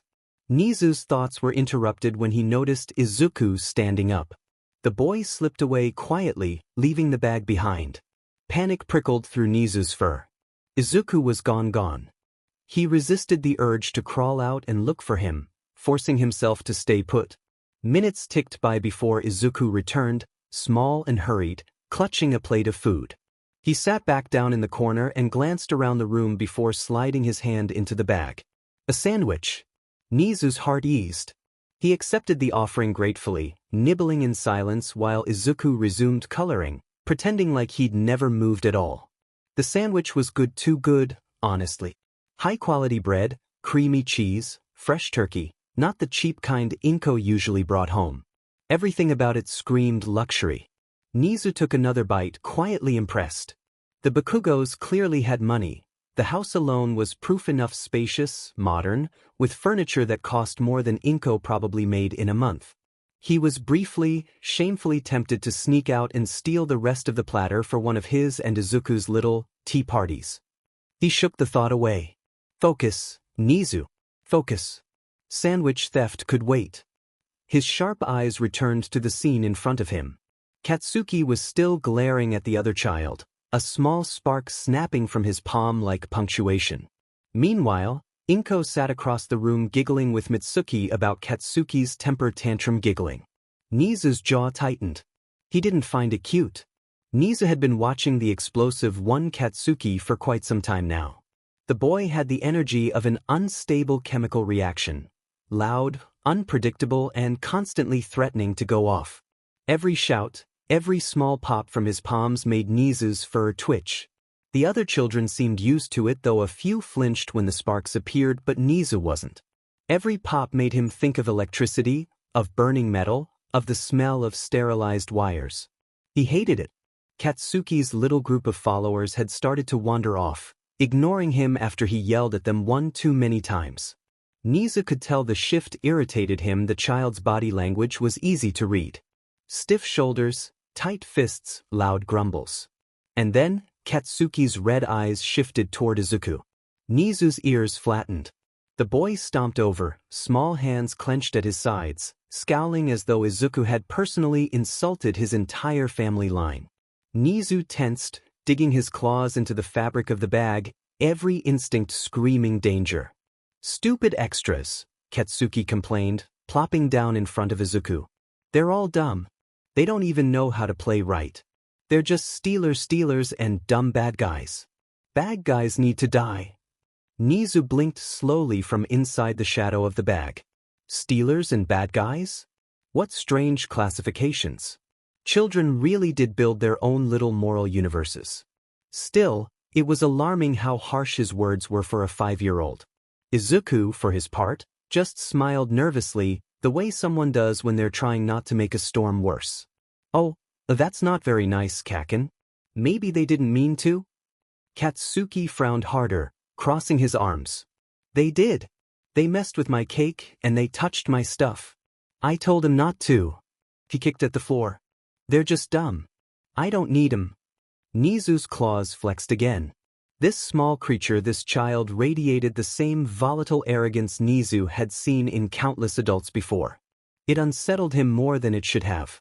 Izuku nodded quietly, letting the boy vent, and Nezu noted with cautious admiration how patient the child was being. There wasn't even a hint of fear on his face, only that steady calm. But then Katsuki huffed, tilting his head at Izuku, eyes narrowing. "You're boring too," he declared. Nezu's claws slid out fully this time, the instinct almost automatic. He didn't care that the boy was only 5. He didn't care that he was Inko's friend's son. The insult, small as it was, made Nezu's fur bristle. Izuku smiled softly like he'd won an award he'd been trying so hard to get. "Yeah, I guess I am." The words were so soft, so accepting, that they made Nezu's chest tighten in a way he couldn't quite explain. The little explosion user turned away soon after, muttering about how he'd find someone else to play with, and stomped off. Nezu exhaled slowly, realizing he'd been ready to pounce. He relaxed his claws, forcing himself to breathe. Still, he couldn't shake the thought. If this is what Izuku's childhood looks like, perhaps it's no wonder the boy always moves so quietly. The smell hit first. It was to close sharp, acrid, biting. Nezu's fur bristled before he even processed the sound. The faint hiss-crack of sweat igniting. A spark. A pop. Instinct drowned out reason. In a flash, he was out of the bag, claws flashing white under the light as he lunged. For an instant, the world narrowed to the small blonde boy with sparks leaping from his palms, laughter spilling from his mouth as the other children shrieked. He wasn't aiming for Izuku, not yet, but he was too close. Nezu's heartbeat roared in his ears. The smell of smoke. The sound of laughter. The gleam of glass instruments in his memory. He moved before he could think. Tiny teeth, ready to defend. A hand caught him mid-motion. Soft, gentle but firm. "I've got you, bud." Izuku's whisper was barely a breath, his other hand sweeping the bag open just enough to tuck Nezu inside again. Swiftly. Secretly. Nezu's small body trembled as he pressed himself against the notebook and crayons inside. He could feel Izuku's heartbeat through the bag wall, fast, but steady. Outside, laughter filled the room. Mitsuki clapped her hands, praising her son's amazing little quirk. Nezu stayed frozen, barely daring to breathe. No one seemed to have noticed. The other children were too busy crowding around Katsuki, admiring his tiny sparks. The adults were too far away. Only Masaru, sitting quietly at the table, looked up for a moment. His eyes flicked toward Izuku, then to the faint movement of the yellow backpack at the boy's side. But his face stayed calm. No alarm, no question. He saw. But he didn't speak. Nezu let out a shaky breath, curling deeper into the fabric and paper. His heart hadn't stopped racing yet. His claws were still half unsheathed. He told himself it was fine now. Izuku was fine. The boy was fine. But his thoughts kept circling back to that smell. That spark. That laugh. Too loud. Too much like them. The ride home was quiet except for the low hum of the car and Inko's cheerful chatter. She kept talking about how wonderful the party had been, how polite Mitsuki was, how talented little Katsuki was with his quirk already. Nezu stayed still in the bag, resting on Izuku's lap, listening, his paws pressed tight against his chest. Every word scraped the inside of his skull. Talented. Wonderful. Explosive. Izuku made soft noises of agreement when his mother paused, his tone perfectly even. Nezu could feel his chest rise and fall beneath the bag, steady as ever. Pretending again, like always. By the time they reached the apartment, Nezu's claws had stopped shaking. Inko called something about making dinner, her voice fading toward the kitchen. The smell of home rice, dust, and something faintly sweet began to fill the air. Izuku carried the bag to his room, closed the door, and set it on the bed. The zipper slid open. Cool air rushed in, and Nezu peeked out cautiously, ready to hide again if Izuku looked angry. But Izuku only sighed. For a heartbeat, Nezu's stomach twisted. Nezu cautiously got out of the bag.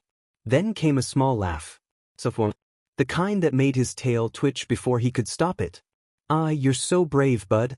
Izuku reached and scratched gently behind Nezu's ears, right at that spot that made his whole spine relax. "Thanks for trying to protect me, but maybe next time don't attempt to maul anyone?" Izuku said, his tone half serious, half teasing. Plus, that was pretty dangerous. What if someone saw you? I'm pretty sure Masaru saw us, but he minds his own business, so you're lucky, bud. Real lucky. Nezu kneaded the blanket with his paws, ears flattening slightly in sheepish contentment. He could live with that being lucky. Izuku smiled again, that tired but impossibly kind expression that made Nezu forget, for a moment, all the cages and glass walls that had come before. How about video night tomorrow? Izuku said softly. Mom shouldn't be home. I don't know if MatPat's uploaded any new theory videos. If not, we could always watch those short animated horror stories. And I'll get tea for us and make those cucumber sandwich things to go with it. Nezu blinked up at him, whiskers twitching. The thought of tea, quiet lights, and Izuku's steady voice rambling beside him, it felt absurdly comforting. So instead of responding not that he would. He wasn't foolish. Nezu simply turned in a slow circle and curled up against Izuku's thigh, pretending to sleep. It was safer that way. But he stayed awake for a long time, listening to the boy hum softly to himself as he tidied up the crayons and papers. The sound threaded through Nezu's chest, light and calm and terribly human. For the first time in a long while, Nezu didn't dream of the lab, just a familiar comforting voice that belonged to a certain green-haired boy. The room was dim except for the glow of the tablet propped on Izuku's blanket fort. A cup of tea steamed beside a plate of neatly cut cucumber sandwiches, their faint scent of chamomile and butter filling the air. Nezu sat on the pillow near Izuku's knee, paws tucked close. The video began shaky footage, static hissing softly through the speakers. Branches snapped. A distant laugh echoed uneven, wrong. Nezu's ears twitched. That kind of laughter always came before pain. Izuku watched quietly, his small face illuminated by the light of the screen. He didn't flinch when the distorted face appeared in the dark, though his fingers tightened on the blanket's edge. Nezu blinked. The child's heartbeat didn't jump the way he expected. Not enough fear for someone this small. Not enough confusion. He didn't know whether to be impressed or unsettled. The video continued. The voice of the man holding the camera whispered, "I think something's following me." Nezu listened, whiskers flicking. They're scared of being watched, he thought. I lived years under cameras that recorded every time I twitched. Humans made stories about invisible eyes in the dark, but he'd been observed in bright, sterile rooms. There was no mystery to his watchers, only masks and clipboards. They choose to fear what they don't understand, Nezu realized. I feared what I did. The footage ended with a jarring flash and a scream. Static cut to black. Izuku blinked slowly, expression unreadable. He didn't say a word, just reached for another sandwich and took a small bite, his gaze still fixed on the dark screen. Nezu climbed onto his knee, watching him from below. The boy's face was calm, too calm, his shoulders relaxed, his breathing steady. No trembling, no nervous giggle like most children after fear. When the next video started, a simple cartoon about a woman seeing a man in her window each night, Nezu felt his fur lift slightly. The shadowed face in the glass made the boy's eyes narrow, not widen. He wasn't frightened, he was thinking. The cartoon woman screamed. Izuku didn't move. Nezu's claws flexed against the fabric. Humans feared being watched from the dark, but he feared the ones who smiled under the lights. They imagined monsters outside their homes. The ones who lived inside the labs, the ones who called it science. Izuku finally glanced down at him and smiled faintly, brushing his fingers over Nezu's head in a silent, steady motion. Nezu's heartbeat slowed, though his body stayed tense. To humans, fear was a game. To Nezu, it had been survival. And yet, here in the quiet glow of a blanket fort, he allowed himself to sit still beside one, and for once, the word, human, felt too cruel for what Izuku was. The lights were off, the curtains drawn. The glow from the tablet painted his blanket fort in soft blue and gray, flickering with each shadow that crossed the screen. The sound of crickets mixed with static from the video, creating a kind of hum that Izuku found oddly nostalgic. He'd seen this one before. Not just once, but in other lives, in other timelines. Always the same shaky camera, always the same fake breathing and bad acting. Izuku's fingers curled around the blanket's edge. I've watched this in so many timelines, he thought, A tiny sigh caught in his chest. I can even see the strings holding up the fake trees.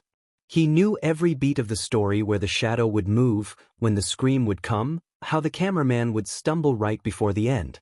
People called it horror, but to Izuku, it was choreography. A dance of fear he'd memorized too well. Next to him, Nezu sat perfectly still, ears twitching toward the faintest noises. Izuku could tell he wasn't just watching, he was remembering. His sharp little eyes tracked the screen with a wariness that made Izuku's chest ache. The video ended in static. Izuku didn't flinch. He reached for his sandwich instead, taking a small bite, half out of habit. He didn't need to look to know Nezu's gaze was still fixed on the dark screen, that tense, distant stare that made him seem older than the world around them. A new video began, an animated one this time, about a woman who kept seeing someone outside her window. Izuku tilted his head, chewing slowly. The shadow in the window always turns out to be inside the house. Predictable. He wasn't scared. He couldn't remember the last time he truly was. You can only die so many times before even monsters start feeling repetitive. Nezu's fur rippled beside him. Izuku noticed it out of the corner of his eye. The little creature's claws flexed against the blanket, but his body stayed close, trembling just slightly. Izuku knew that look. That instinct to hide, to attack, to survive. He'd seen it before, on countless faces. So he reached over, small hand brushing soft fur, and gave a gentle pat. "It's just a video, bud," he murmured, his voice soft. Nezu's breathing evened out. The tension eased. On screen, the woman screamed. Izuku blinked slowly, not reacting. He'd seen worse. He'd been worse. Inko's eyes felt heavy as she walked through the hallway. It was dark outside, yet so bright in the hospital. She had been called in for an emergency, which had really just been someone who got eczema for the first time and thought they were dying. Inko yawned as she sorted through patient files, checking that the charts were in order before moving on to the next room. She checked the IVs, adjusted a few blankets, and quietly picked up a water cup that had been knocked over near a patient's bed. She smiled softly when she heard gentle snoring. At least someone was getting rest tonight. She rubbed her tired eyes and sighed. The clock on the wall blinked. 11:47 p.m. Almost midnight. She wondered if Izuku had gotten to bed okay. Her poor baby was alone in the house at night. She didn't even get to tuck him in. She hoped he'd remembered to brush his teeth, to lock the door, to turn off the stove. No, she was overreacting again. Her little Izuku was so strong, so good about these things. And this wasn't the first time she'd left him alone for a night shift. It had become a habit, one she didn't like but couldn't avoid. The thought nagged at her. What if he woke up from a nightmare and called out for me? What if he padded to her room in his little pajamas, clutching that worn green blanket, only to find her bed empty again? The image made her chest ache. She couldn't afford a babysitter, not with how expensive they were these days, and truthfully, she didn't trust strangers with her son. Too many stories, too many worries. And even if she could afford it, it hurt to admit, but she didn't want Izuku to start seeing someone else as mom. She couldn't bear the thought of hearing that word meant for someone else. Her break finally came, and she joined a few co-workers in the dimly lit break room. The old vending machine buzzed loudly in the corner, and the coffee pot smelled burnt. They talked for a bit, voices tired but familiar. Complaints floated through the air like routine: long hours, low pay, ungrateful patients, cafeteria food that tasted like cardboard. Someone joked that they should all quit and start a bakery together. Another said she'd walk out tomorrow if she didn't need the paycheck. Inko laughed weakly along with them, though she knew better. None of them would quit. They needed this job. Every one of them. Just like her. The bills didn't stop, the rent didn't wait, and children needed to eat. When her laughter faded, she stirred her coffee absently, staring into the dark liquid as her reflection wavered. If I could just make a little more money, she thought. Just enough so Izuku wouldn't have to be alone so much. She glanced toward the clock again. 12:15 a.m. Only a few more hours before her shift ended. Then she could go home, quietly open the door, and check on her sleeping boy. She could kiss his forehead, whisper that she's sorry for being late again, and pretend for a moment that everything was okay. She'd tell herself he was safe because he had to be. because believing otherwise would break her. By the time Inko finally clocked out, the world outside the hospital was silent and still. The streets glimmered faintly with dew, and the air had that chill that crept in just before dawn. Her feet ached with every step, her body begging her to stop and rest, but she kept walking, one bus ride, then 2 blocks more. She unlocked the apartment door as quietly as she could, the old hinges creaking softly in protest. The clock on the wall blinked 2:07 a.m. So late again. She slipped off her shoes and padded through the small apartment, careful not to make any noise. The lights were off, that was a good sign. Maybe Izuku had gone to bed on time. Maybe he hadn't stayed up watching cartoons again. When she reached his room, she hesitated for a second, hand resting on the doorknob. Then she slowly opened it. The door let out a faint squeak as it moved, but the soft sound of breathing greeted her from the darkness. A wave of relief washed over her. He was sleeping. Inko smiled as she stepped inside, her heart softening at the sight. Her little boy was curled up under his blanket, chest rising and falling in steady rhythm. The faint moonlight from the window painted silver over his curls. He was clutching a white plushie. She tilted her head, squinting. Had she bought that for him?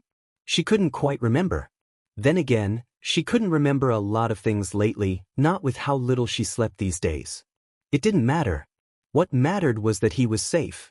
Leaning down, she brushed his hair away from his face and pressed a gentle kiss to his forehead. "Good night, my sweet boy," she whispered, her voice barely audible. Izuku stirred a little, mumbling something incoherent before settling again. Inko's chest ached with affection. He's so small, she thought. Too small to be so brave. She lingered for a few seconds longer, just watching him breathe, before finally straightening up. She pulled the blanket a little higher over his shoulder, then quietly stepped out of the room, closing the door behind her until it clicked softly shut. Her own room was dark and cold. She didn't bother changing out of her uniform. She just collapsed onto the bed, the exhaustion hitting her all at once. Her body felt heavy, her thoughts too fuzzy to hold. Just before sleep took her, she thought of Izuku again. His tiny hand clutching that strange plush, his soft breathing. A small smile tugged at her lips, and finally drifted off to sleep. Morning came quietly. Izuku woke before the sun fully decided to be up, the apartment still wrapped in that thin, delicate hush that only existed before his mom's alarm. He lay still for a moment, listening. Inko's breathing down the hall was slow and even. No footsteps. No clatter of dishes. He slipped out of bed, careful not to jostle the blankets too much, and glanced toward where Nezu slept. A small white shape, curled and still, eyes closed but ears faintly angled, not asleep, Izuku knew. Just resting. Izuku smiled. He padded into the kitchen on socked feet, moving with the practiced quiet of someone who had done this many times before. He dragged a stool over to the counter, wincing softly when it scraped just a little too loud, then froze. Nothing happened. He exhaled. Apples first. He cut them carefully, uneven chunks, but small enough. Then cheese, torn into manageable pieces. He arranged them neatly on a small plate like it mattered. Like presentation counted. He carried the plate back to his room, nudged the door open with his foot, and slipped inside. Nezu's eyes were open now, black and sharp, tracking Izuku immediately. Izuku set the plate down in its usual spot and grinned. "Room service," he whispered, stifling a giggle as he teased, "for the king of the world."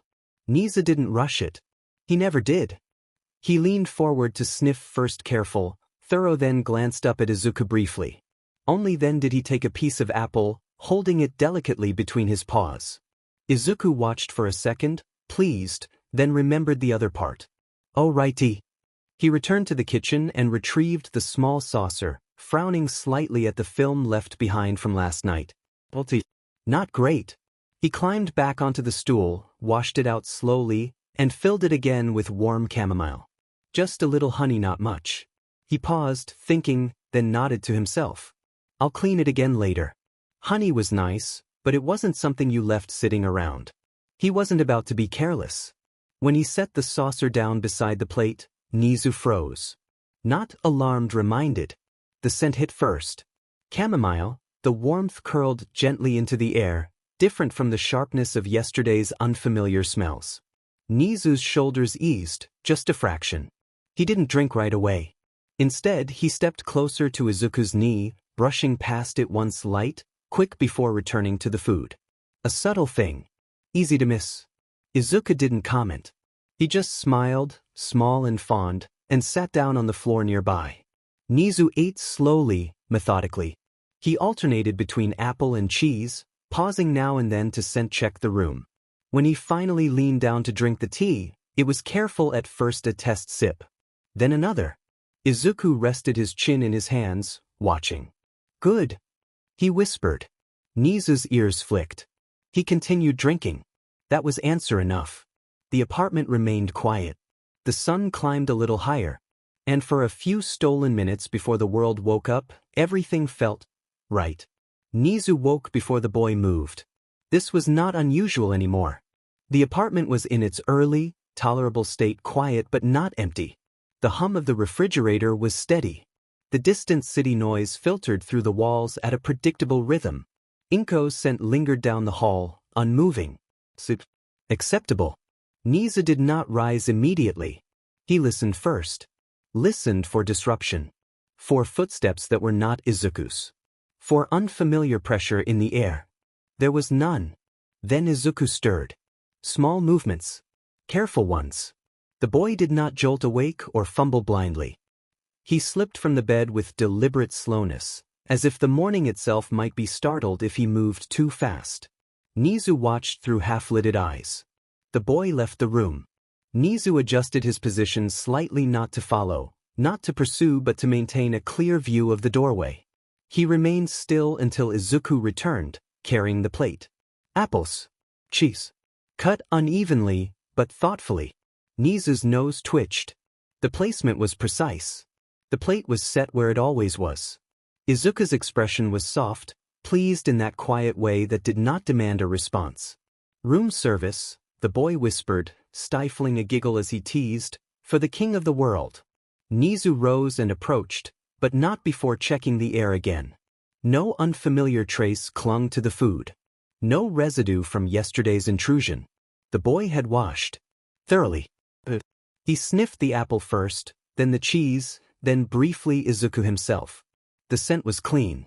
Consistent. The sharpness from before was gone. Nezu ate. Slowly. Methodically. He paused between bites, listening, cataloging the apartment's stillness. The system held. As he ate, his attention drifted unwillingly to the other scent embedded in the furniture. It was everywhere. Soft, emotional, inconsistent.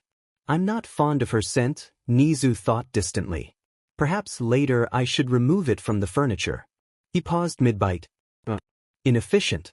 She would simply sit there again and undo the work. He discarded the thought and returned to eating. Izuku left again briefly and returned with the saucer. Nezu noticed immediately not just the tea, but the care taken with it. Refilled. Honey added sparingly. The boy understood moderation. Nezu stepped closer as Izuku set it down. He brushed past the boy's knee light, quick, then returned to the plate. It was not accidental. Just to be sure, Nezu reasoned. If my scent is present enough, it will be harder for anything else to linger. That was all. Maintenance. He drank the tea carefully, pausing after the first sip to assess. Chamomile. The honey was subtle, not enough to overwhelm, not enough to linger too long. Nezu approved. Izuku sat nearby, watching quietly, chin in his hands. He did not crowd. Did not reach. Did not disrupt. Nezu adjusted his position as the boy leaned forward slightly, placing himself just enough in the way that Izuku did not drift closer to the hallway. The boy didn't notice. The morning light crept higher. The apartment remained stable. The routine held. Nezu finished eating and remained where he was, alert but calm. This environment was safe. The variables were controlled. The boy was attentive, deliberately so. Nezu settled, curling his tail closer to his body. The room they called his was silent. It wasn't a bedroom so much as a holding space commission issued, clean to the point of sterility. A narrow bed with stiff sheets. A small table bolted to the floor. No posters. No clutter. Nothing that suggested a 10-year-old lived here, only that someone was meant to rest between uses. Keigo sat on the edge of the bed, boots kicked off neatly beneath it, wings folded tight against his back out of habit. His shoulders ached in that deep, bone-set way that told him he'd pushed too far again today. He hadn't complained. He never did. There was a knock. Not a polite one. A measured one. 2 taps. Always the same. "Enter," he said, voice already light, already pleasant. The door opened, and one of the commission's staff stepped inside. Not a handler he trained with someone higher up. Professional. Carrying a small box. "You did well," they said, like reading a report. "You corrected your last lapse." Keigo straightened immediately. "Yes, sir." The box was set on the table between them. "For your cooperation." His stomach twisted before his brain caught up. The lid was lifted. Inside was the Endeavor figure. The exact one he'd asked for. The one they'd ignored when they'd taken him to the park instead. Red and orange paint sharp and clean, flames frozen mid-motion, heroic and imposing and perfect. For a split second his chest felt hollow. He hadn't wanted this anymore. He wanted the park. The tree. The 4-year-old with too much attitude and no fear of wings or rankings or what the commission wanted him to be. But he didn't hesitate. He smiled. It was automatic, easy and practiced. The smile that said grateful, the one that made adults nod like they'd done something right. "Thank you," Keigo said, and meant it the way they wanted him to mean it. He took the figure in one hand, careful, reverent. The staff member watched him closely, like this was part of the test too. "You've earned it," they said. "Training resumes tomorrow." They turned to leave. "Goodbye," Keigo added, still smiling. The door closed behind them with a soft click. The lock slid into place. The smile dropped. Keigo stood there for a moment, staring at the door, half expecting to be called back, corrected, punished for something he hadn't realized he'd done wrong. Nothing happened. Slowly, he sat back down on the bed, the figure still in his hand. He turned it over once, then set it on the table instead of the shelf they'd cleared for rewards. He stared at it. He'd worked so hard for this. Weeks of obedience. Hours of training stacked on hours of training. No mistakes. No complaints. No weakness. And all he could think about was a tree. If I tell them I want to go back, he thought, they'll make me earn it again. Worse if he said why, if he said who. They might decide the park was a risk. They might decide the green-haired kid was a distraction. Keigo swallowed and lay back on the bed, wings shifting restlessly before settling. The room felt smaller than it had before. "Not worth it," he muttered to the ceiling, voice barely louder than a breath. He turned his head away from the table, away from the figure, and closed his eyes. Tomorrow he'd be perfect again. And someday soon somehow he'd find his way back to that tree. Not because they told him to. Because he wanted to. Keigo lay flat on his back, staring at the ceiling. The room was clean. Too clean. White walls, regulated lighting, the faint hum of ventilation he'd learned to tune out. His wings ached where they were folded tight against his sides, muscles sore from drills that never seemed to end. That part was normal. The tiredness in his head was worse. He'd done everything right today. Every answer clean. Every smile measured. Every movement sharp enough that no one could justify adding more hours. He'd held it together because he had to, because the thought of getting back to the park, of winning another round of words with that 4-year-old in the tree, had been enough to keep him upright. Now he just felt empty. Tomorrow would be the same. Eat what the nutritionist decided.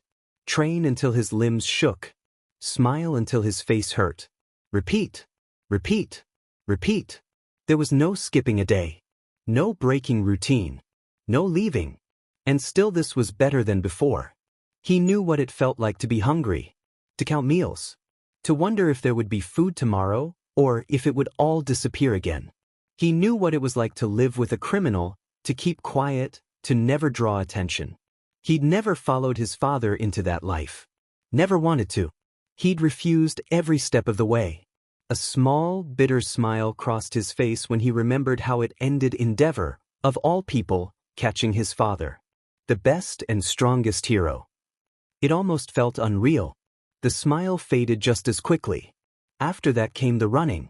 His mother, terrified of punishment for harboring a fugitive, dragging him from place to place. The stress broke her down into something sharp and cruel. She'd looked at him like he was the reason everything had gone wrong. Why were you even born?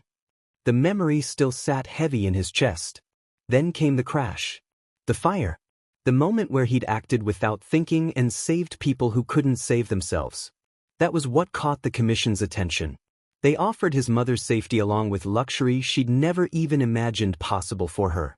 She didn't hesitate. Keigo lost his last name that day. Lost what little family he had left. Traded one kind of cage for another. He stared at the ceiling until his eyes burned. This was his life now. And no matter how tired he was, no matter how much he wanted something as small and stupid as an argument in a park, he would endure it. Because surviving was something he was already very good at. Inko woke with a quiet groan, the light filtering through the curtains telling her she'd slept far longer than she meant to. Late afternoon already. Her body still felt heavy, limbs slow as she pushed herself upright. Izuku must have already gotten himself something to eat, she thought hazily. He was good about that, too good, sometimes. She glanced toward his room but decided not to check. If he was taking another nap, she didn't want to wake him. He deserved his rest.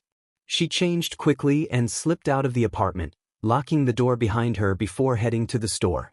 The walk was familiar, almost automatic. Inside, she picked up a few basic items, nothing special, just what they needed. She waited quietly in line, gaze unfocused, when a familiar voice spoke beside her. Inko dear. She turned to see one of her downstairs neighbors, the elderly woman with kind eyes and a knowing smile. Cheryl, she thought her name was. The old lady gently pressed a flyer into her hands. Inko smiled politely. Thank you. Any time, Cheryl said warmly. Inko nodded, her smile a little strained. Indeed, anytime. Cheryl always seemed to have one ready. Did she keep them in her bag just for moments like this? Then Cheryl added, her tone gentle, my son was quirkless too. I send these flyers out to everyone with a quirkless child. Inko didn't glance down at it. She didn't need to. She'd read it enough times to know what it said. That's very thoughtful of you, Inko replied evenly. I'll be certain to use it for Izuku if I decide he needs it when he's older. Cheryl's face brightened at that, clearly pleased.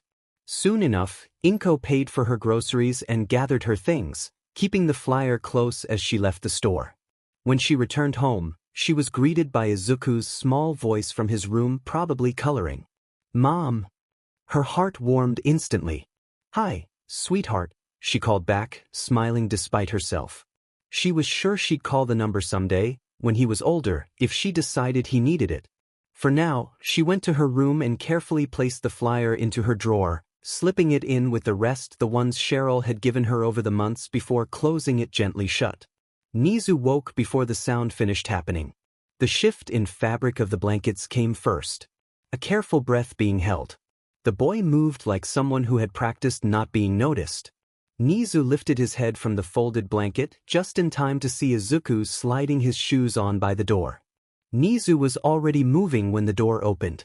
Izuku slipped out with practiced ease, pulling the door closed behind him in the same smooth motion. The latch clicked. Nezu hit the door an instant too late. He stopped himself before scratching. Before making noise.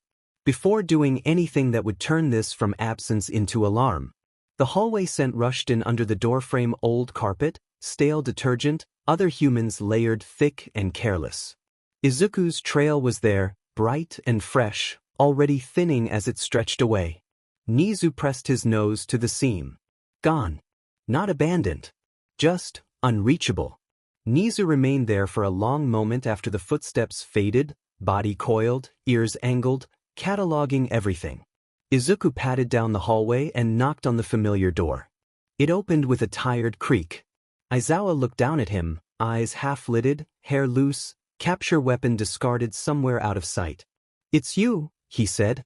Kid. Izuku grinned like that was the correct password. Hi, Mom. He didn't wait for permission. He never did. Izuku slipped past him, shoes abandoned by the door, feet already memorizing the path. Aizawa sighed, not annoyed, not surprised, and closed the door behind them. Izuku climbed onto the bed like it belonged to him. Like it always had. I had another nightmare, he said, casual, like it was rehearsed. So I'm here. You should really get me some storybooks, Mom. Aizawa paused. Then, without comment, he reached into the drawer beside the bed. He pulled out a small stack of picture books, the kind meant to be read slowly, the pages thick and soft at the corners. He set them beside Izuku. Then, after a beat, he added something else. A teddy bear. Izuku froze. His hands hovered for a second before touching it, like it might vanish if he moved too fast. He looked up, eyes wide, genuinely unprepared for this outcome. You got these? He asked quietly. Aizawa shrugged, the corner of his mouth tilting just enough to count as a smile. Figured nightmares don't fix themselves.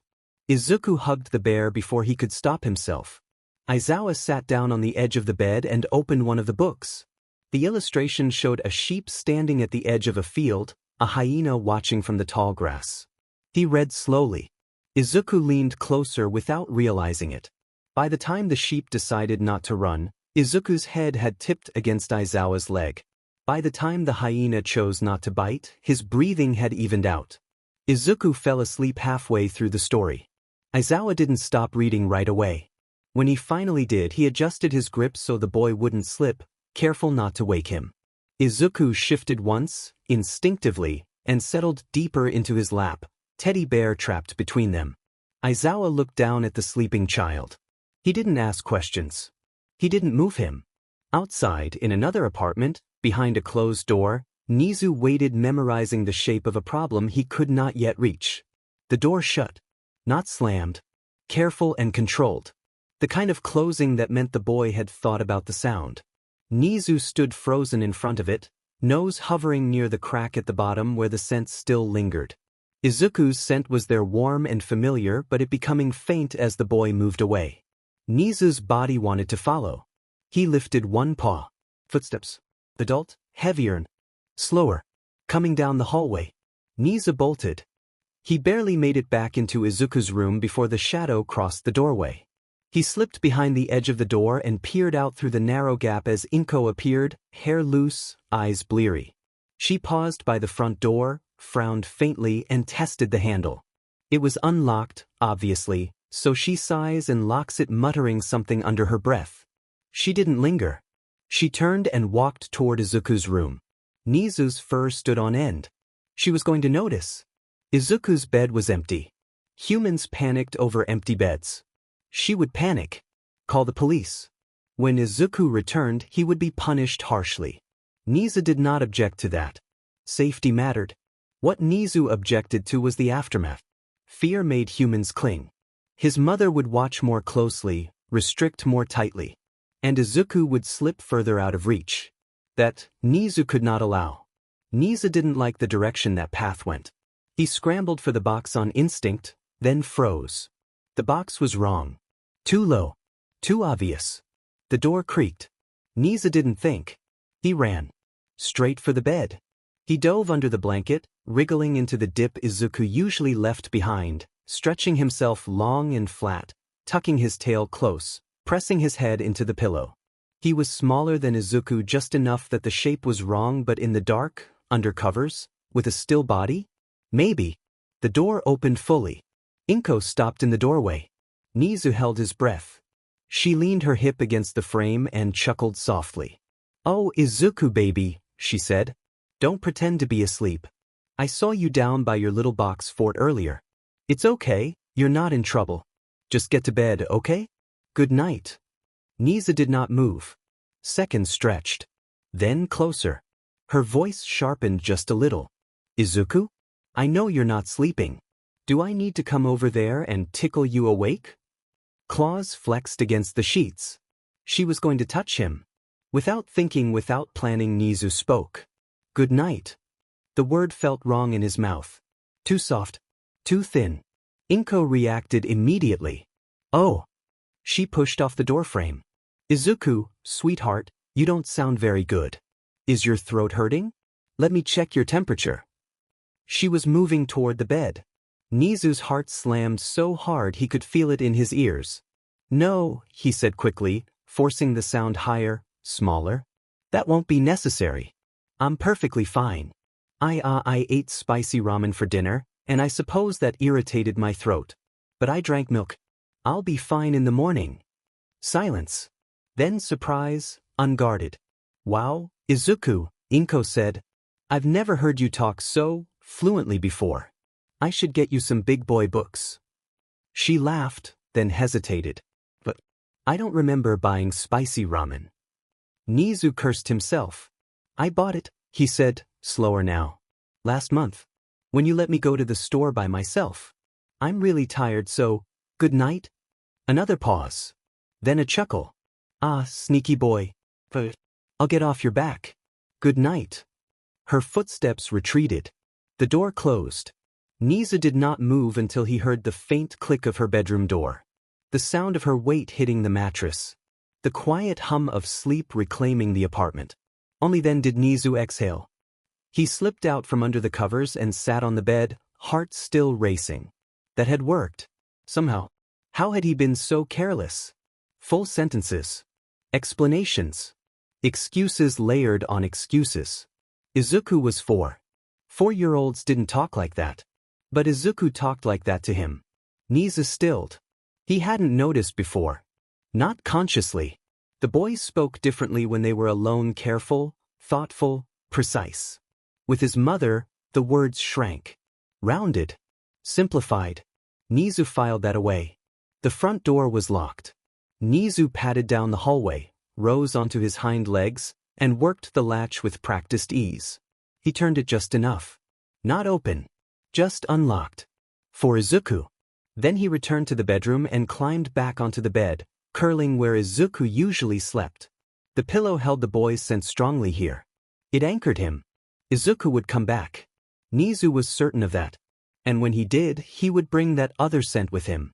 Nezu would have to scrub it from the blankets. From the clothes. From Izuku himself, if necessary. This time, the feeling in his chest wasn't fear. It was anger. Izuku had left the safety of his room.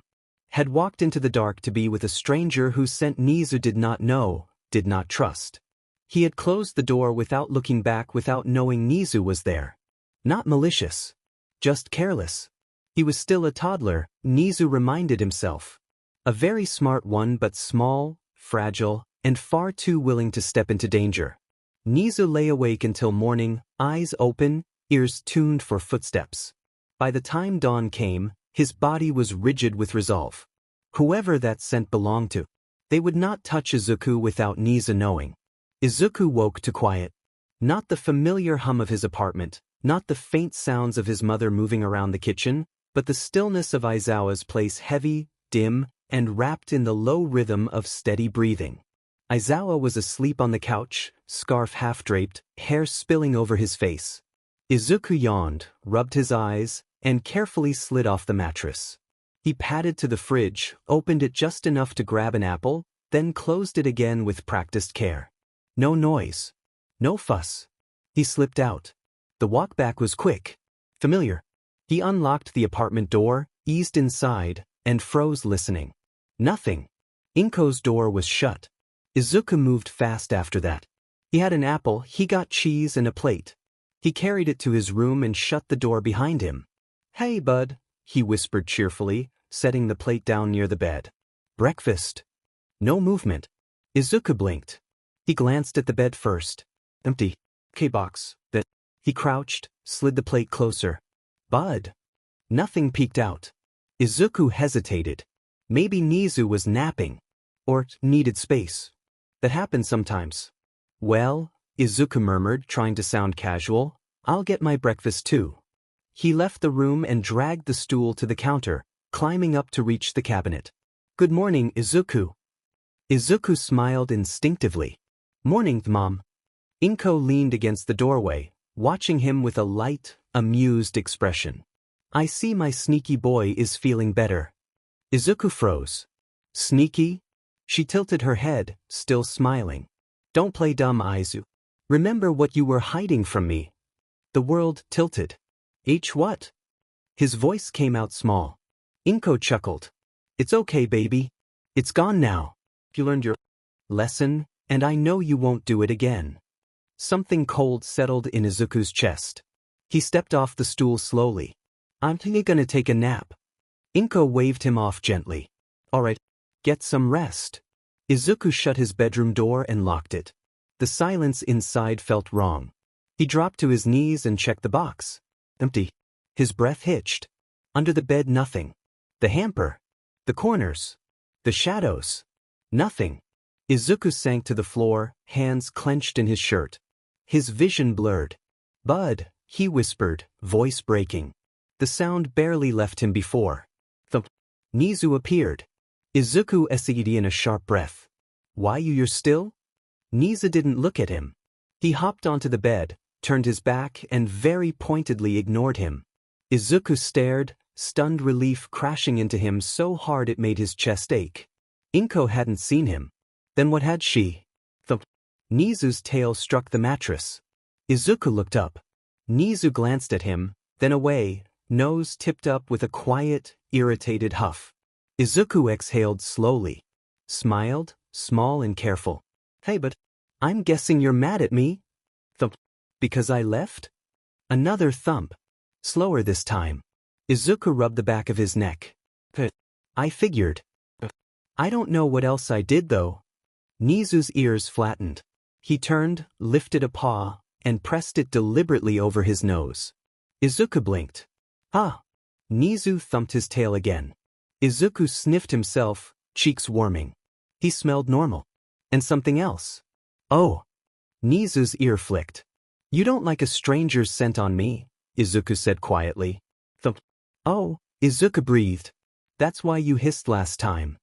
Nezu shot him a look that needed no translation. Izuku laughed softly, embarrassed. That makes sense. He stood. I'll take a bath right now. Pajamas straight into the wash. I promise, but I didn't know it was stressing you out. Nezu had already turned away, slipping back into his box. Izuku didn't push it. He stripped, dumped his clothes into the washer, and barely made it to the bathroom before Inko swooped in, fussing, crying, and insisting on washing him herself. Izuku escaped back to his room after the bath. Nezu peeked out of the box. Izuku knelt. I'm really sorry, bud. I never would have done it on purpose. Nezu hesitated. Then he padded forward, brushed once against Izuku's leg light, quick, and jumped onto the bed. Izuku smiled, slow and relieved, and sat beside him. Nezu's ears were pinned flat, pressure tight against his skull. Anger was an unfamiliar shape in his chest. Not panic. Not fear. Anger controlled, deliberate, burning beneath calculation. Izuku had left. Left the apartment. Left safety. Left without warning, without preparation. Worse, he knew from last time how this would go. Izuku had returned carrying the residue of someone else's space, someone else's territory. A stranger's scent clung to him, soaked into fabric, skin, memory. Nezu had spent an entire day erasing that kind of contamination once before, replacing it with familiarity, with himself. Every careful effort had been undone in a single night. And then there was Inko. Nezu's jaw tightened. His first words in this home spoken aloud, spoken wrong had been for her. The memory still scraped raw. He disliked her scent. Disliked her unpredictability. Disliked how easily she disrupted the careful equilibrium Izuku worked so hard to maintain. So Nezu waited. He sat high atop the bookshelf, body coiled along the edge, tail tucked tight. From here, he could see everything without being seen. He would not hiss at Izuku again. That achieved nothing. Noise was crude. Fear was imprecise. Absence, however, was instructive. If Nezu vanished just briefly, the boy would notice. He would search. He would feel the absence and associate it with the night he had chosen to leave safety behind. Nezu did not intend cruelty. He intended learning. Once Izuku bathed, once the scent was gone, Nezu would return. Then he would finish his work clothes, bedding, anything the stranger had touched. If the lesson held, this would be the last time such correction was necessary. The front door opened. Nezu's attention sharpened. Izuku moved through the apartment, soft-footed, careful. He passed the box without pausing, set a plate down by the bed. Hey but, breakfast. Nezu stayed still. It took Izuku longer than expected. He crouched, slid the plate closer, looked to the bed. Still nothing. Nezu felt an unexpected flicker of disappointment. The boy respected boundaries too well. He would not intrude even now. Izuku murmured something about getting his own breakfast and left the room. Nezu's ears twitched as Inko's voice carried from the kitchen. His muscles tensed reflexively, the memory of the night before surfacing uninvited. He listened for raised voices, for distress. Instead, Izuku returned quietly. He locked the door. Nezu's breath caught. The boy looked wrong. Tight around the eyes. That woman had said something. Nezu's claws flexed against the wood beneath him. Izuku searched the room. The corners. Shadows. Nezu watched his movements grow faster, less controlled. Watched him sink to the floor, fingers twisting in his shirt. Tears welled, unchecked. That was enough. The lesson was not worth this. Nezu leapt down. The sound drew Izuku's gaze instantly. Why you're still? Nezu avoided his eyes. The scent was still there, sharp and intrusive. He refused to acknowledge it directly. Instead, he jumped onto the bed, turned his back, and made his displeasure unmistakable. Izuku hesitated, confused. He did not understand yet. Nezu struck his tail against the mattress, then again harder. When Izuku looked, Nezu lifted his snout and huffed, a clear dismissal. Hey but, I'm guessing you're mad at me? Correct. A tail thump answered him. Because I left? Yes, but not enough. Nezu thumped again, slower. He waited. I don't know what else I did though. Nezu turned. Lifted a paw. Pressed it firmly over his nose. Izuku blinked. Nezu struck his tail again insistently. Izuku sniffed himself. Understanding dawned. Nezu's ears flicked once. You don't like a stranger's scent on me. Finally. Izuku spoke again, softer now. That's why you hissed last time. Nezu gave him a look that required no explanation. The boy stood immediately. Promised a bath. Promised clean clothes. Promised correction. Nezu withdrew to the box, tension easing but not gone. He waited. When Izuku returned, the scent was gone. I'm really sorry, bud. I never would have done it on purpose. Nezu hesitated only a moment before stepping forward. He brushed past Izuku's leg once, light and precise, then leapt onto the bed. Forgiveness was not the word for it. Correction had been accepted. Order restored. Nezu settled, eyes half-lidded, already recalibrating. Perhaps tonight would be quieter. Perhaps there would be video night tonight. Keigo decided it was worth it. The thought came quietly, firmly, settling in his chest like a fact rather than a wish. One argument. One more chance to see if that kid would be in the tree again. One chance to win. He could handle the consequences later. The lights in his room dimmed automatically at curfew, the soft hum of the building shifting into its nighttime rhythm. Keigo waited anyway, counted breaths, listened for footsteps, let his heartbeat slow until it matched the quiet. Then he moved. Bare feet, silent. Wings tucked tight, feathers compressed the way they drilled into him until it was instinct. He slid the door open just enough to slip through, closing it behind him without a sound. The halls were easy. He knew the blind spots. Knew which lights flickered just enough to mask movement. When footsteps echoed around the corner, he didn't panic, just leapt, caught the edge of the ceiling support, and clung there until the sound passed beneath him. The surveillance room was next. He slipped inside, fingers already moving. He didn't linger, disabled the cameras along his route, scrubbed the footage from his door, reset the loops so nothing looked out of place. Efficient. Just like they taught him. He left the room, retraced his steps, and finally reached the exit. Cold air brushed his face as the door slid open. Freedom brief, fragile. He stepped forward and collided with something solid. Keigo staggered back a half step, reflexively straightening, smile already snapping into place as his wings twitched behind him. Sorry about that, he said smoothly, voice light. Practiced? I wasn't looking where I He stopped. The woman in front of him didn't smile back. His handler stood perfectly still, clipboard tucked under one arm, eyes sharp and furious in a way that didn't need volume to be threatening. "What?" she said calmly. "Are you doing out of your room?" Keigo swallowed. "And out of the building," she continued, her tone tightening. "Do you have any idea how many protocols you just violated?" He opened his mouth. "Don't," she snapped, finally raising her voice. "Don't try to charm your way out of this." Her gaze raked over him, wings, bare feet, the open door behind him. "Where were you going?" she demanded. "Sneaking off to see a girl?" Her lip curled, revulsion flashing across her face. "Or was it a boy?" Keigo froze. His training kicked in anyway. "Well," he started, smile strained but present. She cut him off immediately. "Oh, don't fool me." She stepped closer, lowering her voice again, controlled, precise, far more frightening than shouting. "You want to be out in public so badly? You want to test boundaries?" She straightened. "Fine. Tomorrow, you'll be accompanying us on a public exposure exercise. Grocery store. All day. Until midnight. You'll do exactly what we tell you when we tell you, and you'll smile the entire time." Her eyes bored into his. "Now," she said coldly, "get back to your room." Keigo didn't argue. He turned and ran.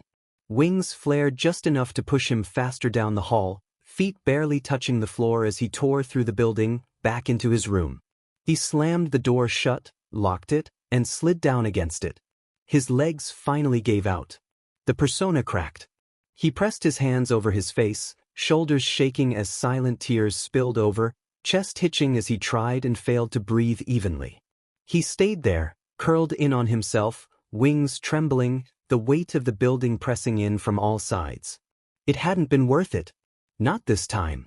Izuku lay on his stomach for a long moment, chin pressed into the mattress, replaying the morning like it might rearrange itself if he stared at it hard enough. She hadn't found Nezu, and he hadn't even meant to be sneaky or appear that way.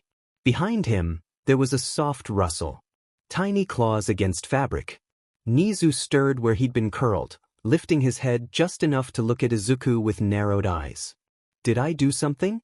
Izuku whispered, more to the room than to Nezu. "I didn't, right?" Nezu did not answer.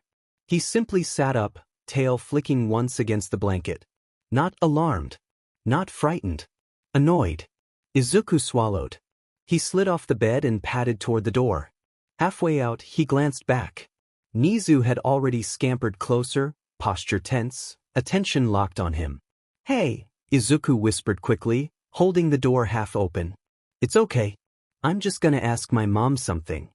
Nezu's ears flattened not in panic, but in clear displeasure. Izuku hesitated, then slipped out anyway. The kitchen smelled like warm tea and toast.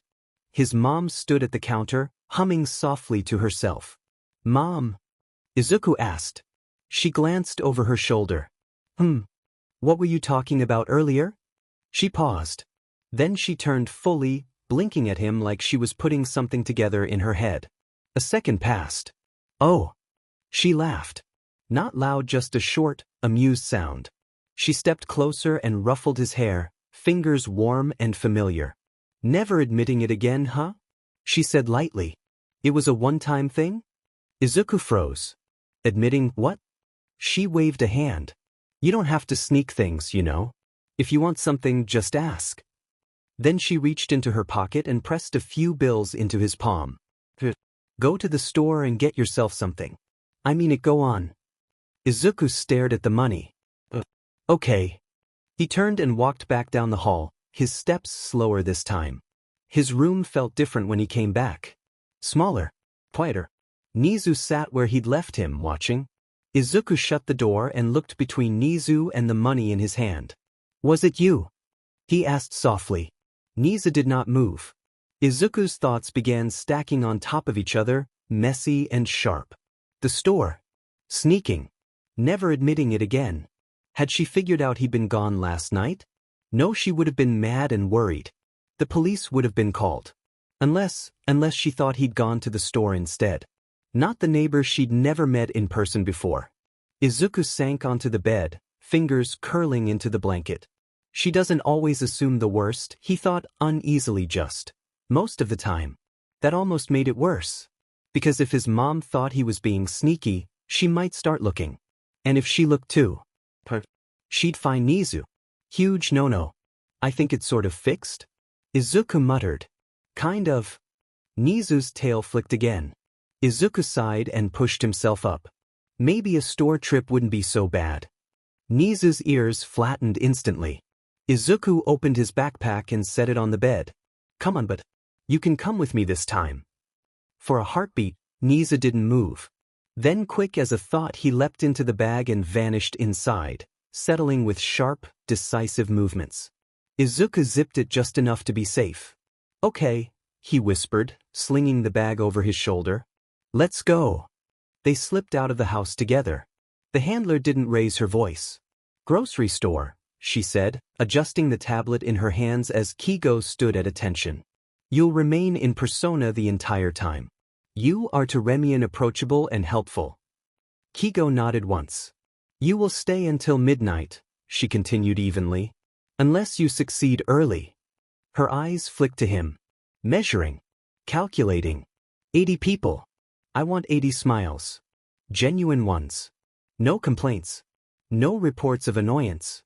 You may assist with purchases if needed. She held out a small envelope, thin but weighted. Use this at your discretion. The pause. Then, quieter not softer. A bodyguard will be present. You will not acknowledge them. Keigo swallowed and nodded again. Understood. She studied him for a moment longer. Not unkindly. Not kindly either. Like someone checking equipment before deployment. Good luck, she said. The doors slid open. The store was bright. Too bright. Keigo stepped inside with his practiced posture already in place. Wings tucked just right, smile easy and effortless. The bodyguard blended into the background near the entrance, pretending to browse. The first hour passed in a blur.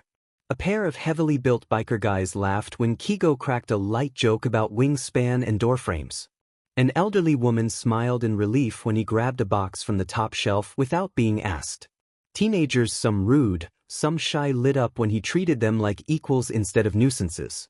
Even the 4-year-old who wasn't Izuku stopped crying after Keigo knelt and helped him pick out cereal shaped like stars. He kept count in his head. 23. He never dropped the smile. Not once. Green. A familiar shade, unmistakable even from across the aisle. Keigo froze. His heart stuttered just once. That mop of messy curls. Too small jacket. Red little shoes. No way. Izuku? He said quietly, barely more than breath. The kid turned. Recognition flickered, and then that smug little smirk appeared like it had been waiting all day. Well, Izuku said, voice light but sharp. Looks like the prince of the swing set shows himself once more. To what do I owe the visit from His Majesty? Keigo's smile didn't falter, but this time, it didn't hurt to hold. I'd love to respond with the brilliant comeback I've been saving, he said smoothly, leaning down just enough, but maybe somewhere more private? My guardians are watching and… I see, Izuku interrupted, already turning. Follow me. I know a place where people never look. Before Keigo could object, a small hand grabbed his. And pulled. The toy section smelled like plastic and dust. Keigo barely had time to register where they were before Izuku ducked into a small, hollow plastic playhouse tucked between shelves. He tugged Keigo inside with surprising confidence and shut the door. The space was cramped. Izuku looked delighted. Welcome to my humble home, he said grandly. Keigo blinked. Then snorted. Wow. Cozy.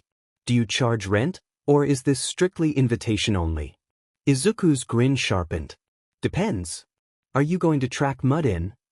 Keigo placed a hand over his chest in mock offense. I'll have you know these are premium wings. Izuku scoffed. Sure. That's what all birds say. Keigo gasped, scandalized. Bird slander? In this economy? Izuku laughed a quick, quiet sound, then tilted his head, studying him. So, he said casually, why are you hiding from your guardians? Keigo stiffened. Just a little. You're observant, he admitted after a beat. Then, quieter, more honest, I snuck out last night. Went to the park. Wanted to see you again. Izuku didn't interrupt. That was the plan anyway. I got caught, Keigo continued. So now I'm earning trust back. Talking to people. Which is fine, I guess. But I'm bored. Izuku hummed. I wanted to see you too.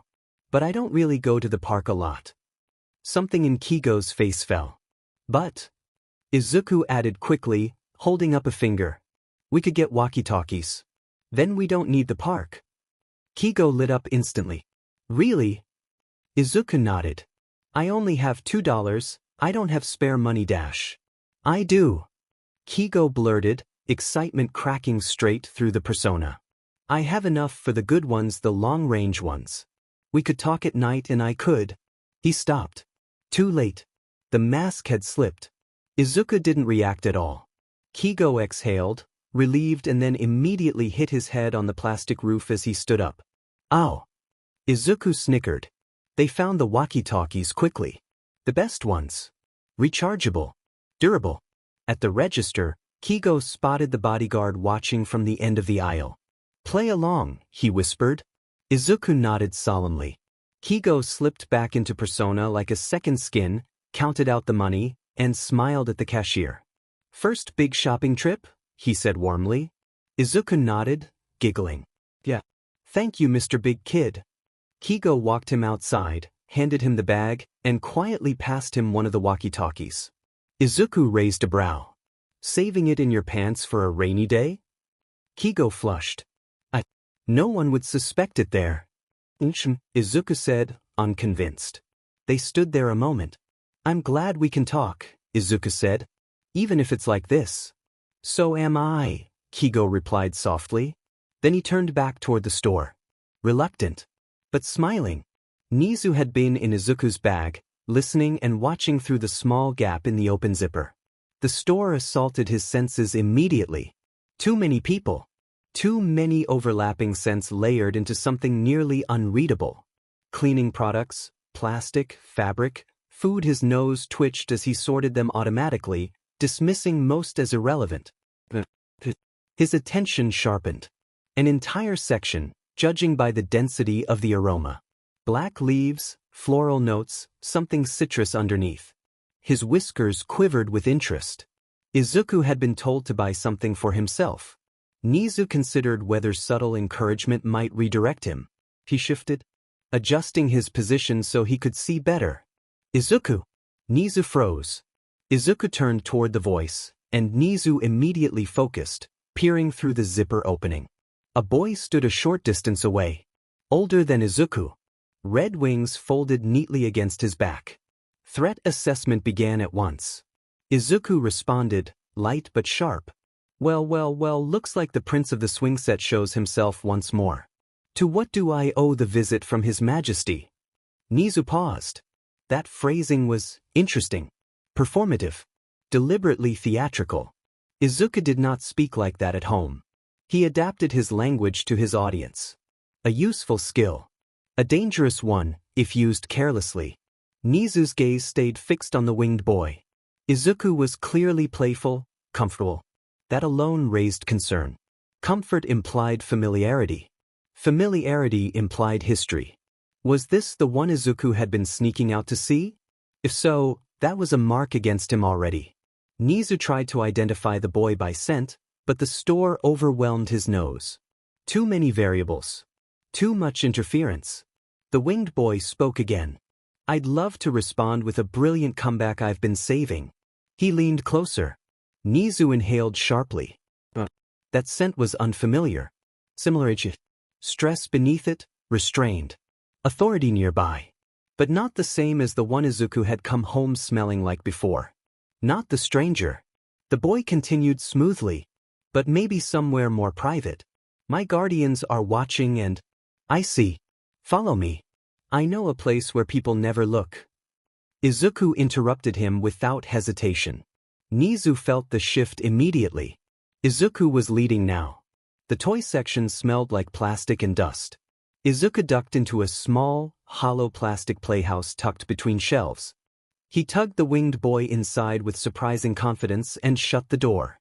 The space was cramped. Nezu assessed it once and dismissed it as structurally flimsy, though he conceded it offered concealment. The color scheme grayish-purple with orange was an offense to good design principles, but functionally adequate. "Welcome to my humble home," Izuku said grandly to the winged boy. The winged boy blinked and snorted. "Wow. Cozy. Do you charge rent or is this strictly invitation only?" Izuku's reply was quick. "Depends. Are you going to track mud in?" The winged boy placed a hand over his chest in mock offense. "I'll have you know these are premium wings." Izuku scoffed. "Sure. That's what all birds say." The winged boy gasped, in seemingly fake offense. "Bird slander? In this economy?" Izuku laughed a quick, quiet sound and tilted his head, studying him. Nezu watched closely. The winged boy was relaxed. Responsive. He mirrored Izuku's humor instead of redirecting it. That suggested adaptability. Possibly manipulation, possibly sincerity. The distinction mattered. Should he be marked as safe? Izuku trusted him. That alone was not sufficient evidence. Izuku also trusted Inko, a fact Nezu tolerated rather than approved. Trust, Nezu knew, was not a measure of safety. It was a measure of hope. He decided, for now, to classify the winged boy as unconfirmed. "So," Izuku said casually, "why are you hiding from your guardians?" Nezu noted the phrasing. Direct. Casual. Effective. Izuku had always been sharp. His intelligence expressed itself quietly, through observation rather than force. That had not changed. The winged boy stiffened. "Just a little." "You're observant," he admitted after a beat. Then quieter, more honest. "I snuck out last night. Went to the park. Wanted to see you again." Nezu's ears flicked. So, Izuku was not merely the influence party. That was the plan anyway. "I got caught," the winged boy continued. "So now I'm earning trust back. Talking to people. Which is fine, I guess. But I'm bored." Izuku hummed. "I wanted to see you too. But I don't really go to the park a lot." Something in the winged boy's expression fell. "But," Izuku added quickly, holding up a finger, "we could get walkie-talkies. Then we don't need the park." Nezu's attention sharpened immediately. Long-range communication. Private. Portable. The winged boy lit up. "Really?" Izuku nodded. "I only have $2, I don't have spare money." "IDO," the winged boy blurted. Nezu flinched, pressing himself against the side of the bag as the sound vibrated through it. "I have enough for the good ones, the long-range ones. We could talk at night and I could." Silence. Then a bump. "Oh." Izuku snickered. They selected the walkie-talkies quickly. Nezu observed the choice with careful interest. Rechargeable. Durable. Well made. Not cheap. At the register, the winged boy whispered, "Play along." Izuku nodded. The winged boy counted out the money and smiled at the cashier. "First big shopping trip?" Izuku nodded, giggling. "Yeah. Thank you, Mr. Big Kid." Nezu allowed himself a brief, private note of approval. Izuku had executed that exchange flawlessly. Cleverness, Nezu thought, was not a flaw. It was survival. The winged boy walked him outside, handed him the bag, and quietly passed him one of the walkie-talkies. Izuku raised a brow. "Saving it in your pants for a rainy day?" The winged boy flushed. No one would suspect it there." Izuku said, unconvinced. They stood there a moment. "I'm glad we can talk," Izuku said. "Even if it's like this." "So am I," the winged boy replied softly. Then he turned back toward the store. On the way home, Izuku opened the door and went straight to his room. He unzipped the bag, and Nezu stepped out, landing lightly on the floor. He needed to think. Approval was not a simple calculation. The winged boy was not overtly dangerous. He showed restraint. He deferred to Izuku more than he asserted himself. That was notable. But trust was another matter. Nezu sat beside his empty saucer and waited. Izuku noticed immediately. He always did. "More tea coming up," Izuku said softly. Soon, the scent of fresh tea filled the room. Nezu drank, steadying himself as he watched Izuku place the walkie-talkies into the dresser drawer. Nezu lowered his gaze to his paws. The winged boy was not an enemy. That did not make him safe. Nezu trusted Izuku because Izuku had proven, again and again, that his care was deliberate, thoughtful, earned. Everyone else existed outside that circle. And Nezu would be watching. Closely. Izuku noticed Nezu had moved onto the bed. It wasn't dramatic. Nezu never made anything dramatic unless it served a purpose. He had simply relocated from the box to the mattress, placing himself within reach but not demanding attention. Izuku sat beside him, careful to leave space. He'd learned early that closeness was something Nezu chose, not something to assume. He smiled, but there was worry threaded through it. So, I know you don't like new smells, Izuku said quietly. And to be honest, I was a little scared you'd run out again. Like the Bakugo incident. His fingers twisted together in his lap before he relaxed them. I just wanted to say you did a good job. Are you doing okay? Nezu shifted closer, pressing his side against Izuku's side. Not an answer, but acknowledgement. Izuku let out a breath he hadn't realized he was holding. Did my friend Keigo stress you out at all? He asked next, more hesitant this time. Nezu did not respond. He merely glanced up, catalogued Izuku's face, then lowered his head to groom his forepaw. The movement was calm, methodical, dismissive in the way only animals could be without cruelty. Izuku watched him carefully, reading the absence of tension. Nezu didn't like unfamiliar scents, yes, but it wasn't novelty alone that bothered him. What unsettled Nezu most was when a scent clung to Izuku, lingered in their shared space, or existed without context. Smells without faces.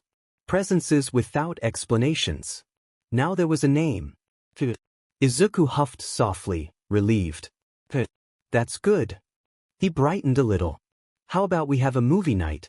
Maybe a tea party tomorrow? I think we still have some old mini cakes. I can make cucumber sandwiches. Nezu paused mid-groom. Izuku noticed immediately and grinned. Or wait, we could combine them. Tea party and video night. The tip of Nezu's tail twitched before he could stop it. Izuku laughed quietly. Footsteps approached in the hall. Nezu disappeared into his box without hesitation. Inko leaned against the doorway, smiling. So, what did you buy? A walkie-talkie, Izuku replied easily. Her eyes lit up. That's a great choice. I'm proud of you. She praised him for being responsible, for choosing something practical, then gently circled back to trust. About how he'd never need to sneak things again. How she trusted him to make good decisions. Izuku nodded where appropriate. He still didn't understand what she meant by sneaking. She didn't know about Nezu. She didn't know about Aizawa. Whatever she thought she was forgiving him for existed entirely in her own version of events. Then she added more. More store trips. More independence. More exposure.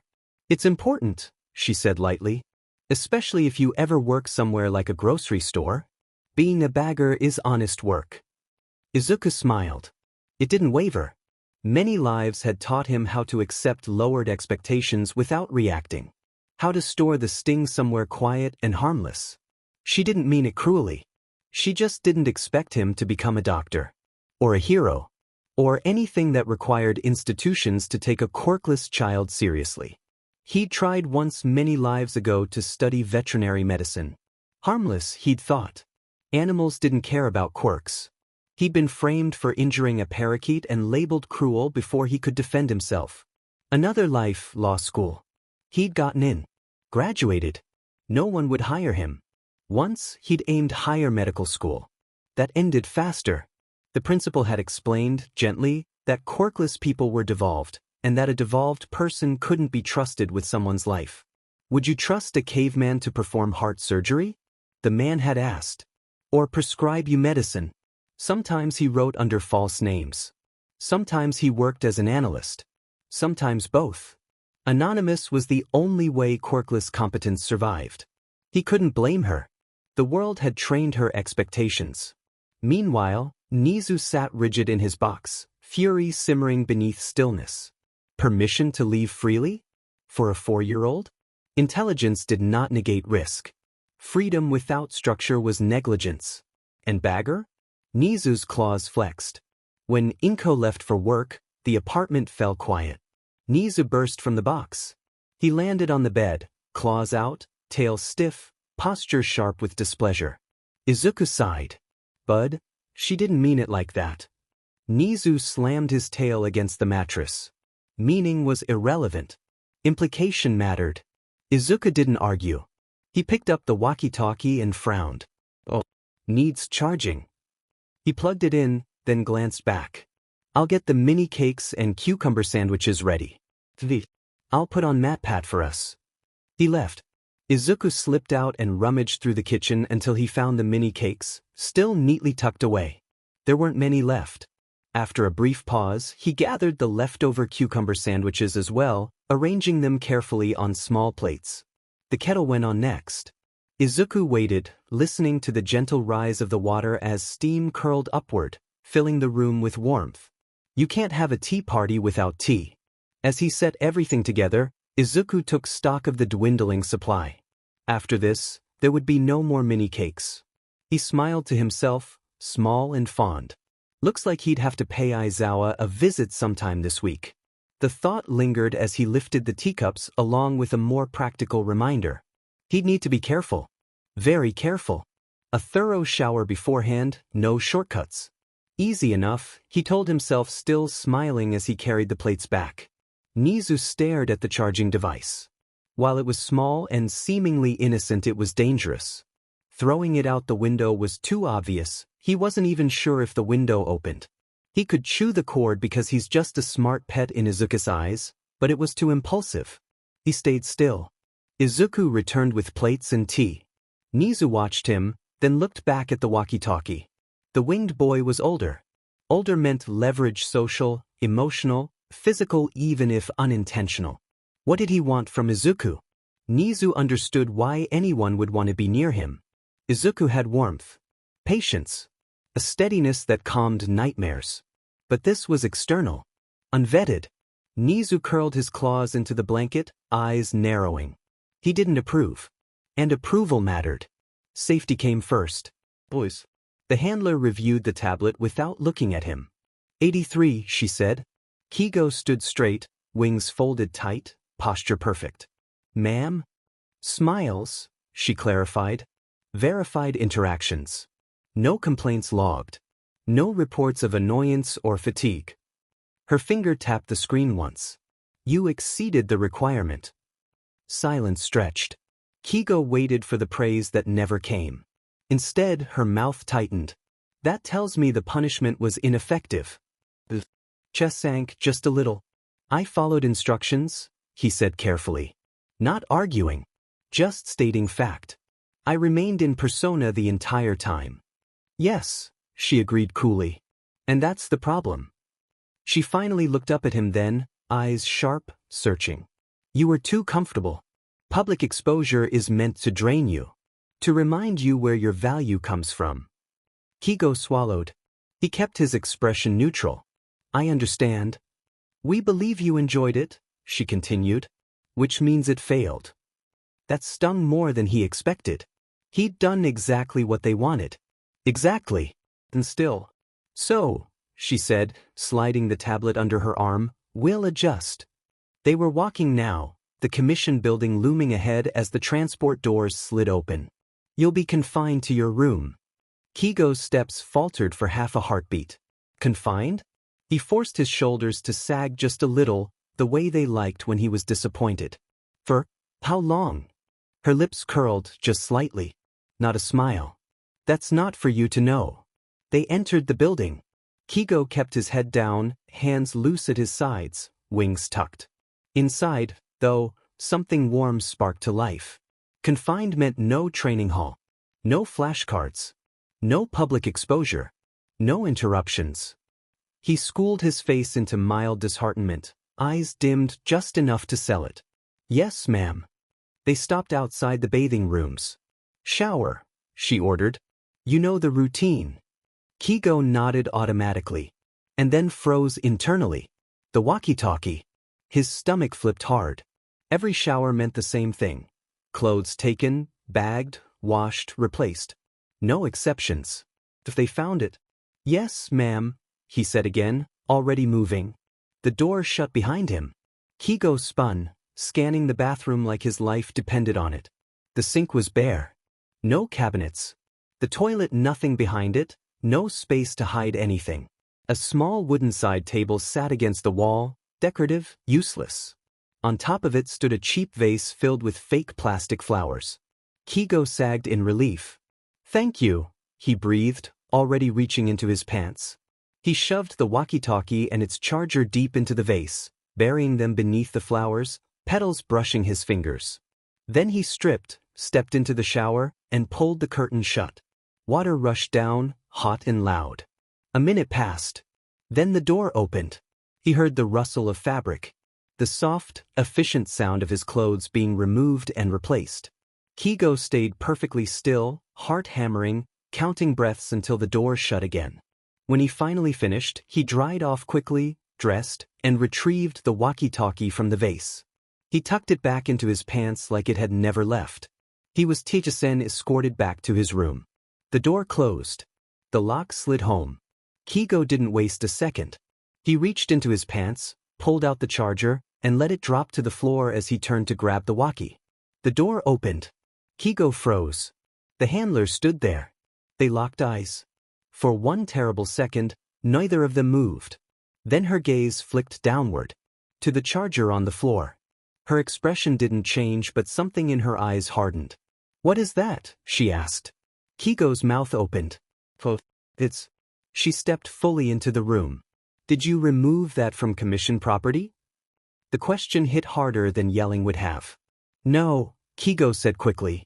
I mean, I didn't steal anything. I was just... You are not authorized to possess unregistered equipment, she cut in, voice sharp and precise. All issued electronics are logged. Her eyes returned to him. Do you have any idea what happens when inventory goes missing? Keigo's face burned. I wasn't Dash. Intent is irrelevant, she said flatly. The appearance alone is unacceptable. She pointed at the charger like it offended her personally. If this happens again, she continued, your room will be searched daily. Randomly. And you will lose unsupervised access to personal items. She straightened, already done with the conversation. She leaned down and took the charger. Do not embarrass the commission, she said coldly. You are better trained than this. Then she turned and left. The door locked from the outside. Keigo stood there for a long moment, staring at the spot where she'd been. Then he exhaled slowly and slumped onto the bed. Unbelievable, he muttered. He reached into his pants, pulled out the walkie-talkie, and turned it over in his hands. Keigo stared down at the walkie-talkie in his hands. Of course it was. He pressed the power button again, just in case the universe decided to be kind for once. Nothing. Slowly he looked toward the door. Toward where the handler had left. Toward where she had taken the charger. You've got to be kidding me, he muttered. That had been the whole point. Being stuck in his room hadn't bothered him, not really. He could handle boredom. He could handle confinement. He could handle pretending to be disappointed while secretly thrilled that he finally had something to look forward to. But without the charger? The walkie-talkie was useless plastic. No Izuku. No late-night whispers. No proof the grocery store hadn't just been a fluke, one bright interruption before everything went back to the way it was. He flopped backward onto the bed and stared at the ceiling. Sneaking into her office would be bad. Very bad. Let's review the list, he thought bitterly. Wrong answer during training? Sneaking out? Stealing commission property that he didn't actually steal but shouldn't have had in the first place? Adding breaking into a handler's office on top of that sounded like a great way to unlock a punishment that didn't accidentally work in his favor. He rolled onto his side and buried his face in the pillow. Don't be stupid. Just deal with it. Minutes passed. Then more. The lights dimmed automatically as night settled in, casting his room in soft, artificial shadows. Somewhere down the hall, footsteps echoed, guards changing shifts, doors locking, routines settling into place. Keigo stared at the wall. Izuku's face kept popping into his head. That smug little smile. The way he'd said they could get walkie-talkies like it was the most obvious solution in the world. 2 hours later, Keigo sat up abruptly. "Worth it," he whispered. He swung his legs off the bed. He'd already gone this far. Might as well see it through. The hallway outside his room was empty. Keigo cracked the door just enough to peek through, wings tight to his back, breath held. No guards. No handlers.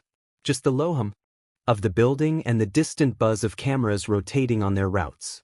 He slipped out and closed the door silently behind him. Getting to the camera room was the hard part. He kept to the walls, moving when the lights dimmed, timing his steps between camera sweeps the way he'd been trained to ironically, by the same people he was sneaking around now. At one corner, a guard turned unexpectedly. Keigo flattened himself into a shadowed alcove, heart pounding, wings tucked so tight they ached. The guard paused, looked around, then shrugged and kept walking. Keigo didn't breathe again until the footsteps faded. The camera room door was unlocked. Of course it was. They trusted their own systems too much. He slipped inside, shut the door, and moved quickly, hands flying over controls he knew better than most. One by one, feeds blinked off or looped harmless footage. "Sorry," he whispered to no one in particular. Then he was gone. The handler's office smelled like paper. Everything was too neat, too orderly. The kind of room that wanted you to know exactly how much trouble you were in just by existing inside it. Keigo moved carefully, touching as little as possible. When he did touch something, he put it back exactly where it had been, angles aligned, papers squared, no evidence. The charger was the priority. He opened a drawer. Office supplies. A pen holder. Nothing useful. Second drawer. Folders. Training reports. Boring. Third drawer. A junk drawer. Keigo blinked. Huh. Inside was a mess of unrelated things. Broken glasses, tangled cords, a pen that didn't work, and several small black boxes with warning labels stamped across them. Quirked item containment. His curiosity sparked despite himself. He picked up one box and read the label.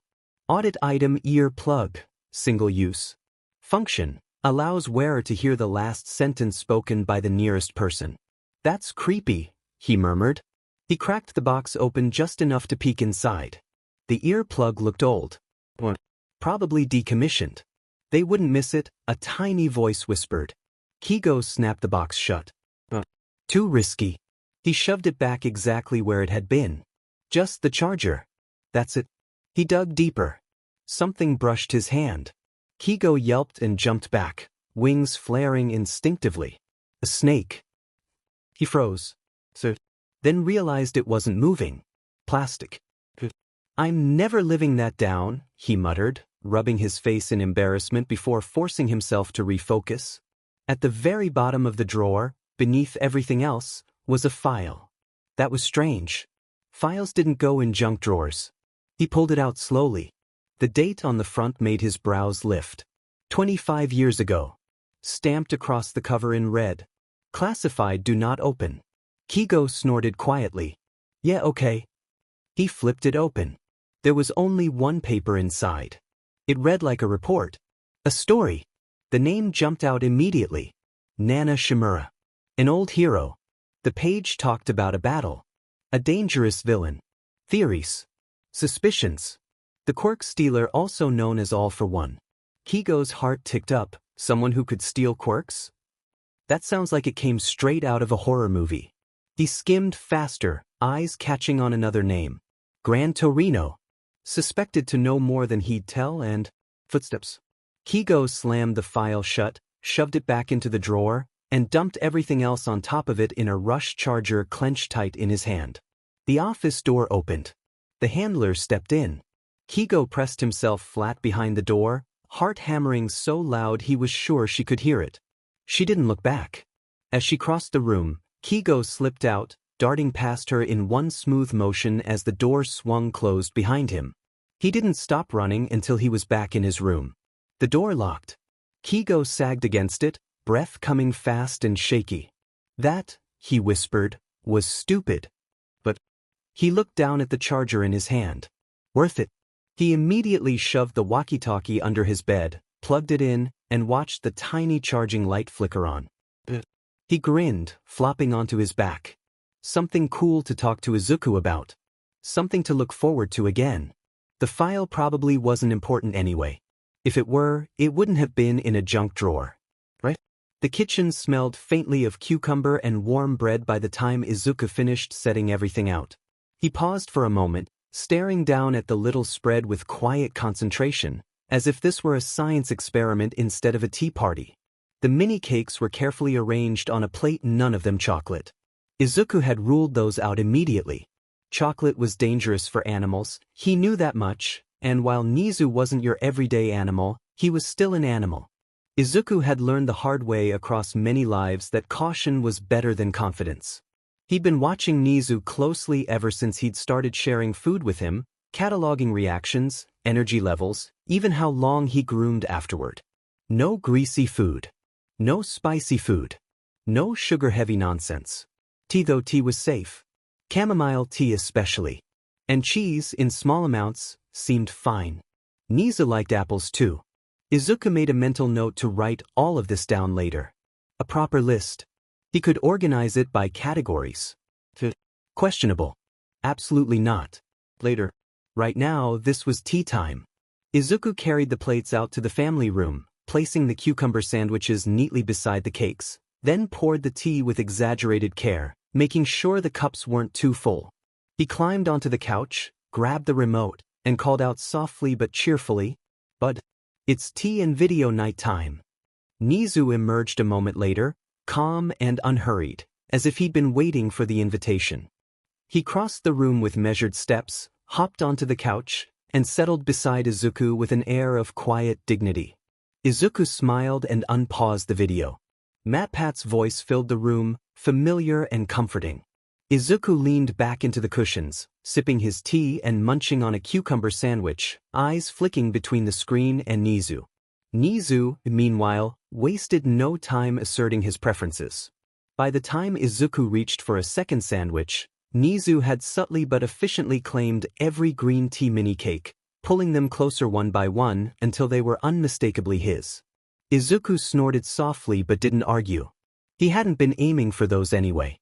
They watched in companionable silence, broken only by the occasional clink of ceramic and the rustle of paper wrappers. The room felt warm. Ordinary. In the best possible way. When the video ended, Izuku didn't turn the TV off.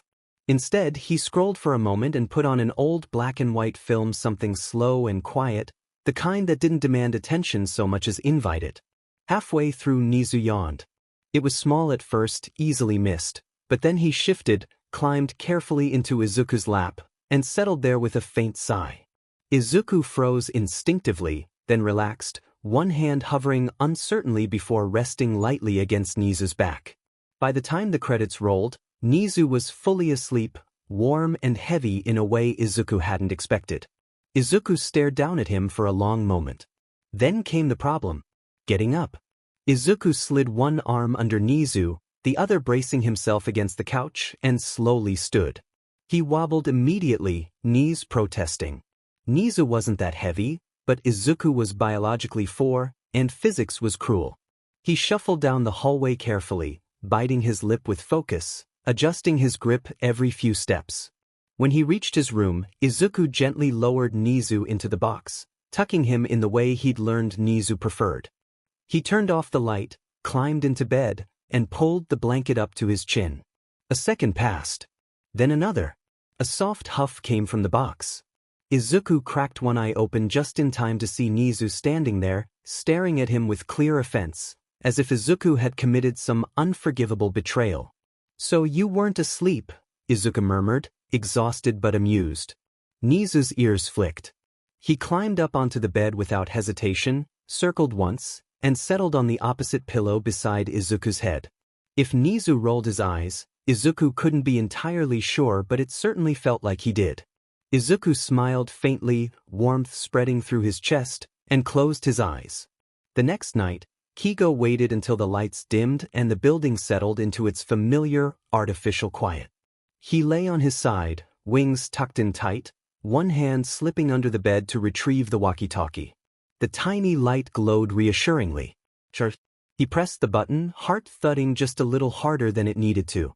Izuku, he whispered. Are you here? Silence. Keigo stared at the wall, counting his breaths. 1 second. 2. A full minute crawled by, and he started to wonder if Izuku had fallen asleep or... Yes, I'm here. Over. Keigo's lips twitched upward immediately. Oh, hey, he said, then glanced around his room, suddenly paranoid. The door was still locked. No shadows under it. No footsteps. I have the craziest story to tell you. There was a hum on the other end, pleased and expectant. Oh cool. Spill. Over. Keigo laughed quietly and rolled onto his back. Okay, so first of all I went to shower, right? And I had to hide the walkie-talkie in a vase because they switch my clothes when I shower. The beat. Who? Over. Keigo hesitated. I think it's a handler that takes my clothes? Or maybe one of the assistants.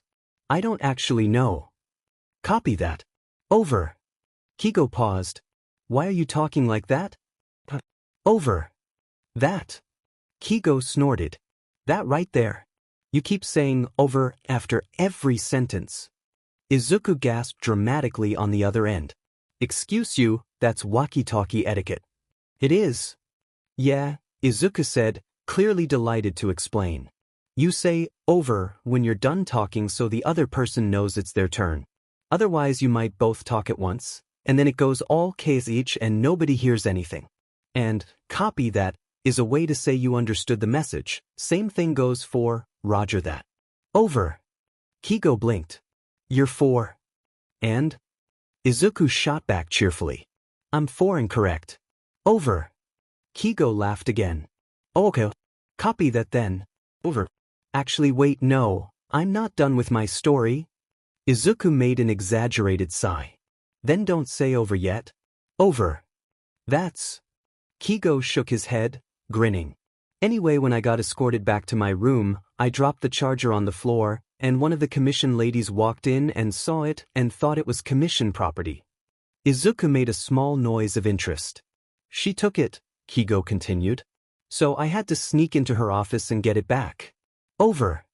Oh-ho, Izuku said. A daring retrieval mission. I approve. Over. You would, Keigo huffed. But you'll never guess what else I found in her junk drawer. Over. There was a soft chuckle on the other end. Let me guess. A mysterious quirked item? Some pens? Maybe a feather duster you mistook for a relative? Keigo groaned. Hey. I'm just saying, Izuku added sweetly, you are a bird. Over. Keigo scoffed. Rude. And for the record, yes. There were pens. And a quirked item. Izuku perked up audibly. Really? Yeah, Keigo said. It was an earplug. It lets you hear the last sentence the nearest person said. Over. Whoa, Izuku breathed. That's actually really rare. Most quirked items like that don't just show up. Really? Keigo asked. They had it in a junk drawer. That's weird, Izuku said slowly. Most quirked items that aren't homemade are bought from places like Snail Cove. Or the VGI market. Keigo frowned. Snail Cove? Where's that? And what's the VGI market? Is that short for something? Why wouldn't the commission get it from there? Do they only sell to certain people? Where is it located? Over. Silence. The quiet stretched, heavy and uncomfortable. Just when Keigo was about to apologize. Trust me, Izuku said finally, voice lighter but firmer than before. They wouldn't have gotten it from there. Over. Keigo swallowed. Okay then.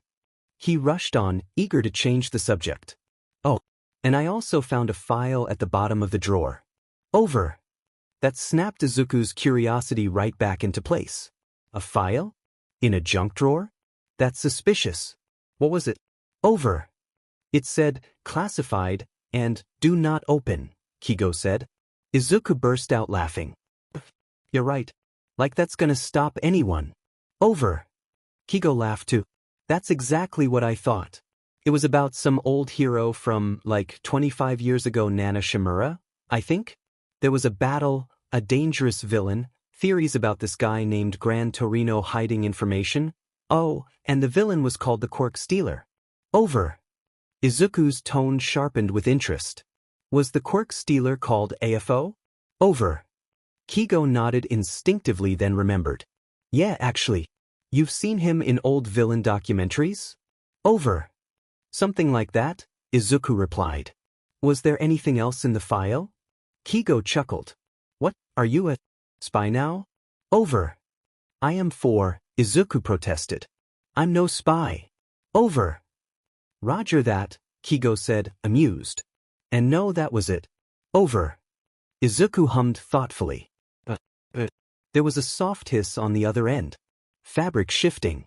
Like something moving close. Then Izuku spoke again, a little quieter. It's getting late. I'm pretty tired. Maybe we should sleep. Over. Yeah, Keigo said softly. Good night then. Over. Yeah. Bye. We can. Beep. The line went dead. Keigo stared at the walkie-talkie for a second, then chuckled. Guess you slipped, he murmured fondly. He tucked the walkie-talkie back under his bed, rolled onto his side, and let his eyes close. For the first time in a long while, he fell asleep wondering not if he'd ever see Izuku again. But what they'd talk about tomorrow night. Morning came slowly. Sunlight filtered weakly through the curtains, and neither Izuku nor Nezu stirred for quite some time. They had stayed up far too late the night before. By the time Izuku finally woke, the apartment was quiet and washed in pale gold light. The day passed in an easy, domestic rhythm. Izuku drew on the floor for a while. At one point he attempted to coax Nezu into a game of chess. Nezu had hesitated, staring at the board as if debating whether indulging a 4-year-old was worth the intellectual investment. It was. Of course it was. They played. Halfway through, the board was almost perfectly balanced. Izuku had sacrificed a knight. Nezu had countered with a positional trap. They were close to a tie. Then the faint click of the front door unlocking reached Nezu's ears. He vanished into his box before Izuku could even blink. Inko made pasta for dinner. Izuku ate quietly, saving a portion carefully in a small dish for later. When Inko went to bed, Izuku retrieved it and brought it to Nezu. Nezu ate with reserved dignity. Eventually, both of them made their way toward the bed. And then, static. Izuku, someone whispered through static. Are you here? Izuku froze. His eyes widened. He looked down immediately toward the charging walkie-talkie on the floor. Nezu was faster. He moved in one smooth motion and planted himself directly between Izuku and the device. His posture was rigid, spine straight, ears angled forward. His eyes locked onto Izuku's with sharp, deliberate intensity. You are not touching that. His tail thumped once against the floor. Izuku frowned slightly. I'll be quick, he whispered. I promise. I'll only pick up at certain times. Like now. Nezu's ears flattened. He did not like this. But after a long, tense second, he shifted to the side of the walkie-talkie. Izuku reached for it. And Nezu pushed the button first. If this other boy was trouble, he would ruin it himself. Nezu wouldn't have to interfere at all. Yes, I'm here. Over. Nezu's ears twitched at the immediate cheer in Izuku's voice. Oh, hey, I have the craziest story to tell you. Izuku smiled faintly. Nezu stared intently at Izuku's expression before turning his focus back to the device. Oh cool. Spill. Over. Okay, so first of all I went to shower, right? And I had to hide the walkie-talkie in a vase because they switch my clothes when I shower. The beat. Who? Over. I think it's a handler that takes my clothes? Or maybe one of the assistants. I don't actually know. Handler. Nezu moved closer to Izuku and sat beside him now. Copy that. Over. Why are you talking like that? Over. That right there. You keep saying over after every sentence. Excuse you, that's walkie-talkie etiquette. It is. Yeah. You say over when you're done talking so the other person knows it's their turn. Otherwise you might both talk at once, and then it goes all case each and nobody hears anything. And copy that is a way to say you understood the message. Same thing goes for Roger that. Over. You're 4. And? I'm 4 incorrect. Over. Nezu almost allowed himself the smallest internal huff of approval. Competence should be acknowledged regardless of age. Oh, okay. Copy that then. Over. Actually, wait, no. I'm not done with my story. Then don't say over yet. Over. That's... Anyway, when I got escorted back to my room, I dropped the charger on the floor, and one of the commission ladies walked in and saw it and thought it was commission property. Izuku made a small noise of interest. She took it. So I had to sneak into her office and get it back. Over. Nezu sighed internally. Who began this pattern of sneaking first? Izuku, or this winged child? Po.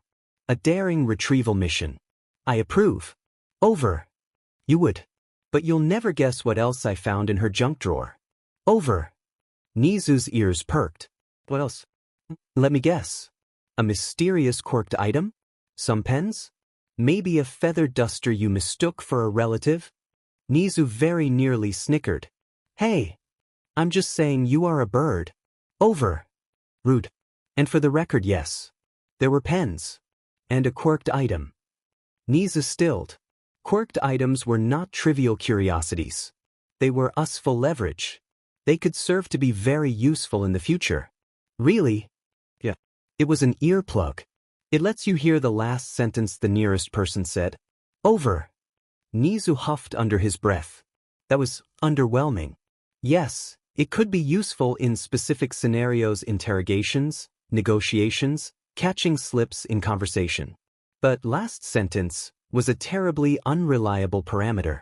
A criminal might confess, or they might have just commented on tea brands. And if it was single use? Even worse. No wonder it had been shoved into a junk drawer. If Nezu had owned such a device, that was exactly where it would have ended up. Still, the mechanism behind it was curious. Capturing auditory data retroactively implied some kind of short-term environmental imprinting quirk that had potential. Oh, that's actually really rare. Most quirked items like that don't just show up. Nezu glanced at Izuku. But not particularly impressive. Unless, of course, someone clever was holding it. Really? They had it in a junk drawer. That's weird. Most quirked items that aren't homemade are bought from places like Snail Cove or the Vijay Market. Nezu turned his head slowly toward Izuku. Snail Cove? Vijay Market? Odd names. Snail Cove? Where's that? And what's the Vijay Market? Is that short for something? Why wouldn't the commission get it from there? Do they only sell to certain people? Where is it located? Over. Silence. Nezu began grooming one paw deliberately, but his eyes remained on Izuku. Izuku looked distressed, uncomfortable. Perhaps that would finally put an end to this walkie-talkie nonsense. Izuku, meanwhile, was internally spiraling. No. Why did I say that? Vijay Market was short for vigilante market. In one of his past lives, well, many actually back when he'd been a well-known informant, he'd been approached by a retired vigilante. The man had said Izuku's analysis skills could help them stop criminals before someone got hurt. They tested him first. A quirk tablet. That was what they'd used. It had pulsed faintly under his fingertips, displaying a simple verdict. Trustworthy. Izuku had wanted to take it apart on the spot. Study it. Record how it functioned in his notebooks. But there hadn't been enough time and even less information to work with. Instead, the vigilante had led him down an unremarkable alleyway, lifted the lid of a rusted garbage bin, and pushed him in. Izuku had expected filth. He'd landed in a market. An entire underground city stretched beneath the surface. Masked vigilantes moved between stalls glowing with quirk tech. Some faces he recognized from old newspaper clippings. Some he didn't. A few weren't wearing masks at all. When he'd asked why, the retired vigilante explained that everyone down there had passed the same test Izuku had. If someone failed, the entrance, in their world whatever object it manifested as, would remain exactly that. A garbage can. A manhole cover. A door. Nothing more. Only the trusted could see the city. Only the trusted could enter. Izuku had wandered for hours.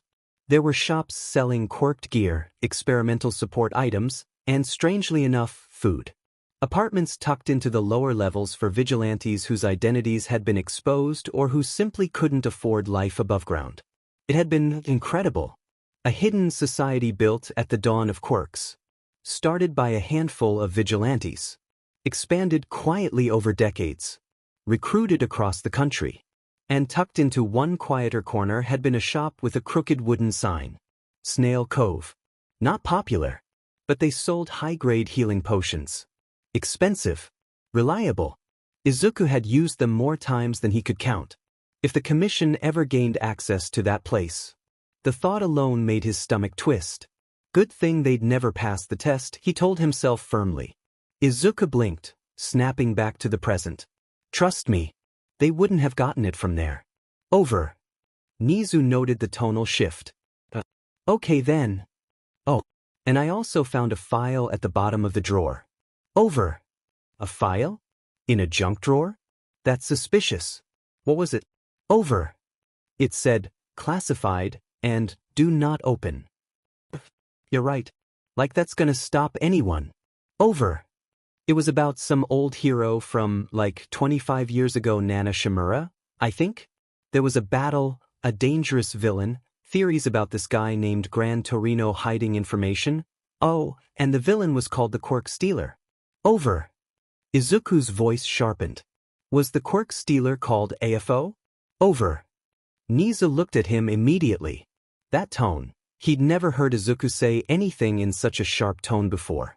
Yeah, actually. You've seen him in old villain documentaries? Over. Izuku bit back a sigh.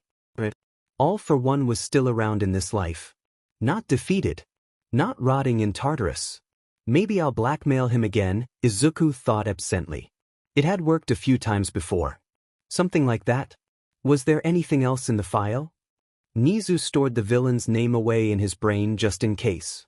Keigo chuckled. What, are you a spy now? Over. Nezu yawned. It was late. He had already been deeply displeased with this entire walkie-talkie arrangement. Izuku had been giving that boy far too much attention. Nezu rose and brushed against Izuku's side where he sat on the floor. No response. He jumped onto the bed, walked to Izuku's pillow, and stared at him pointedly. No reaction. I am four. I'm no spy. Over. Izuku did not even glance at him. Nezu flopped onto his back dramatically, paws in the air. He'd seen videos cats did this and humans immediately melted. Why wasn't it working? He rolled to his side. Still nothing. With a small huff, he hopped down and gently headbutted Izuku's hip. Nothing. If he weren't afraid of frightening the boy or worse, being forced to leave, he would have simply said, "It's time for bed." Izuku finally glanced down and smiled, giving him a soft head pat. Roger that. And no, that was it. Over. Nezu did not appreciate being dismissed. Izuku knew exactly what he wanted. Nezu hissed softly and bit onto the fabric of Izuku's pajama shirt, tugging toward the bed.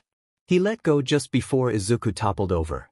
Izuku finally relented. It's getting late. I'm pretty tired. Maybe we should sleep. Over. Yeah. Good night then. Over. Yeah. Bye. We can. Nezu darted forward and switched the device off before a promise could be formed.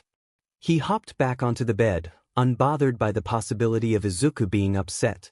Izuku had never once been angry with him.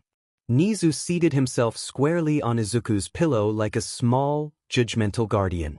Izuku turned off the light and climbed into bed beside him, chuckling quietly. You really weren't messing around, were ya, bud? Nezu didn't answer.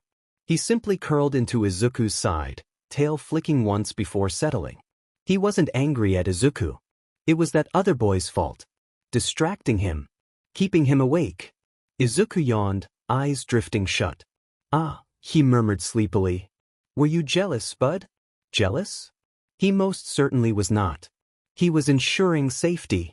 And perhaps ensuring that Izuku remembered who was actually here beside him. Nezu tucked his nose under Izuku's chin and pretended that was the only reason his tail tightened slightly around the boy's wrist. The next day felt tough. Keigo noticed it before he could explain it. Nothing obvious had changed.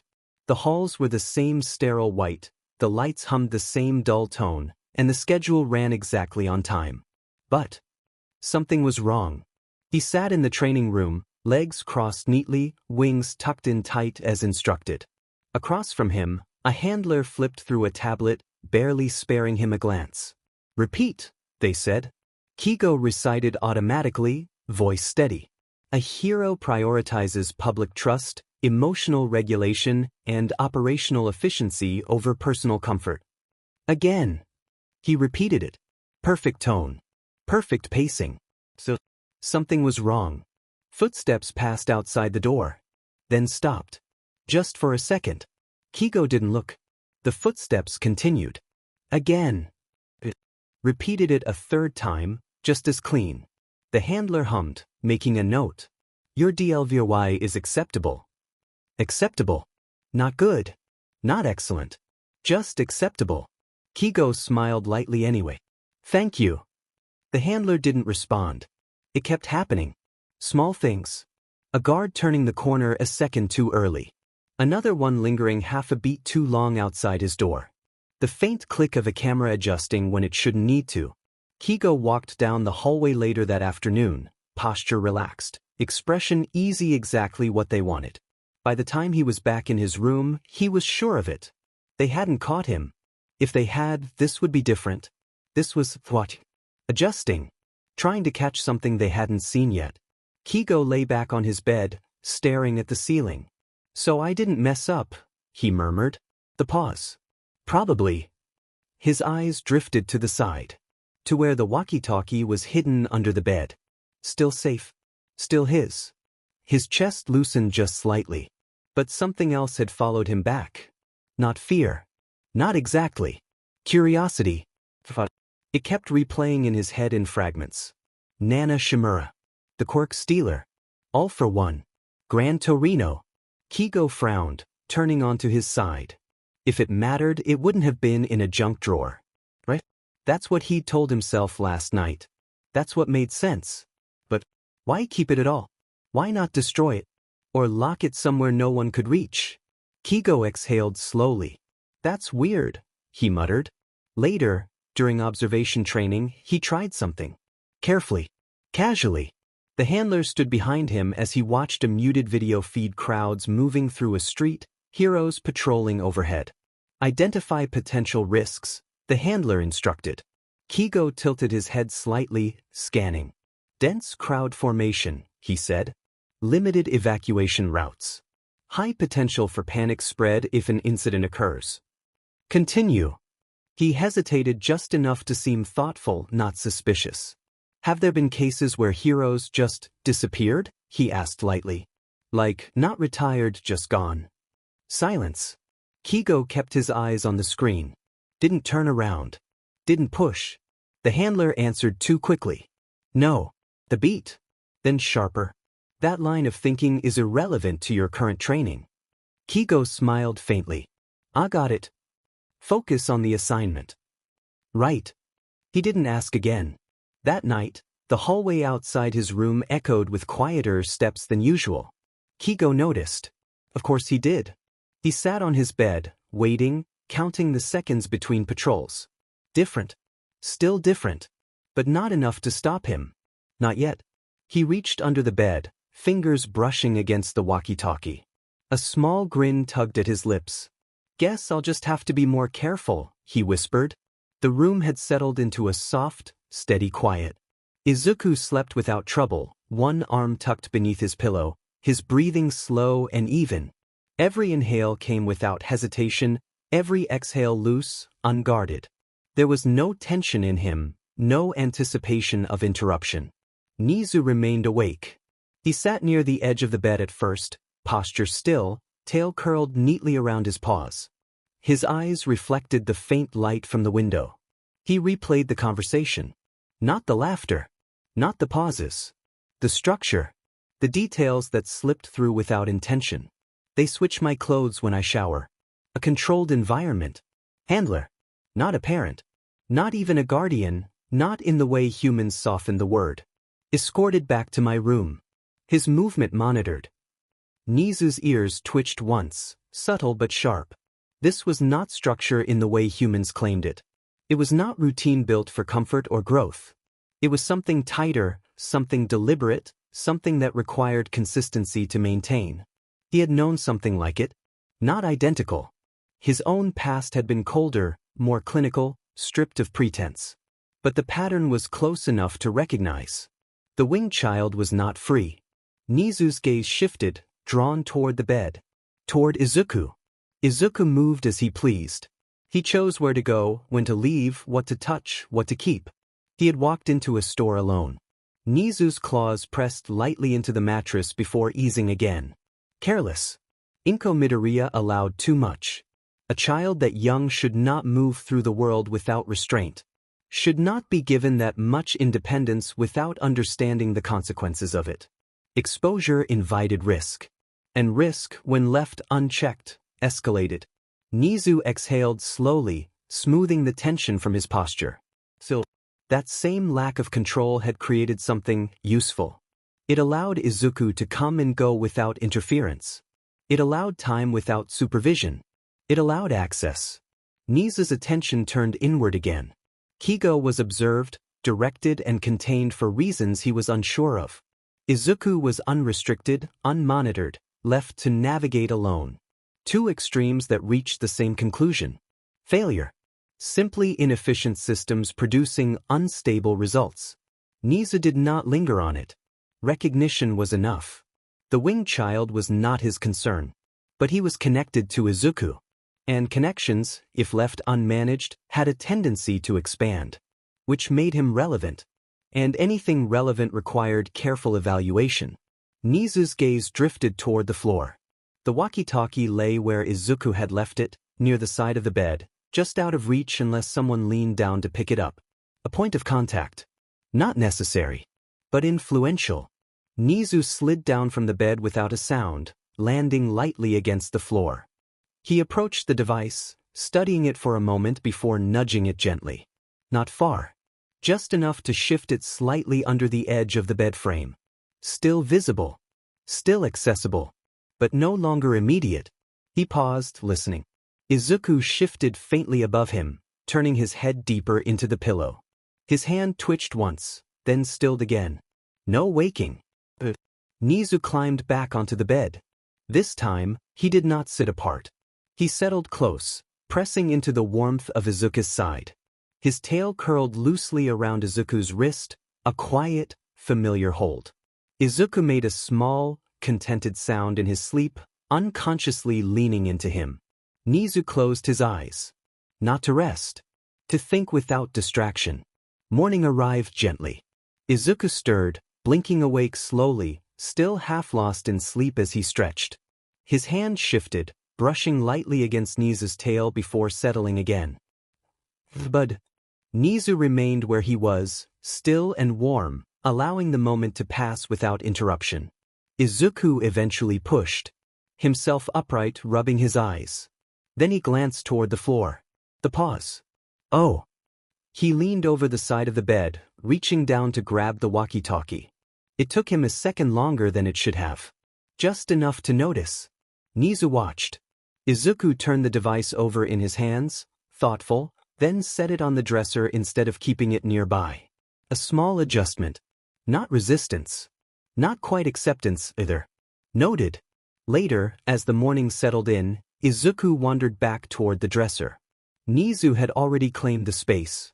He sat near the edge, posture relaxed, as if he had simply chosen a comfortable spot. His tail flicked once, slow and idle. Izuku reached toward the walkie-talkie. Nezu shifted. The movement was minimal. Just enough to place himself between Izuku's hand and the device without making it obvious. Their eyes met. Izuku hesitated. Bud. Nezu held his gaze, unblinking. There was no aggression in it. No warning either. A quiet insistence that lingered without explanation. Izuku's hand hovered for a moment longer before pulling back slightly. I'm not gonna use it right now, he said, softer this time, like he was reassuring him. Nezu didn't move immediately. Then, slowly, he relaxed again, settling back into place without fully clearing the space. Izuku didn't try again. The rest of the day unfolded in small, careful observations. Izuku picked up the walkie-talkie once, turning it over in his hands. Nezu allowed it, watching without interference. When Izuku set it down, Nezu noted how close it remained, how easily it could be reached again. Later, Izuku passed by it without stopping. Another data point. No avoidance. No attachment strong enough to challenge interruption. Nezu did not prevent access. That would be inefficient. Instead, he adjusted the conditions around it. A pause here. A presence there. A moment of hesitation introduced where there had been none before. Subtle shifts. Enough to influence without forcing. By evening, a pattern had begun to form.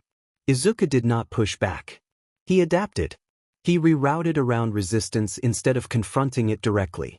Flexible. Malleable. Nezu filed the observation away carefully. There was no need to act further yet. Not when the current approach was already producing results. Izuku didn't touch the walkie-talkie. Not right away. It sat on the dresser where he'd left it that morning, quiet, unassuming. Like it hadn't already shifted something. Instead, Izuku lay on his stomach across the bed, legs kicking idly behind him as he stared at nothing in particular. Thinking. Nezu was nearby. Of course he was. Izuku didn't need to look to know he could feel it. The slight dip in the mattress, the quiet presence that had, over time, settled into something constant. Something he didn't have to question. So, Izuku glanced over. Nezu was watching him. Not unusual. But, more focused than usual. Izuku smiled a little. "Hey bud," he said lightly. "What's with the stare?" Nezu blinked once.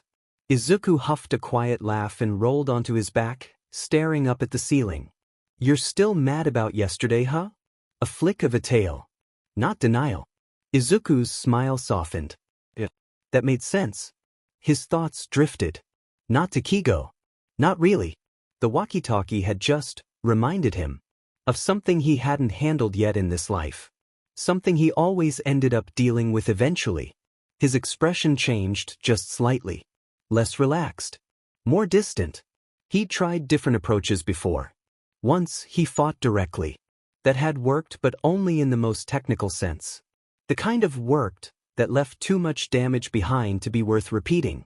Another time, he hadn't bothered with fighting at all. That one had been easier. There was no preparation, no planning stretched across days. He hadn't needed to gather anything or chase down information. He already knew. He had always known. So he tested it. Set the camera beside his bed. Timed it. Slipped under the covers and forced his breathing to even out, eyes closed just enough to sell it. 10 seconds. That was all it took. After that, everything fell into place with almost disturbing ease. He sent it as someone else, as his vigilante self. Then another message followed, simple and blunt. Don't do anything stupid. No explanations. No threats spelled out. It didn't need them. And somehow it worked. It always worked. Izuku let out a slow breath, eyes fixed on the ceiling above him. That was probably the best option again. For now. A burner device. That was the only real issue. He didn't have one. Didn't have the money for one, either not for something safe, something that couldn't be traced back to him. And he couldn't exactly ask. Izuku snorted quietly at the thought and rolled onto his side again. Building one would take time. Parts. None of which he had right now. Izuku stilled. A small grin spread across his face. Aizawa. He pushed himself up onto his elbows, energy shifting completely. That would work. Aizawa had a laptop. Not just any laptop, a burner. Izuku had noticed it before. No login. Bare minimum setup. Barely secured because Aizawa couldn't be bothered. Perfect. Actually perfect. Izuku slid off the bed, already moving. Nezu moved immediately. Izuku didn't even make it 2 steps before he heard the soft thump of paws behind him. He glanced back briefly, then kept going, heading toward the door. The apartment was quiet. Too quiet. Izuku slowed just a little as he reached the handle. Behind him, Nezu paused. Not tense. Listening. Checking. Izuku waited a second too, just long enough to confirm what Nezu already had. No movement from the rest of the apartment. No sign of his mom. Izuku reached for the door. Nezu stepped in front of it. Izuku blinked. Ah! Nezu didn't move. Didn't make a sound. He just stood there, directly between Izuku and the exit, tail low, posture steady. Blocking.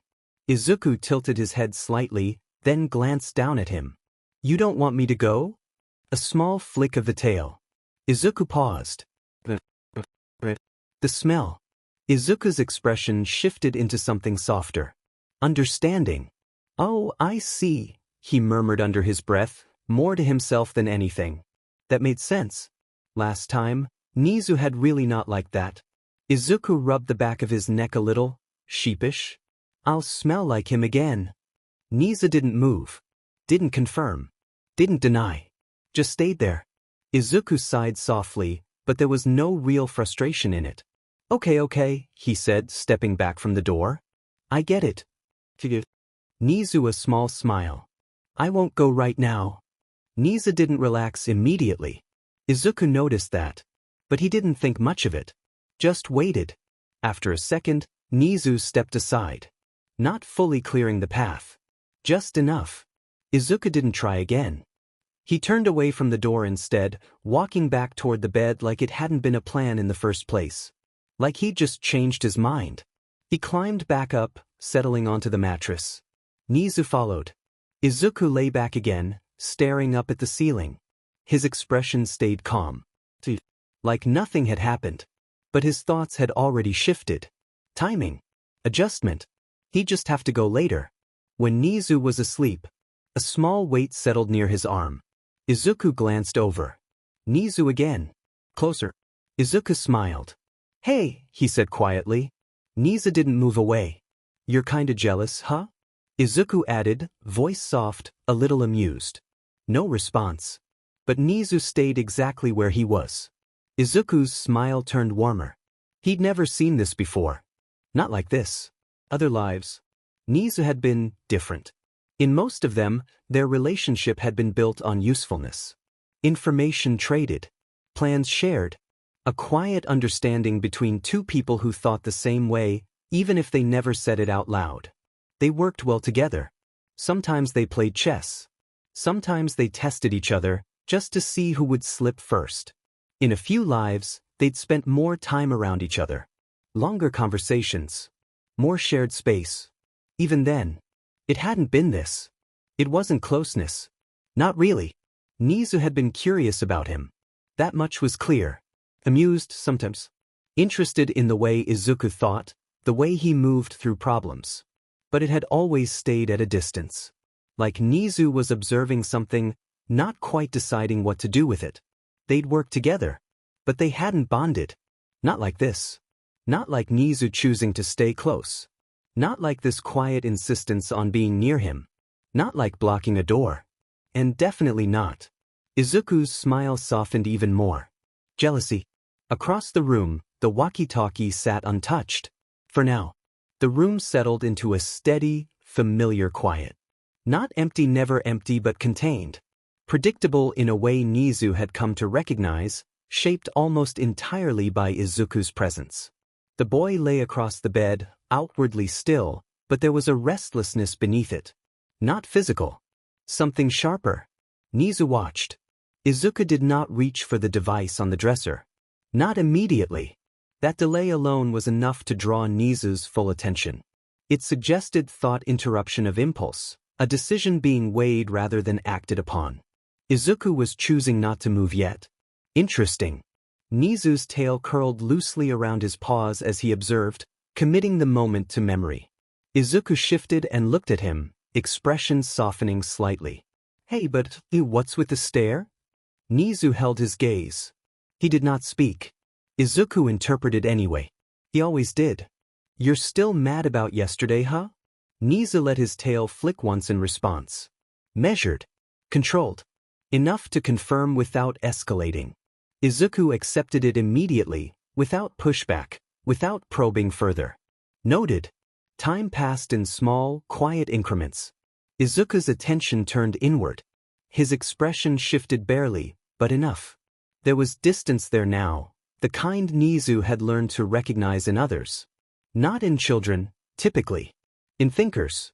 In planners. Nezu focused. That pattern again. Izuku moved. Off the bed and toward the door. Nezu reacted without hesitation. He dropped lightly from the mattress, paused silent against the floor as he followed. Close enough to intervene. Not close enough to alert prematurely. Izuku slowed at the door. Listened. Nezu did the same. No movement beyond the room. No immediate threat. The path was clear. Izuku reached for the handle. Nezu stepped in front of it. He didn't bare teeth. Didn't tense. He simply placed himself there small, immovable, occupying the space Izuku needed. Izuku stopped. He looked down, confusion flickering across his face before settling into something more thoughtful. Nezu held his position. Stillness, he had learned, carried more weight than frantic motion. You don't want me to go? A slight movement of his tail. Enough. There was a pause. Nezu watched closely. Izuku's expression shifted again and then, understanding. Oh, I see. Nezu stilled. I'll smell like him again. Izuku stepped back. On his own. Nezu did not move. Not immediately. He watched. I won't go right now. The words came easily. No strain. No reluctance. Immediate compliance. Unforced. Nezu stepped aside slightly. Not a full retreat. Just enough to release the pressure without removing it entirely. A controlled allowance. Izuku didn't try the door again. He turned away instead, returning to the bed as though the decision had been his from the beginning. Nezu followed. Izuku settled back into place, expression calm, body relaxed. But the shift had already happened. Nezu could see it. This wasn't abandonment of intent. It was delay. A postponed action. He stayed close this time. Closer than before. Not accidental. Proximity mattered. Presence altered behavior subtly, but consistently. Izuku had already shown a tendency to adapt rather than confront. Maintaining that environment increased the likelihood of repetition. You're kinda jealous, huh? The interpretation was incorrect. But it was useful. Harmless. Nezu didn't react, didn't correct him. There was no need. Izuku reached toward him, hand brushing lightly against his fur. Nezu allowed it. He did not move away. Izuku made no further attempt to leave. Did not reach for the device. Did not question the interruption. Nezu's ears twitched once as he reviewed the sequence. The obstruction had been minimal. No force. No escalation. And yet, it had worked. Izuku had paused.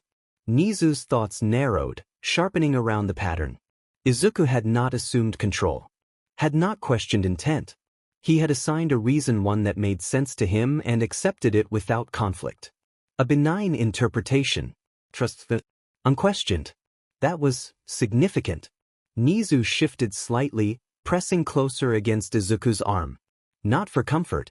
For consistency. Reinforcement.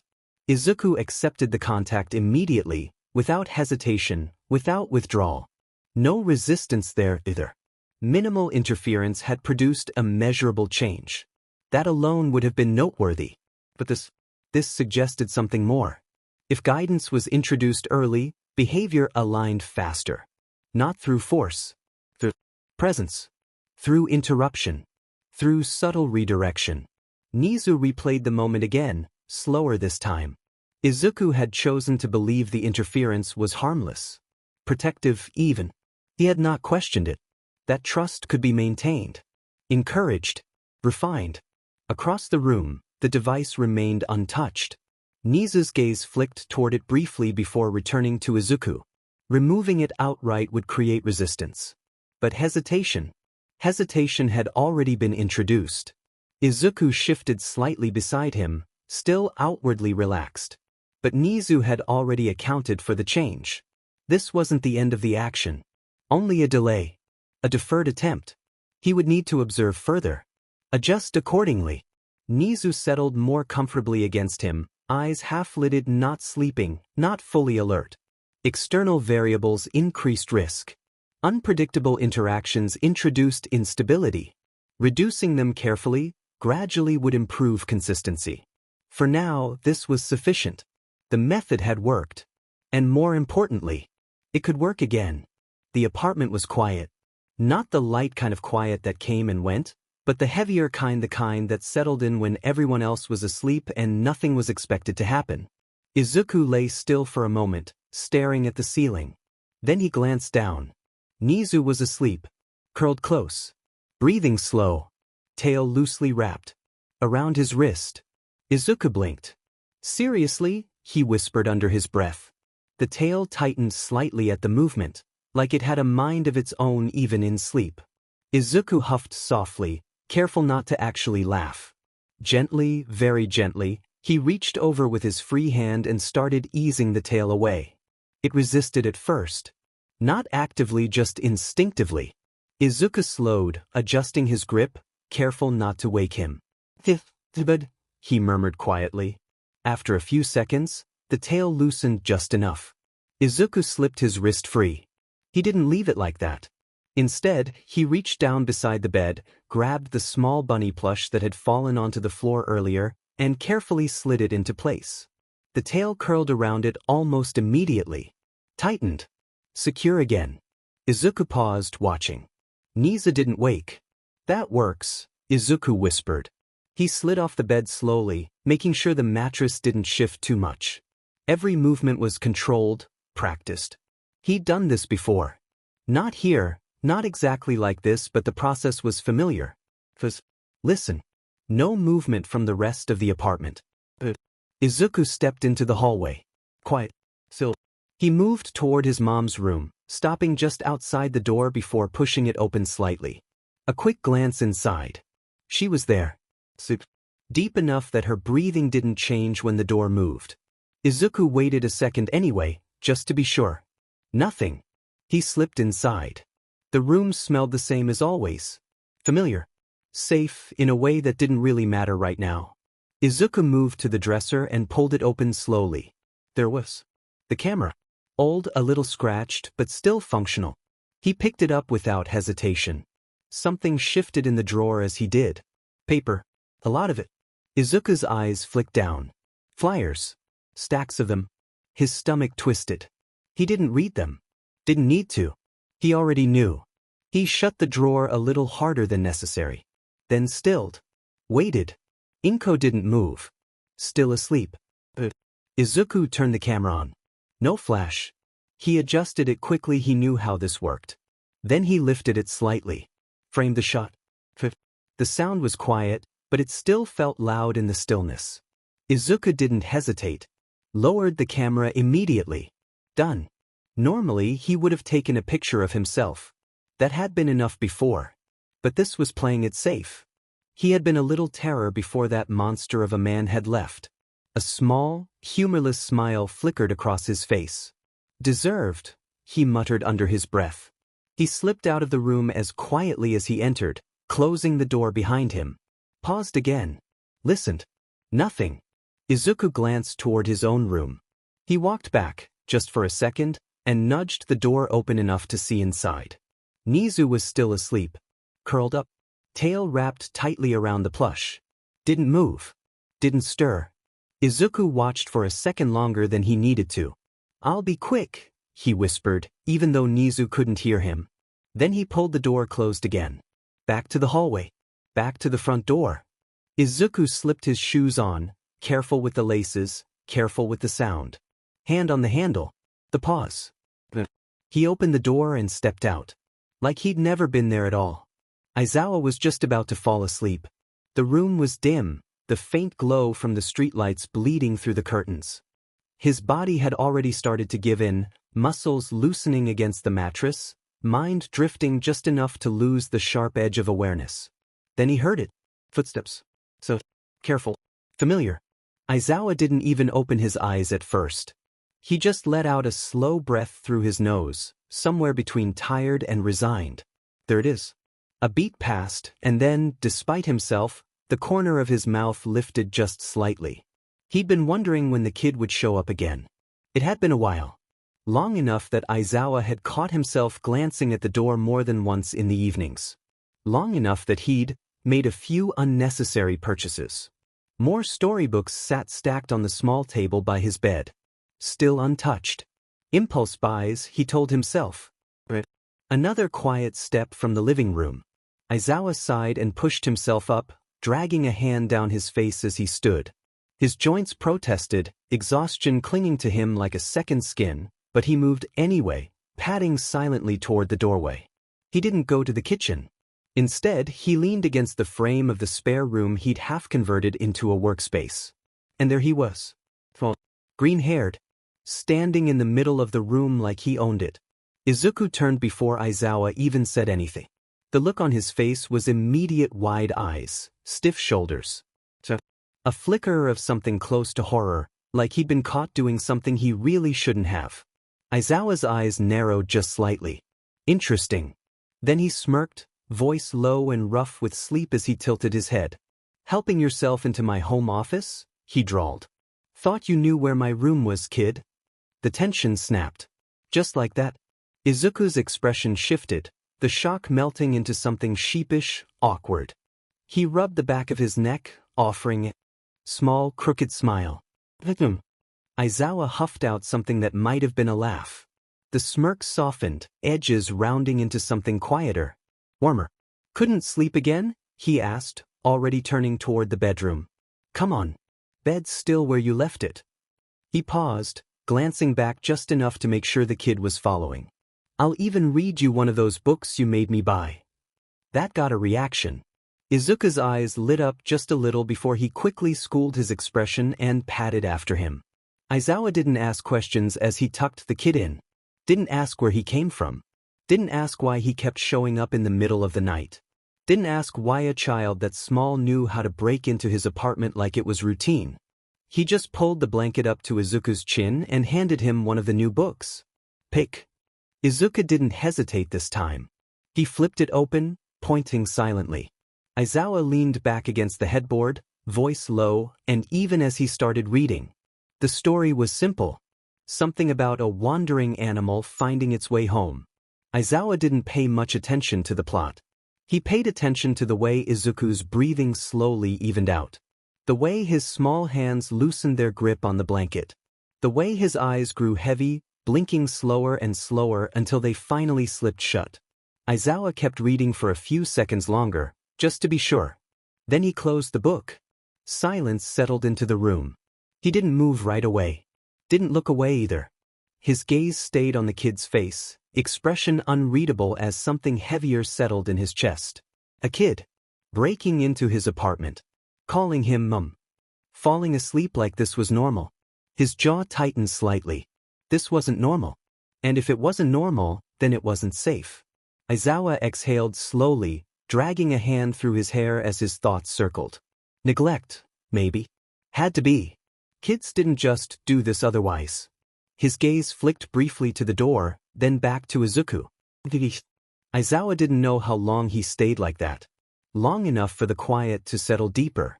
Long enough for his eyes to start burning from lack of sleep.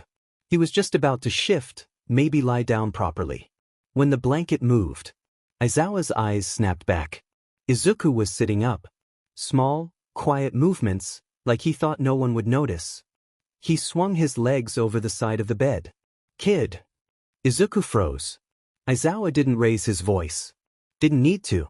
It's not morning, he said, tone flat but firm. Get back here. Izuku turned, eyes wide again, surprised, like he hadn't expected to be caught. Aizawa held his gaze. Go back to sleep, he added, softer this time.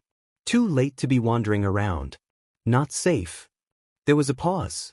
Then Izuku nodded once and climbed back into bed without arguing, pulling the blanket up again. Aizawa watched him settle. Waited. Good. He pushed himself off the bed. I've got work to finish, he muttered, more to himself than the kid, already moving toward the closet. He pulled out his sleeping bag, shaking it loose before spreading it out on the floor beside the bed. It wasn't the first time he'd done this. Probably wouldn't be the last. As he lowered himself down, adjusting it into something halfway comfortable, he felt movement again. Aizawa glanced up. Two green eyes peeked over the edge of the mattress. Watching him. Making sure. Aizawa snorted softly, not even bothering to hide it. Still not planning on telling me your name, kid? There was a pause. Then slowly, very slowly, Izuku ducked back down out of sight. Aizawa huffed, shaking his head as he settled onto his side. Yeah. Thought so. The room went quiet again. This time, it stayed that way.